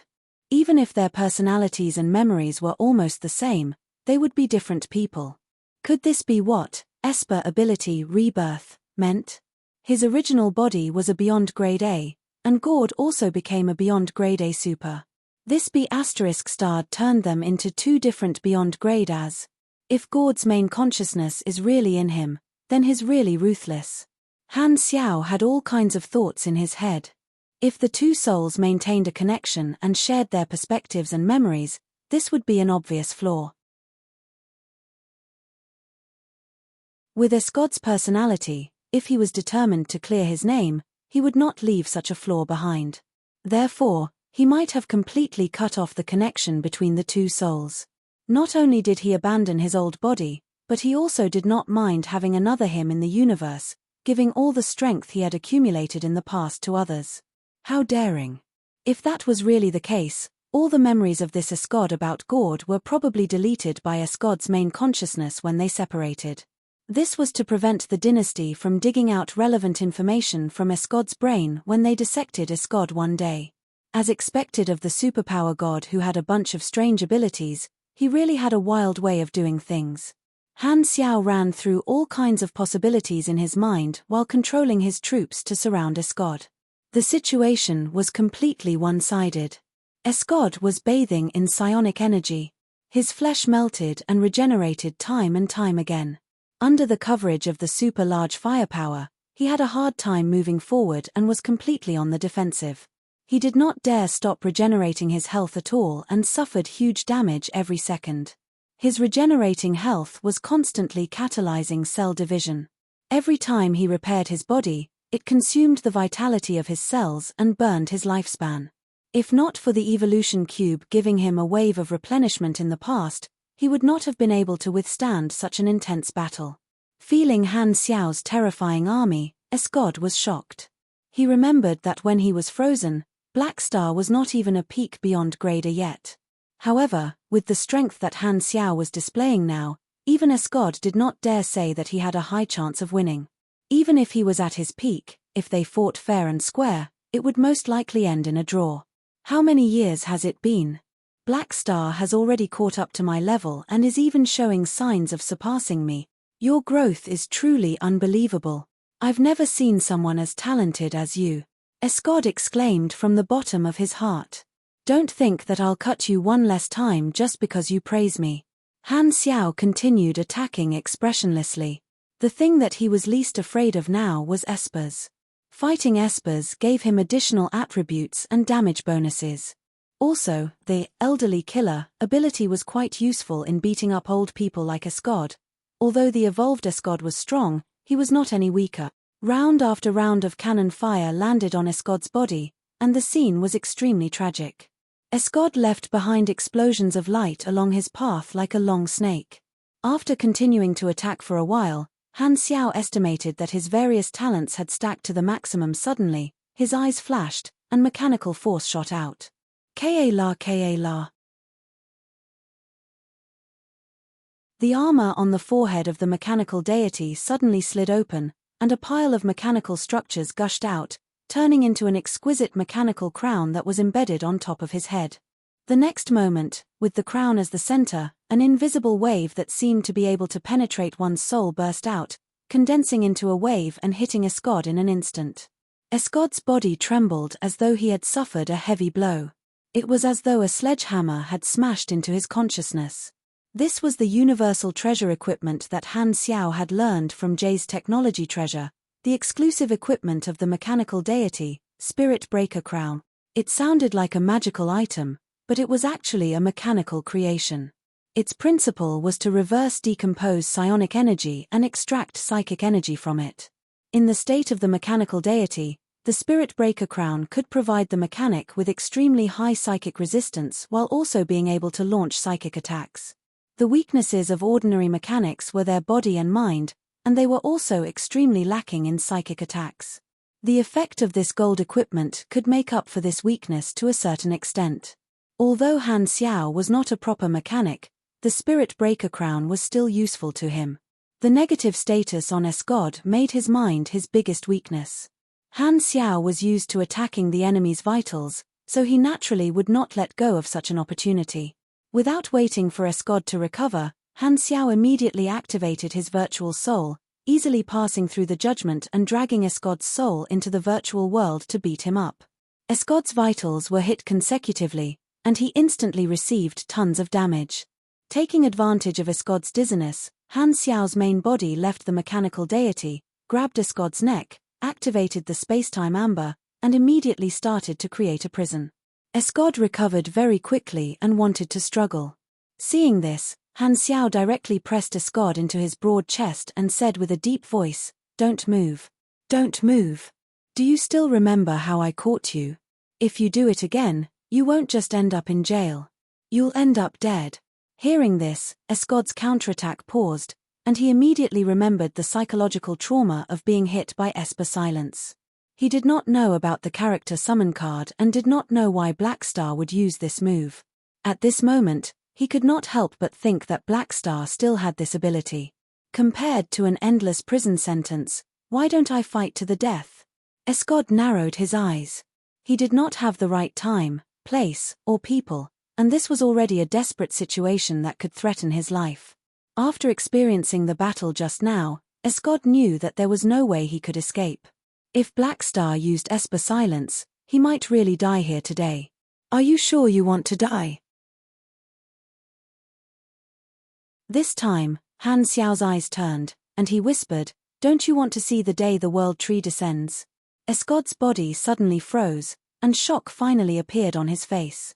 He had always thought that he was the only one in the entire universe who knew about this. He did not expect to hear it from Han Xiao. When did Blackstar find out? Could it be that, "You guys have already researched that set of data?" Escod's eyes sparkled. Han Xiao did not answer and pretended to be meaningful. "If you surrender obediently, you will still have a chance to be released to witness everything. If you die here, there will be no hope." Escod's expression was uncertain, as if he was in a dilemma. However, after a few seconds, he understood the situation. His body relaxed, and he stopped struggling. He raised his head, looked straight into Han Xiao's eyes, and slowly said, "I don't believe you. I don't believe that you'll let me out. But I'm willing to go to the gambling table. After all, I have nothing left to lose. This is the second time I've fallen into your hands. Maybe you can really step into the level I'm looking forward to and see the scenery there for me." At this time, Han Xiao took a step back without saying a word and completed the creation. The next moment, Escod's body froze, and he was once again trapped in the space-time amber. The only difference was that he was in a different position. Seeing this, Han Xiao heaved a sigh of relief and shook his head. "If you had struggled, I might not have been able to hold you in place. Sorry, all's fair in war."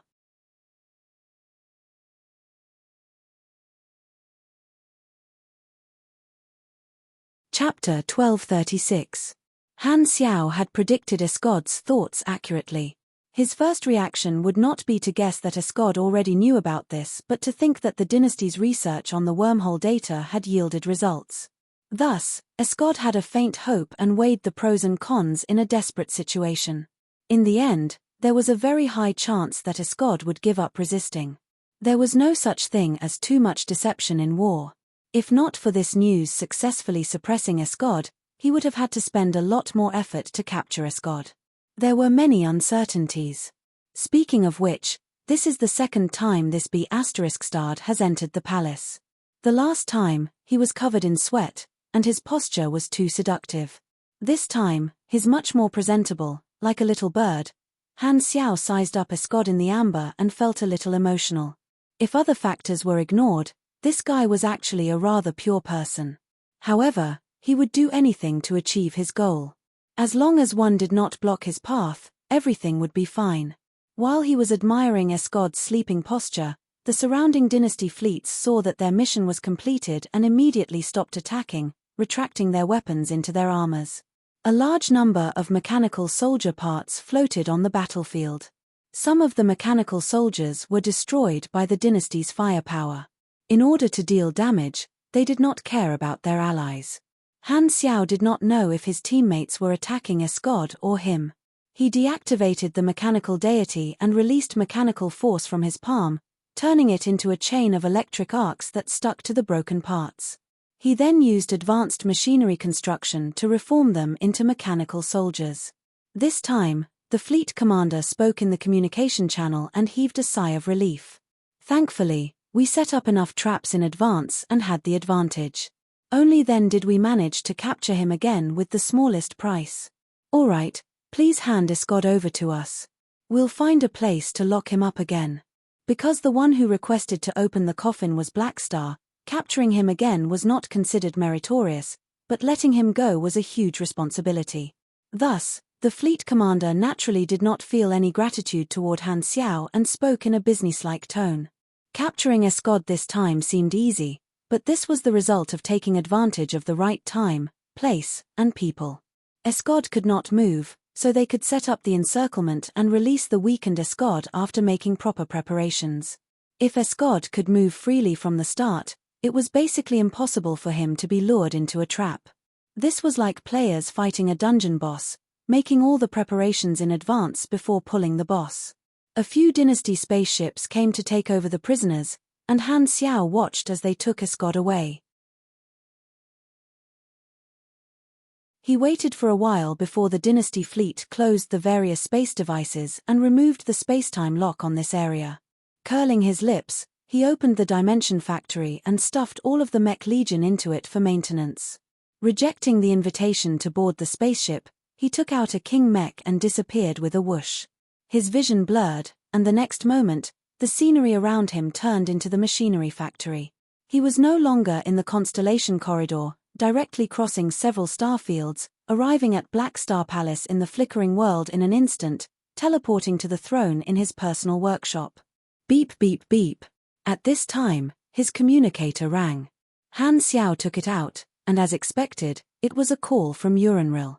Because she had used the ruler's special order to approve the opening of Escod's coffin, she had been paying attention to the live broadcast and contacted him immediately. Blackstar, I've seen the details. It seems like the situation you were worried about did not happen. Uranril nodded. Maybe. Han Xiao shook his head. Escod's main body was still very lively and was not an empty shell. In the eyes of the dynasty, it was naturally the main body, so their doubts were dispelled.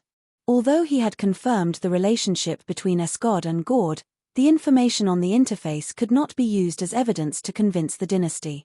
Although there were signs of Escod's soul being torn apart, the difficulty of investigating was too high.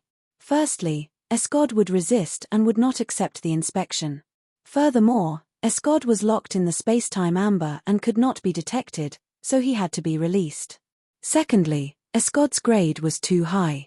Only a few peak beyond grade as in the entire universe who were proficient in the soul domain could thoroughly investigate the state of his soul, provided that Escod did not resist violently. This was like the difference between using one's ability to hit someone and treating an illness. The latter required more precise control. Thirdly, from the looks of it, the effects of soul weakening and soul tearing overlapped, and it was extremely difficult to distinguish them. They could all be seen as side effects of the spacetime amber. Even if they could overcome all difficulties and finally find out that Escod had symptoms of soul tearing, from the perspective of the dynasty, they would not be able to confirm the relationship between Escod and Gord. After considering all these factors, Han Xiao felt that it would be very difficult to find any substantial evidence in this regard. Uranril did not have any other thoughts and said, "It's good to be worried. At least this time, we've eliminated the hidden danger for the dynasty, so we can imprison Escod without worry. Plus, you didn't pay much to imprison Escod again. You didn't disappoint me." She did not feel that Han Xiao's actions were unnecessary. She was the one who gave the order, and Black Star only carried out the inspection after receiving her approval. Now that the inspection results were correct, it was a good thing, not a bad thing. The way she saw it, this operation was insurance. It's all right. Han Xiao was not in the mood to talk nonsense. He casually chatted for a while before going offline with a helpless expression. Urinril was very nice. He did not contribute anything in this operation and even had the risk of letting Escod go. That way, she would also have to bear the responsibility of making the wrong decision. At the end of her term, she would definitely prioritize stability. Being willing to approve his plan was already giving him face and trusting him a lot. There was no way he could ask her to do more. If Escod, if Gord wanted to clear his name completely, he would definitely focus on working for the dynasty when he was still weak and would not expose himself. However, he did not find any actual evidence this time, so he could not accuse Gord. Without any evidence, the dynasty had no reason to cooperate with his accusation and test the loyalty of a direct member for no reason. Therefore, this method was most likely not going to work. He even suspected that if Gord was serious about clearing his name, even if he presented evidence, as long as it was not solid evidence, the dynasty might not want to expose this matter. This was to avoid losing a direct beyond grade A with unlimited potential. This was not completely impossible. I have to make other plans. Since I can't convince the dynasty to investigate Gord, I'll have to do it myself. Han Xiao frowned and pondered. If he secretly attacked Gord and the matter was exposed, he would be in a lot of trouble. Needless to say, that was the case. If he did it secretly, the dynasty would also search for the culprit and investigate thoroughly. Due to the nature of the Beyond Grade A association itself, it would definitely become the main target of the dynasty's investigation, which would also cause a huge commotion. It might even become the fuse for a new tragedy of the Pinnacles. Han Xiao had to admit that Gord's plan to clear his name was really ruthless. He had turned into a direct member of the 3 universal civilizations and obtained a super powerful amulet. If anything happened to him, more Beyond Grade As might die with him. However, if he was left alone, he would threaten the entire explored universe. He was a huge hidden danger, especially since this B***** had already infiltrated the dynasty. Who knew what kind of trouble he could cause? He might even become the leader of the World Tree civilization in the end. Furthermore, Gord's Esper ability had too much potential. He had only just entered the Beyond Grade A realm, so he was still easy to deal with. However, once he grew, he would become more and more difficult to deal with. What a dilemma! Han Xiao rubbed his forehead, feeling a little troubled. Sometimes, there was no perfect solution. In reality, one could only choose. The decision-makers usually faced such difficult choices. He struggled with his thoughts for a while and finally made up his mind. Before Gord grows, I have to get rid of this ticking time bomb as soon as possible. If I wait for him to reveal his weakness, it'll be too late. Let's do it. Han Xiao clenched his teeth. His thoughts quickly turned. On one hand, he was analyzing the possible consequences, while on the other hand, he was constantly thinking of all kinds of ideas to kill with a borrowed knife, to frame someone else, one after another. The best situation isn't for Gord to disappear into thin air but for the dynasty to have a target to vent their anger on. Only then will they not vent their anger on others. Therefore, not only do I have to avoid being suspected, but I also have to think of a way to put the blame on someone else. At the same time, I have to consider the impact of different targets. Han Xiao's thoughts turned quickly, and he soon had an idea. Regardless of the differences in the various plans, there were only 2 choices in terms of actual operation. One was to do it himself, sneak up on Gord, and think of a way to frame him afterward. The other was to find a way to create a desperate situation and lure others to attack Gord so that he would not be suspected. The former was needless to say, but the core of the latter was bait. It would be best if he did not show up in any way. Taking the initiative to ask his friends to surround and kill Gord was not feasible. For example, the Holy Covenant organization had enough strength to surround and kill Gord, but Han Xiao could not ask them to do it. That would be like giving them something to use against him. The revived primordial ones all had their own ideals. They were not united, and they were not his subordinates. He could not guarantee that they would not leak his secrets in the future. Plus, it was not certain if they would be willing to help him. The more people who knew, the greater the risk. It was the same for the other organizations. No matter which path I take, I have to muddy the waters first. Han Xiao's eyes flickered. On this day, a dynasty fleet arrived at the Beyond Grade A Association headquarters on planet Finn, docked at the outer dock. Gord walked out of the hatch. The dynasty's high-level officer uniform shone under the artificial sun, looking majestic. "Welcome to planet Finn, Your Excellency Gord." A receptionist in the association's uniform was already waiting at the dock. He immediately went up and greeted him with a warm smile. The news that a new direct Beyond Grade A had been born in the dynasty had already spread in the upper circle, but it was only limited to his name. The dynasty did not reveal too much information and even controlled the leakage of information. Therefore, many organizations were secretly guessing Gord's style and specific abilities. This was normal treatment for a new Beyond Grade A. Gord submitted the application to join the association, and the procedures were complete. Therefore, the Beyond Grade A Association held an extra meeting today to welcome the new member. They had arranged for staff to wait for Gord there. "Lead the way." Gord's tone was casual. The two of them left the dock, boarded an anti-gravity vehicle, and flew toward the spherical conference room at the top of the headquarters building in the center of the city. Looking down from the sky, the ground was densely packed with buildings. It looked like a high-tech galactic city. The receptionist introduced Planet Finn like a tour guide. Gord did not stop him. He just looked down and observed the streets that flashed past his eyes. The various Beyond Grade A organizations had set up offices here.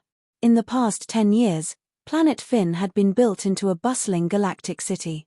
Flying vehicles formed a traffic network as they flew past at low altitudes. The streets were filled with basic personnel wearing the uniforms of different organizations. Gord even saw many basic personnel of the Black Star Corps.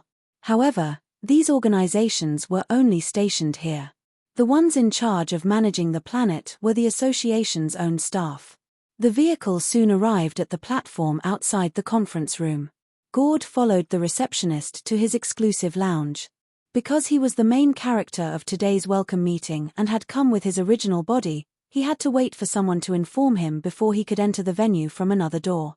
After watching the receptionist close the door and leave, Gord picked up the fruits and snacks on the table and started munching on them.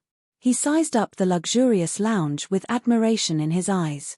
The Beyond Grade as have been scattered for so long, they're finally showing signs of unity. Black Star, Manison, Kasui, and the others have done a good job. It's a pity that I didn't have such a good time in the past.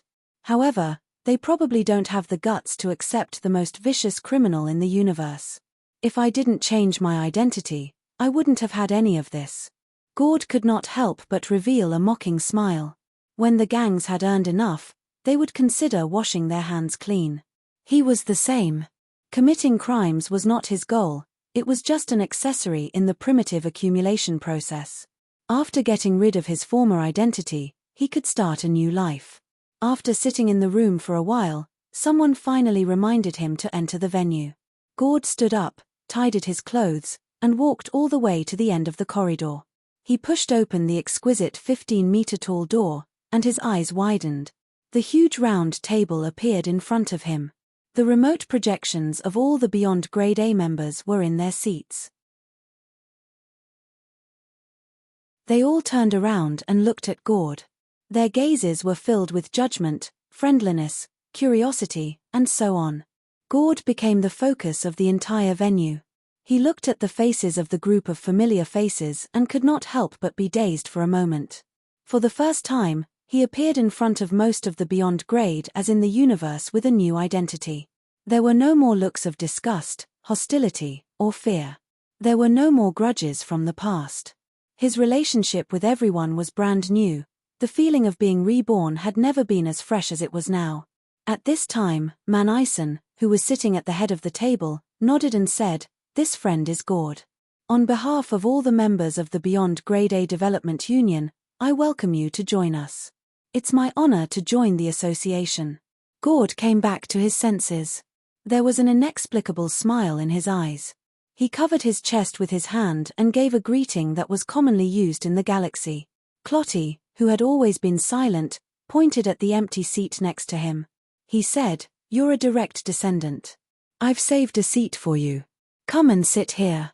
Seeing this, Gord smiled, walked over, and sat down next to Clotty. The row of seats next to him were all for the dynasty's direct descendants. He looked like he had found his own organization. However, as soon as his butt touched the chair, he suddenly heard someone's question with strong curiosity. The content of the question made Gord's calm heart skip a beat. "Gord, right? I heard that your ability is a super high-risk Esper ability that only exists in theory energy control. I wonder if it's true." You're tuning in to the Celestial War YouTube channel. Don't forget to subscribe and join us on this journey to catch the most captivating stories,